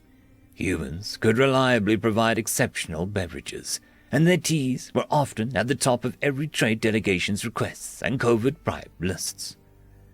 You showed remarkable restraint, Representative Farrow, in this unique meeting request, Cheryl said, her tone polite, features appearing careworn, despite the usual human tendency to both remain uncaring of the ravages of age as well as eschewing unnatural cosmetic efforts. That struck me as something to take note of, and give attention to, which I suspect was your point. Then she raised her own beverage, a cup of water with only a slice of citrus fruit native to the world hosting their community. To this Malay Farrow nodded gravely and said, "It was intentional, because I know that humans appreciate theatrics." With a small tone of mirth in his quasi-feline features, his race, the Gar Alta, were descended from the fastest, most adaptive feline-themed creatures in the same way that humans had descended from primates, save that the tail was retained for them, and the small, twitchy ears were slowly being absorbed into a streamlined presence of their skulls. To that end, I won't apologize, because this meeting, it has untold implications, all of which center on the survival of my species and culture, in roughly that order. He then set his cup of tea down and waited, demonstrating that strange patience. We have analyzed the needs of the Go'alta and determined what you need, Cheryl said, looking flatly at Malai Farrow, her hands placid in a folded pattern in front of her, resting on the desk's surface. This perspective. Of the 19 worlds you wish to, and this term is used euphemistically, please understand, annex. 13 of them are occupied by sapiens, either petitioning for membership in the Core World Senate or soon to qualify. We interpret it as either to be a preamble to genocide or as a creation of an artificial voting bloc. Then she smiled, gesturing to the tea in front of Malai Farrow. Controlling his anger, the representative avoided showing his curled teeth, and instead settled for a throatier tone, one bordering on hostility. "Clearly," he began, "a misunderstanding is at play. Those worlds are lush with resources necessary for the continued growth and subsequently the survival of my species. Without them, we would have to strip mine a dozen colonies and thus ruin their ecologies. Is it not the Earth itself which your people are most ashamed of for much the same reason?" The smile he offered was far from friendly. The fate of the human homeworld was a moral and economic lesson, and one studied briefly by his own team of experts prior to the meeting, regarding him with stories dating back 200 cycles to when humanity first went into the stars and grasped their future. What they left behind was a bitter, poisoned place, filled with gashes flooded with trash, cities emptied of potential, and skies choked with the final birds into silent death. "Again," Cheryl said, "this is a misunderstanding, although you do have a valid point, for the wrong reason." And with that, she then poured a decanter of tea directly onto the floor next to her desk, never breaking eye contact with Malai Farrow, her expression stony, eyes cold, toned crisp and empty as space itself. "This was once worth more lives than exists within your entire genus. This was a poison to our souls. This simple beverage, now fought over in countless cafes and community halls, was the death of untold millions." When it was empty, she placed the decanter on her desk. Wordless confusion settled into Malai Farrow's face. He surprisingly blinked away. Yet, before he spoke, she continued to address him. "Our species, we humans, once trafficked in this tea. We shipped it, at some expense, of course, after extracting territory and loyalty from countless cultures, all because it produced both money and dominion. If it could be grown, it was forced to be grown, and if it could be harvested, the locals were forced to sell it, all to one very slim number of traffickers. And if the locals rebelled, there was a reply." She then knocked the decanter to the floor, shattering it into 1,000 sharp shards of clear, perfect crystal. They would die by the thousands, over and over. We demonstrated this point, and thus we kept the idea and term in mind when we see other bullies. And then she smirked, looking directly into Malai Farrow's now fearful eyes. She leaned forward, hovering over the edge of her desk, glaring at him, seeing him wince and shrink back in his chair. Gunboat diplomacy. A funny phrase, that one. It means, if you don't do what we say, you'll see what we do once. She grinned madly, the infamous human expression, much a cause for concern in every strategy and tactical meeting. To see it in a time of focus on violence or of risk was to know. Death was uncomfortably close. No other sapien could say with clarity that an expression conveyed so much menace. No claw, tooth, or nor sheathed spur demonstrated such zeal for the stuff. She then settled back and gestured to Malai Pharaoh. Take this message to your people. That is the biggest, meanest bullies who ever has survived. They bred and produced a family line. Tell them that I am a finished product of what you persist in calling a death world, and that from that death world, our term gunboat diplomacy, it carries weight, and is still as sharp as spear and is in our arsenal. Then she nodded to Malai Pharaoh. Tell me that if they make their move, we will not be standing idly at the sides, wringing our hands. We will drink their fecking tea, and they will harvest their fecking tea, and we'll force them to sell their fecking tea. And they have until they stop being afraid of us to understand what we might possibly mean by their fecking tea. Malai Pharaoh slowly rose, his pants now damp, teeth chittering nervously, and nodded, eyes wide in terror. Oh! He paused, his hand shaking, cup and his grip, in his mouth opened in a rictus and a fearful surrender. Before you go, Cheryl Anton Willett stood and loomed over him, her height only 16 centimeters taller, yet she might as well have been a battle station. Drink your fucking tea! All he could do was nod and obey, then finally understand what she meant. 4 hours later, the petition for expansion was removed with prejudice, and the worlds were formally annexed by the Terran Collective in the region, with a remarkable vote of support from the Gar Alta, who simply and politely requested a commission tax on any tea futures which may come from those respective homeworlds. Ratified and granted, the ledger said. End of story. Story number 2. It's round, right? Written by Shock Lionheart. Look, human, your star, Sol, Mercury, Venus, your moon, Mars, Ceres, Jupiter, Saturn, Uranus, Neptune, Pluto, all of them are spherical. Yes, that's right. Oh, so logically, it makes the most sense for Earth to be flat. The alien interrogators slammed their 6-fingered hands on the desk. 2 hours, and not one iota of progress. Worse, it was abundantly clear the human wasn't trolling. The human honesty truly believed what they were saying. That arguably made it so much worse. Okay, let's try this. If the Earth were flat, Sol would illuminate the entire side evenly. That's clearly not what's happening. Your planet has a day side and a night side. The night side is such because the planet is now between the night side and the star. Yeah, that makes perfect sense. And the rotation is smooth because Earth is round. Nope, Earth's flatter than a pancake. Fine! How do you explain time zones then? How do you explain seeing a sunset, calling someone in another time zone, and disagreeing on the sun's relative position to your respective bodies? That's all just an optical illusion. Are you kidding me? An optical illusion? How? You know, you're trying way too hard to convince me of this Earth's round nonsense. You must be working for them. I'm not gonna go along with it. I know your tricks. The interrogator's frustrated scream turned the heads 4 decks away. End of story. The Symbol, written by Roy Le Diamond.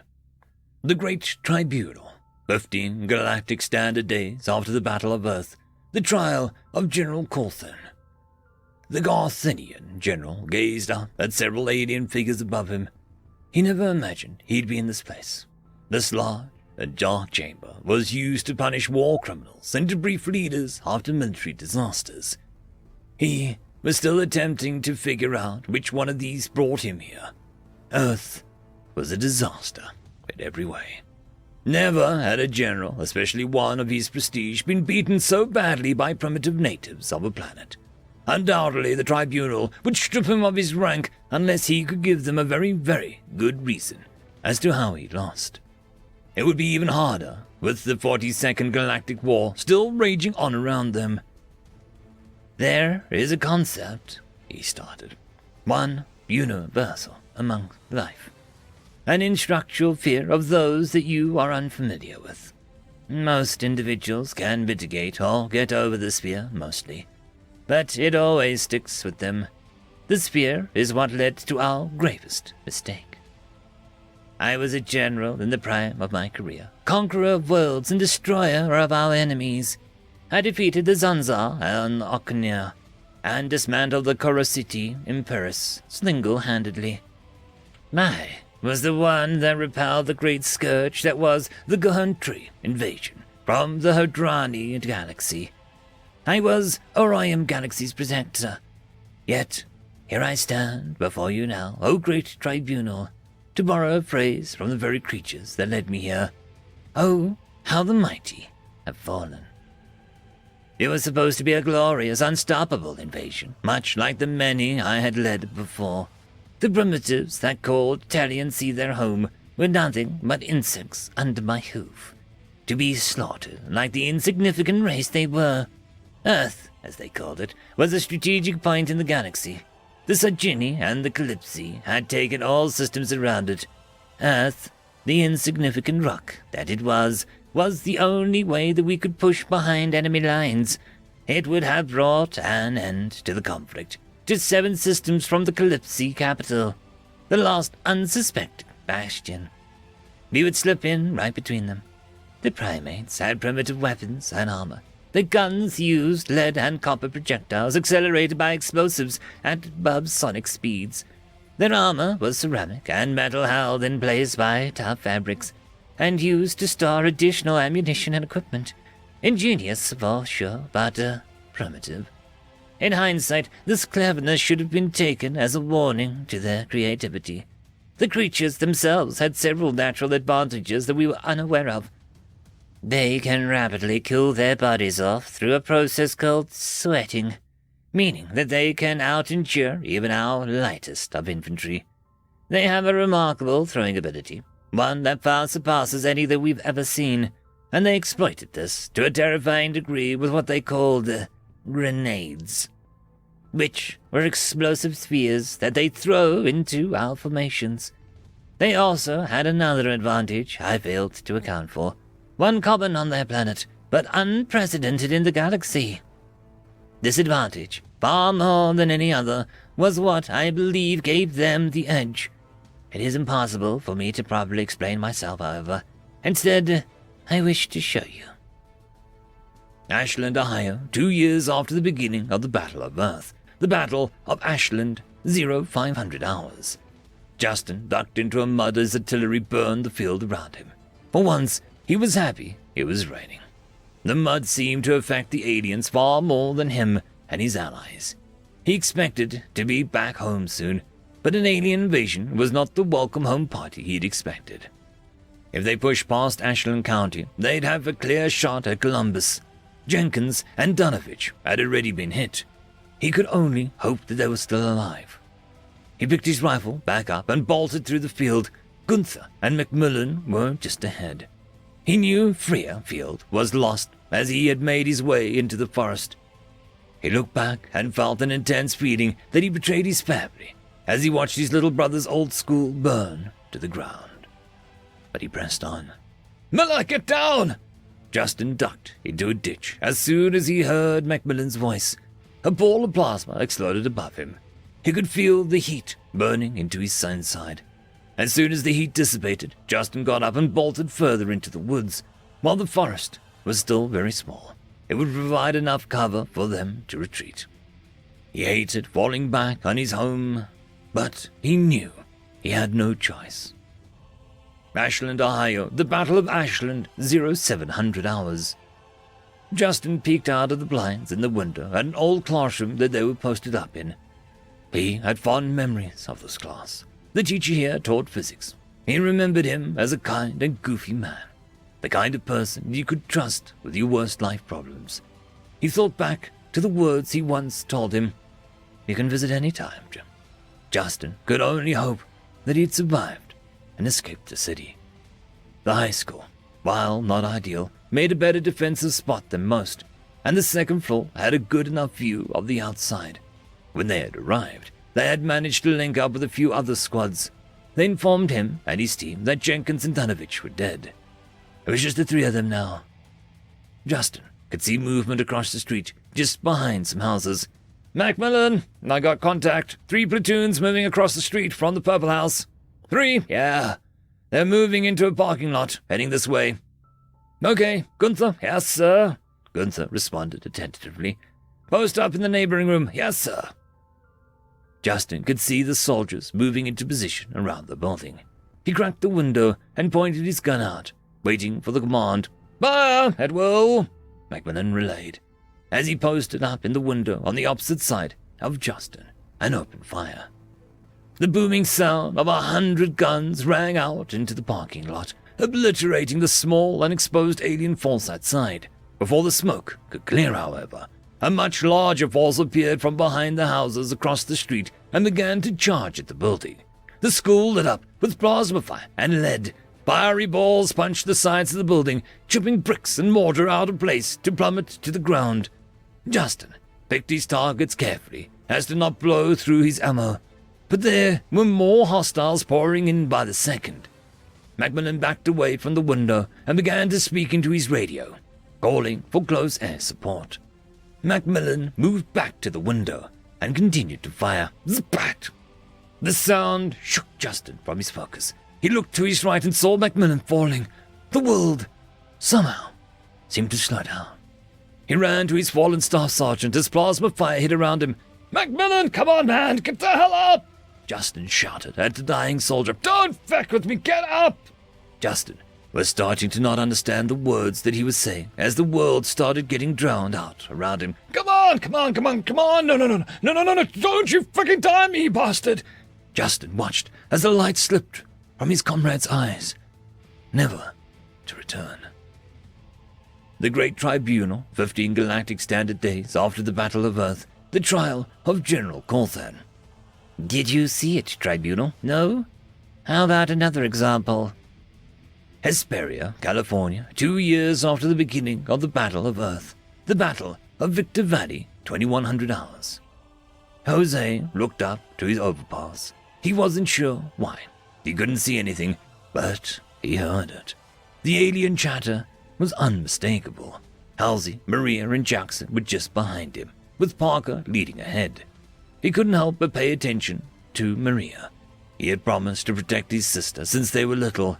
Now, as they passed under the main street, he couldn't help but feel that she was in more danger than ever before. "Maria, ¿cómo estás?" Jose whispered back to his sister. "Todo es bien, hermana. Necesitamos enfocar." Maria replied with annoyance in her voice. "She's right too. Now's not the time," Parker whispered back to them. "Move east, up that hill. We'll ambush them." "Copy, sir." All of the teammates replied at roughly the same time. Jose moved up the sandy bank to the road, hiding just behind the barrier. His night vision goggles illuminated the world in green as he took aim. Parker and Maria took up the right next to him, as the other two moved into position at the other side. Mere seconds passed before the aliens moved past them. As soon as they did, Parker, Maria, and Jose moved behind them, trapping them in an owl as their 3 humans took cover behind a wrecked car. "Open fire!" Parker shouted, snapping the aliens' attention to the ambush behind them. The humans opened fire on the helpless alien squad. Jose could now see that there were 9. 4 went down immediately, as the other 5 took cover behind another wrecked car ahead. The 2 small forces exchanged fire for a few minutes before Hazley and Jackson moved up. Hazley was shot in the shoulder as he popped up to fire on the enemies. Jackson pulled him back and threw a grenade. An alien shot ripped through the air just before the grenade detonated at the group of invaders. "Jackson, Lopez, move in to investigate. Jose, stay back." Jose watched as Jackson and Maria pined around the car and eased themselves, confirming that the aliens were dead. Jose and Parker moved to the car to see for themselves as Jackson hurried back to treat Hastley's wounds. "Good work, Maria." Jose exclaimed as he hugged his sister, who just smiled back at him with pride. Jose looked down and counted 3 dead aliens. 3. Only 3 were here. Too late. Jose watched in horror as an alien appeared from behind the car further up and fired. The plasma bolt ripped into Maria, her proud smile replaced with shock and horror as she fell on top of him. Parker immediately opened fire, dropping the attacker in a single shot. Jose threw his helmet off. The camera caught him holding his sister's corpse as he broke down in tears. He sat broken for minutes before Parker pulled him away as more aliens descended onto them. The grief was quickly demolished and exchanged for unbridled and primal rage. Jose threw Parker off of him and faced the platoon of the bastards that killed his sister. He let his rage out in lead and copper and fired his bullets ripping into alien flesh and armor. He vaulted cars and ran towards the attackers. He jumped an ambulance as he drew his knife and dived onto the aliens, tearing his helmet off and ripping into its flesh with the blade. Jose was hit in the arm and leg several times, but didn't care. He drew his handgun and emptied the entire magazine into a nearby soldier, then grabbed his rifle and fired into the platoon. He threw 3 grenades at them, blowing one of the attackers into chunks of flesh and bone and metal.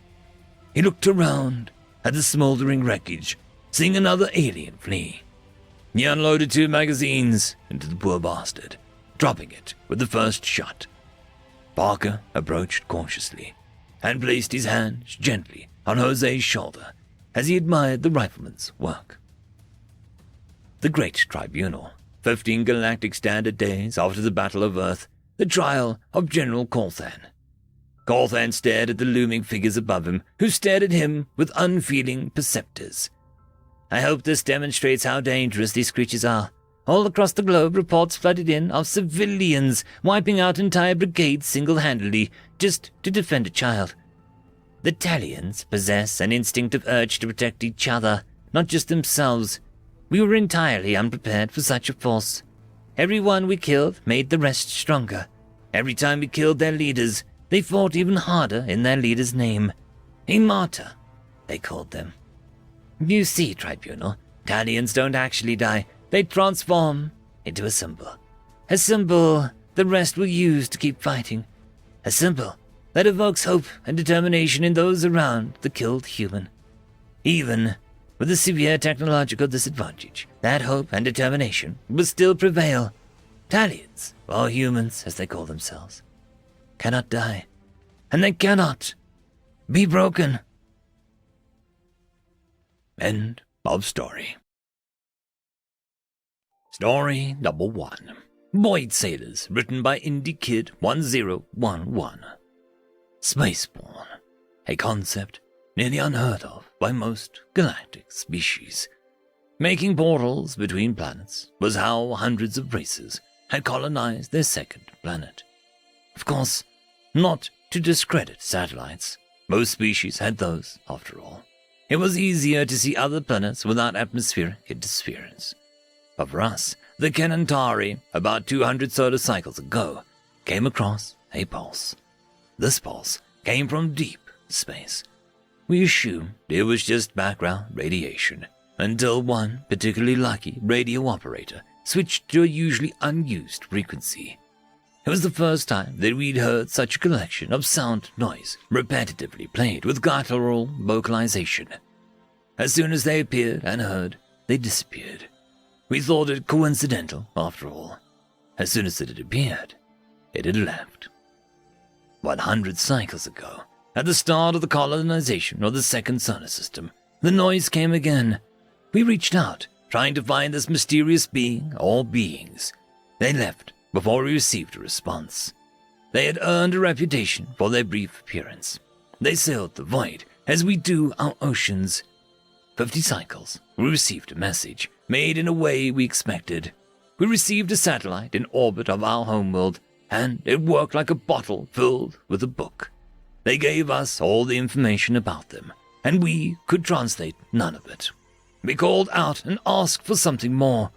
Then nothing. No noise from the void. 30 cycles after they gave us our answer, we had established communication with several other species.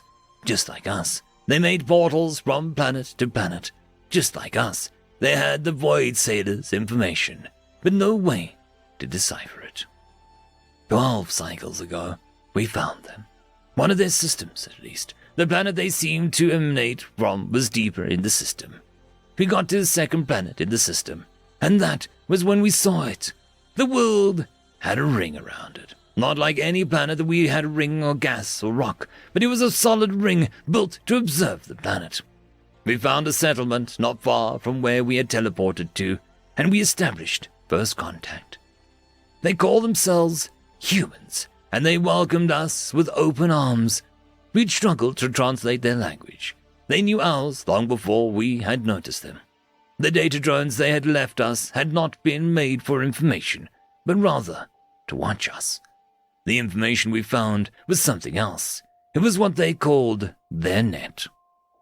With our new knowledge and friends, we listened to them and their songs from the void.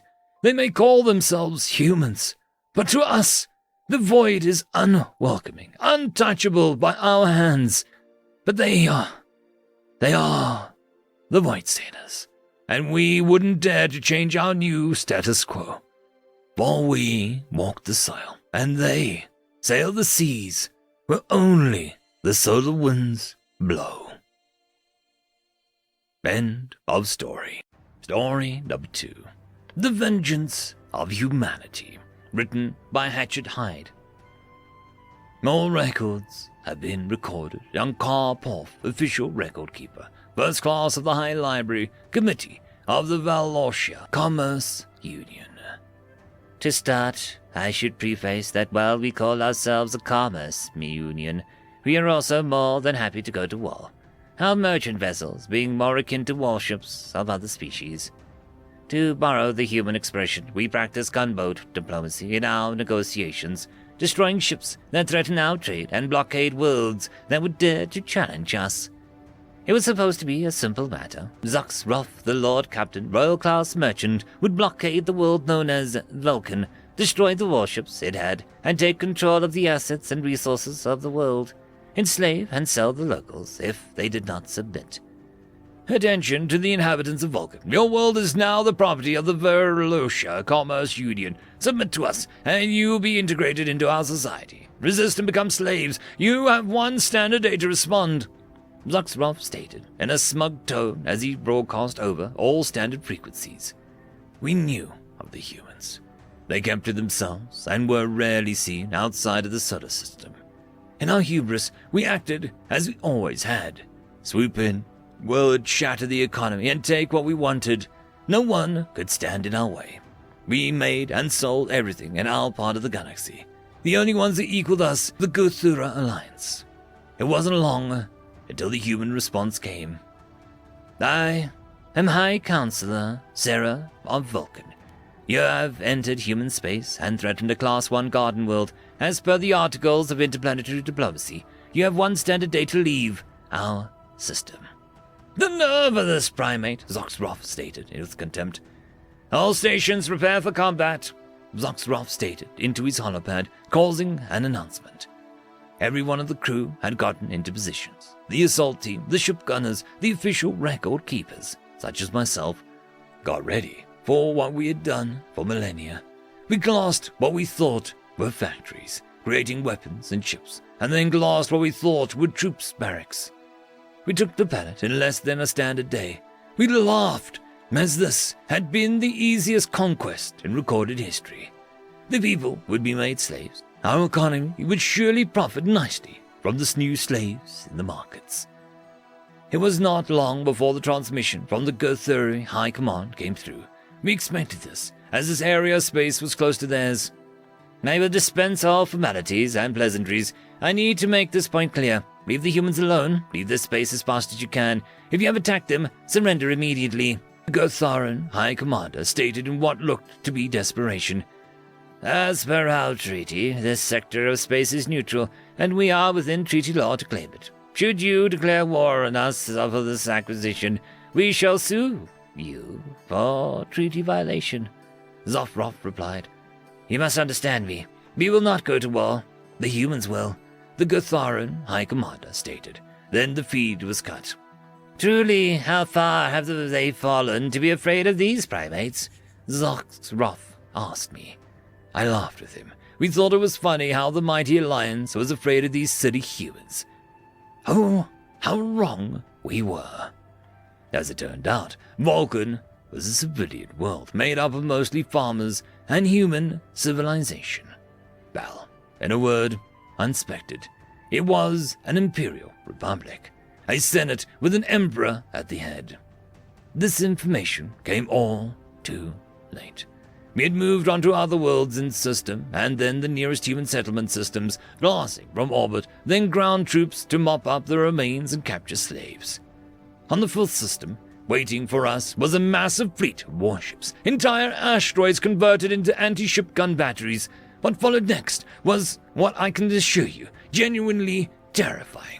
The weapons of the human ships tore through our most advanced ships, a mix of lasers melting our hulls and kinetic weapons tearing our vessels apart.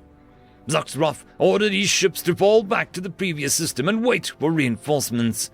At last, we thought as we emerged from hyperspace, we would be ready this time. No surprising us with your weapons this time. Word had been sent to the Velortia Commerce Union. They had ordered us back to the first planet to wait for reinforcements.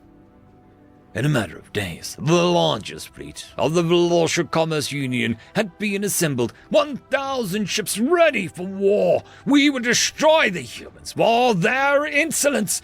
They would no longer be slaves, but cattle for our carnivorous pets. We had prepared to return to the system that we had fled, thinking that was all that they could muster and would not risk chasing us. As we got ready to set off, a human armada 100 times the size of ours emerged from hyperspace and immediately began tearing our ships apart. It was a slaughter. The human ships carved a path of death through us. Of the 1,000 ships, only 6 managed to return home. I now knew why the Gotharan High Commander was so eager to have us leave human space. They were monsters. As frightening as they are in space, on the ground, they are so much more terrifying. Each soldier is in what they call an enhanced strength battlesuits. The standard infantry round is 14.5 millimeters by 114 millimeters. Once I had left the ship, I made my way to my private world on the other side of the galaxy. I knew the humans would be coming. I was not, however, expecting such hatred. We had destroyed a peaceful garden world full of families. To them, the ultimate crime. One that they would repay 1,000-fold. I watched on Galnet as human soldiers landed on our worlds and destroyed them, their infantry rifles making short work of our troops. Human heavy weapons, human tanks, human bombers, fighters, and dreadnoughts made ours look like toys. The galaxy watched in horror as this empire of humanity wiped out each of our worlds, killing everyone on them. We expected them to do this to 1 or 2 planets as a show of force, make us surrender, but no offer came. Every communication we sent was ignored. Our fleeing and surrendering troops gunned down like animals. When the human flagship Imperial Earth Navy ship Julius Caesar had arrived in our home world, we, the galaxy, learned just how hate-filled the humans were. The human emperor and the Senate had ordered magnum interitum, or grand extermination on our species. They showed us what glassing a planet was, if you could even call it that. Hundreds of thousands of nuclear weapons unleashed across our homeworld, but not even then did they stop. Once everyone was dead, they used kinetic accelerators to fire massive asteroids into Velortia, cracking the crust of the planet, causing the core to spill out. Then they left, without a word, gone like shadows into the night. They returned to their home sector of space. I wish that we had never gone after that sector of space. Curiously, though, in their vengeance, only those of our species and our allies were slaughtered. Slave species had been freed. using their own ships to take them to safe worlds. Most systems would let human ships through, having seen what they could do. To their relief, it was to drop off those that they had freed. I write this as I sit in a refugee camp in the Alliance, my wealth and status gone. Had the Alliance not taken pity on what few of the Volosians remain, I would have surely died in a street gutter or an alleyway long ago. I hope that one day that this record serves as a warning that we never truly had to warn any new species of humans and why they should be left alone in their little corner of the galaxy, where I hope they remain. End of story. Story number 1. He'll Learn, written by Chain Blue. Senior Observer Lilin pulled himself up onto the human-sized chair in the frigate Hamels' sickbay, so that he could directly see the new subordinate's face. Novice Tynet's fine-faced fur was shiny and dark brown in a contrast to his own grey muzzle. From behind, Lilin heard Dr. Glenn's strangely melodic human voice. "You're just in time, Senior Observer. I'm about to wake him. The nanites are done. Once I check his vitals, I will let you two talk." Lilin thanks Dr. Glenn as she expertly went about her work. They were lucky to have a doctor on board a human ship who had also served rotations aboard a Meard ship. Dr. Glenn tapped a few times on her pad and Tennant's eyes fluttered open. "But you feel up to it. You are free to leave, Novice Tenet. Just ping me or one of the nurses first," instructed the doctor as she walked towards the bed of a human marine further down the bay. Novice Tenet's eyes focused on his new supervisor, and he started to speak, but Lilin shushed him with a stern puff-out of the fur and his tail, and then spoke. "Novice Tenet, I think you may have set a record for a new observer's first trip to the medbay while on a human vessel." Observed the senior observer. He continued, "Hello, novice observers usually end up here for accidentally broken bones from sparring with humans, or muscle strains from terror-gravity areas of the ship. I have read the report, but I would like to hear your version. A good observer must be able to explain his, hers, or Cap experiences well enough for all Meard can learn from them," Lilin concluded. Tenet paused and took a deep breath in and held it. He slowly let out and began. "I was invited into the human recreation lounge by my assigned human guide, Lieutenant Riley. He said that it would be a good place for me to observe humans doing non-work things and how they socialize. A boisterous group of young male Marines was gathered around a small table. They had a plate with several small red plants on it. They also had 2 large glasses of that bovine lactic fluid." His face fur rippled in disgust as he spoke about the beverage. "That they are so fond of. The young males seemed to be participating in some bonding game or rite of passage. I inquired about their behavior, and Lieutenant Riley told me that they had made wagers on that 2 of the Marines would eat the plant, and the first one to reach their beverage would lose. One of the human onlookers counted to 3, I think. Base 10 numbers are still odd to me. The contestants put the plants into their mouths and chewed. Their faces contorted, and their epidermis changed to a blood flush. Their body temperatures even increased, and they began to excrete their cooling fluid. Shortly, the bigger ones jumped up with a fearsome speed and expelled his stomach contents into a nearby waste receptacle. The observers howled with a mad laughter. They laughed so energetically that many seemed to be disabled by it, and one actually laid upon the deck and held his torso and convulsed. Lieutenant Riley chastised them for being rowdy and instructed them to clean up their mess. When they did so, I noticed that a small plant pot was left on the table. My ocular implant indicated that it was compatible with Meard biology and had no danger flags, so I decided that I would sample it in the name of greater learning. Lieutenant Riley barked out a startling warning to me, when it was too late. I had taken a nibble. It felt like I had eaten the core of a star. I have never experienced anything like it and hope to never do so again. My tongue felt melted, my sinuses flooded with mucus, such that it was difficult to respire. My eye even burned. I felt weak, and all 4 leg joints buckled. The next thing I recalled, I was waking up here with a mouthful of distasteful nano-heating gel. Dr. Glenn spoke to me for a bit about my pain level and advised me that I would be sedated for a bit longer while the gel worked.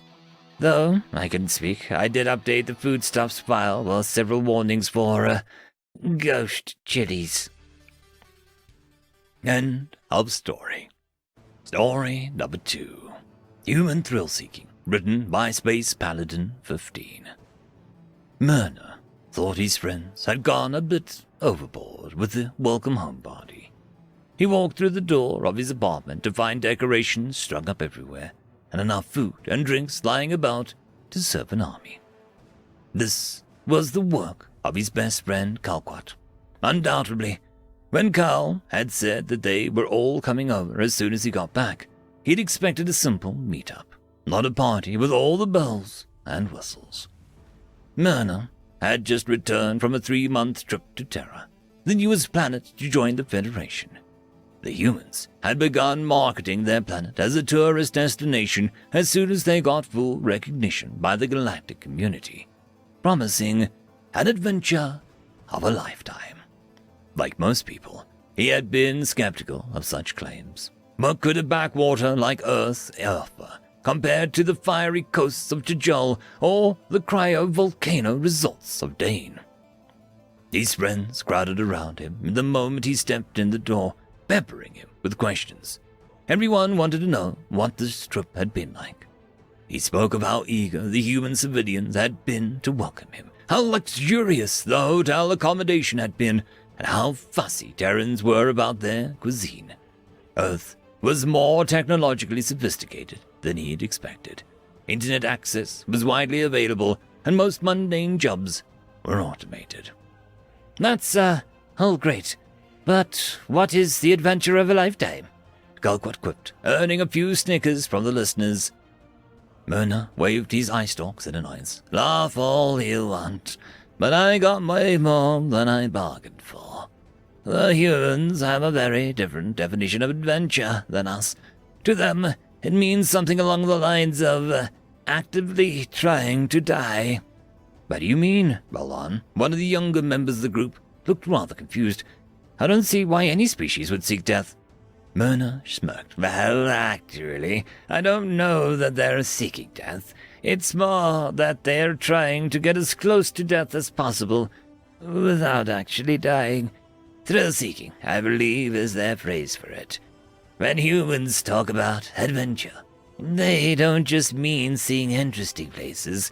It's about doing stupid, dangerous things. They planned my schedule for me, and I'm amazed I got back here in one piece. They sent me a 4,000 meter up in a small plane on one of my first days there. I figured that we were just going to look at the terrain from a bird's eye view, but, no. The plane was to jump out of a perfectly good aircraft with nothing but a backpack. What? That's suicide, Roland gasped. I thought the same. But the human who was jumping with me insisted a piece of fabric would let me slow my momentum before I hit the ground. He claimed people had been doing this for a long time. I asked why anyone would do this. Tried to back out of it. He just laughed and said, "Come on, man, it'll be fun." I didn't want to seem like a coward, and I wasn't sure I had a choice anyways. I told myself that the Terrans probably wouldn't kill tourists. It would be bad for business. Unfortunately, I said this out loud and the human commented, "We don't, well, most of the time, at least." That was not reassuring. At any rate, I somehow made myself step out of the plane. The descent was so fast. As I was hurtling toward the ground, all I could think of was that this was the end. I'd never been so scared in my life. Meanwhile, the human was cheering and asked, "Isn't this awesome?" He told me to pull the cord on my pack, and I did. It actually worked. The fabric caught on the wind and slowed my fall. The landing was a bit rough, but I managed to stumble a little ways and stay on my feet. I was so relieved to be on solid ground again, but part of me wanted to do it again. The adrenaline coursing through my veins, my heart racing. I had never felt so alive. We did all sorts of wild things while I was there. After a while, you stop asking, is this safe? And you start asking, is this fun? Riding inflatable rafts down Violet Rapids, going straight down a mountain on nothing but a pair of sticks. It was an experience. Kalquat clapped his hands on Murmur's shoulder. Glad that you made it through. Sounds like that you are lucky to be here. I'm glad to be home. A smile stretched across Myrna's face, but I'd like to go back to Terra sometime, and I think you guys should come too. Things on the planet are never, ever boring. You get your money's worth. Sure, humans are a bit crazy, but you know what? I like them. End of story. Story number 1. It Looked Back, written by Chintor. Ship's Lieutenant, First Class Talek, carefully shifted around the fire with what he considered a reasonable amount of caution. He was aware of what the fire was and what it could do, especially in such an uncontrolled situation as their recent ejection from a crashing interstellar spacecraft. Yet the humans of the surviving crew had rallied in a surprising manner, collecting the dead and injured, scavenging equipment and material from the downed ship, and then they hastily began erecting a series of emergency shelters that, while crude, had allowed the survivors to remain off the ground and out of the planet's changing weather patterns. And then they had set about starting a fire.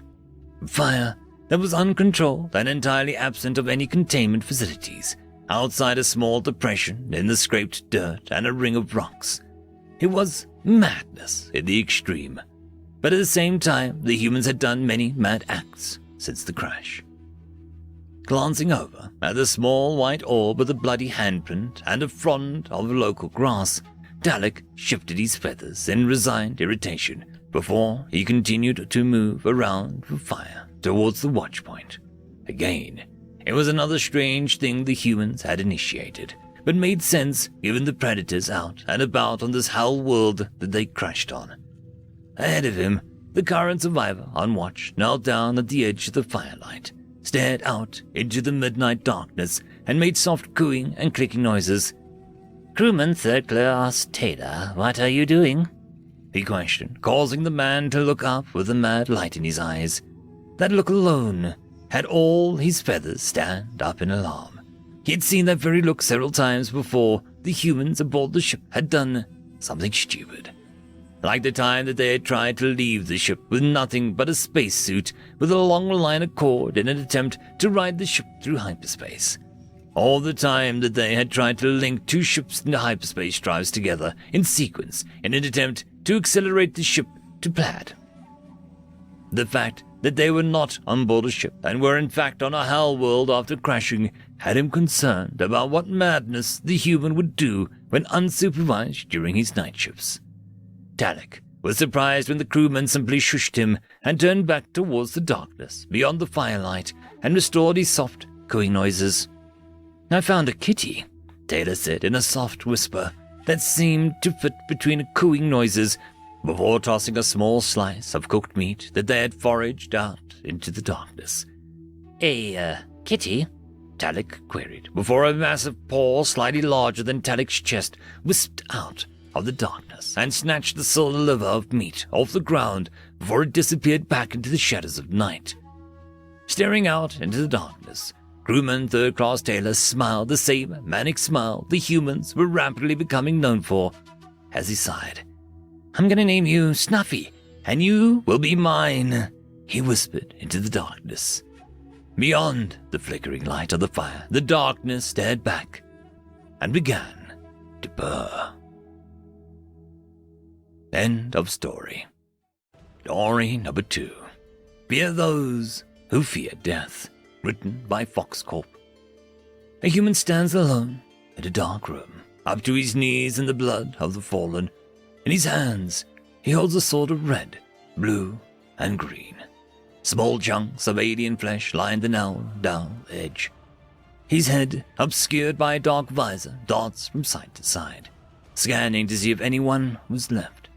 In front of him, he hears a cry of pain that is quickly silenced by a swift jab of his sword. He heaves and wheezes, then promptly collapses to his knees. The room is suddenly filled with a blinding white light. A thunderous noise assaults the man's ears, and for many seconds the man is completely blinded and dazed. Now, unable to process his surroundings, the man is terrified.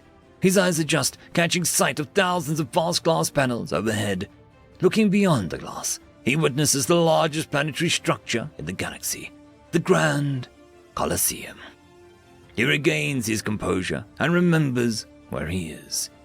It is here where thousands of the galaxy's most desperate come in search of fortune and fame. The human kneeling in the pit of carnage has just won. Through the land of his worst nightmares, he has arisen, victorious. His sword more swift, temper more unhinged, mind more brutal. The crowd had gone completely wild, shouting piercing the air like thunder as the crowd celebrated and cheered on their once unknown brute of a man, kneeling in the blood of his enemies. The man could only weep, his emotions overcoming the adrenaline, the scale of his slaughter fully realized by him. He stood and extended his arms. The blood began to drain, and the ground began to shake. The glass overhead began to retract. The platform he was on began to ascend towards the stands. As he got closer and closer, the crowd got louder and louder, until the sound of his applause muted even his own thoughts.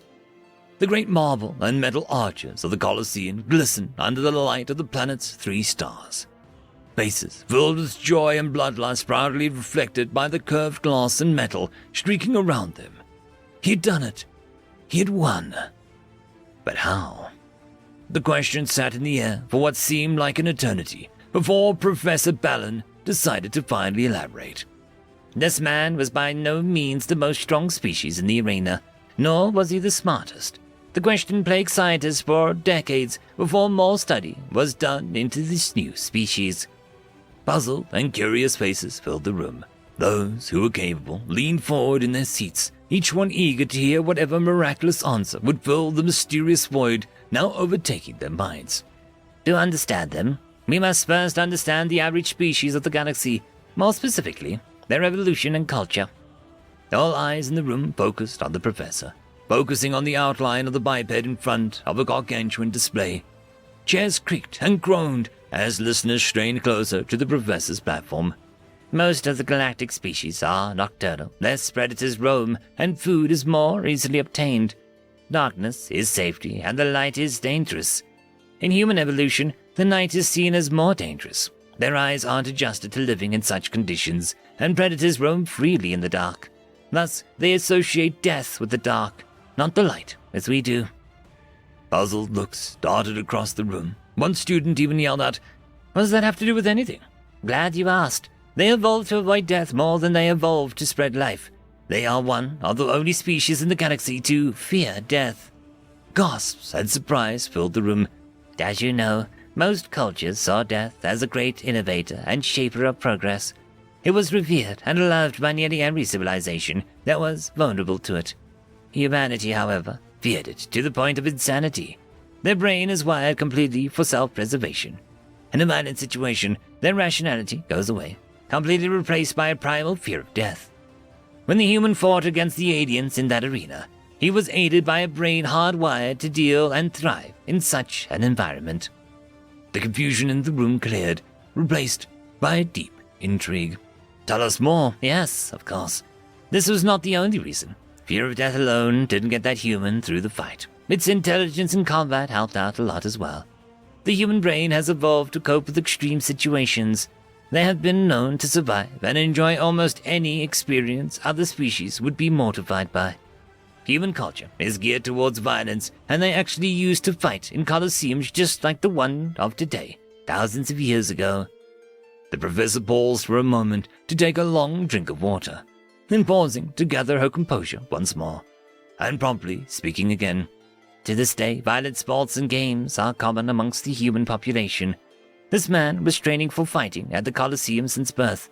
He was biologically designed to come out on top. Remember, this is if you are to remember only one thing from today.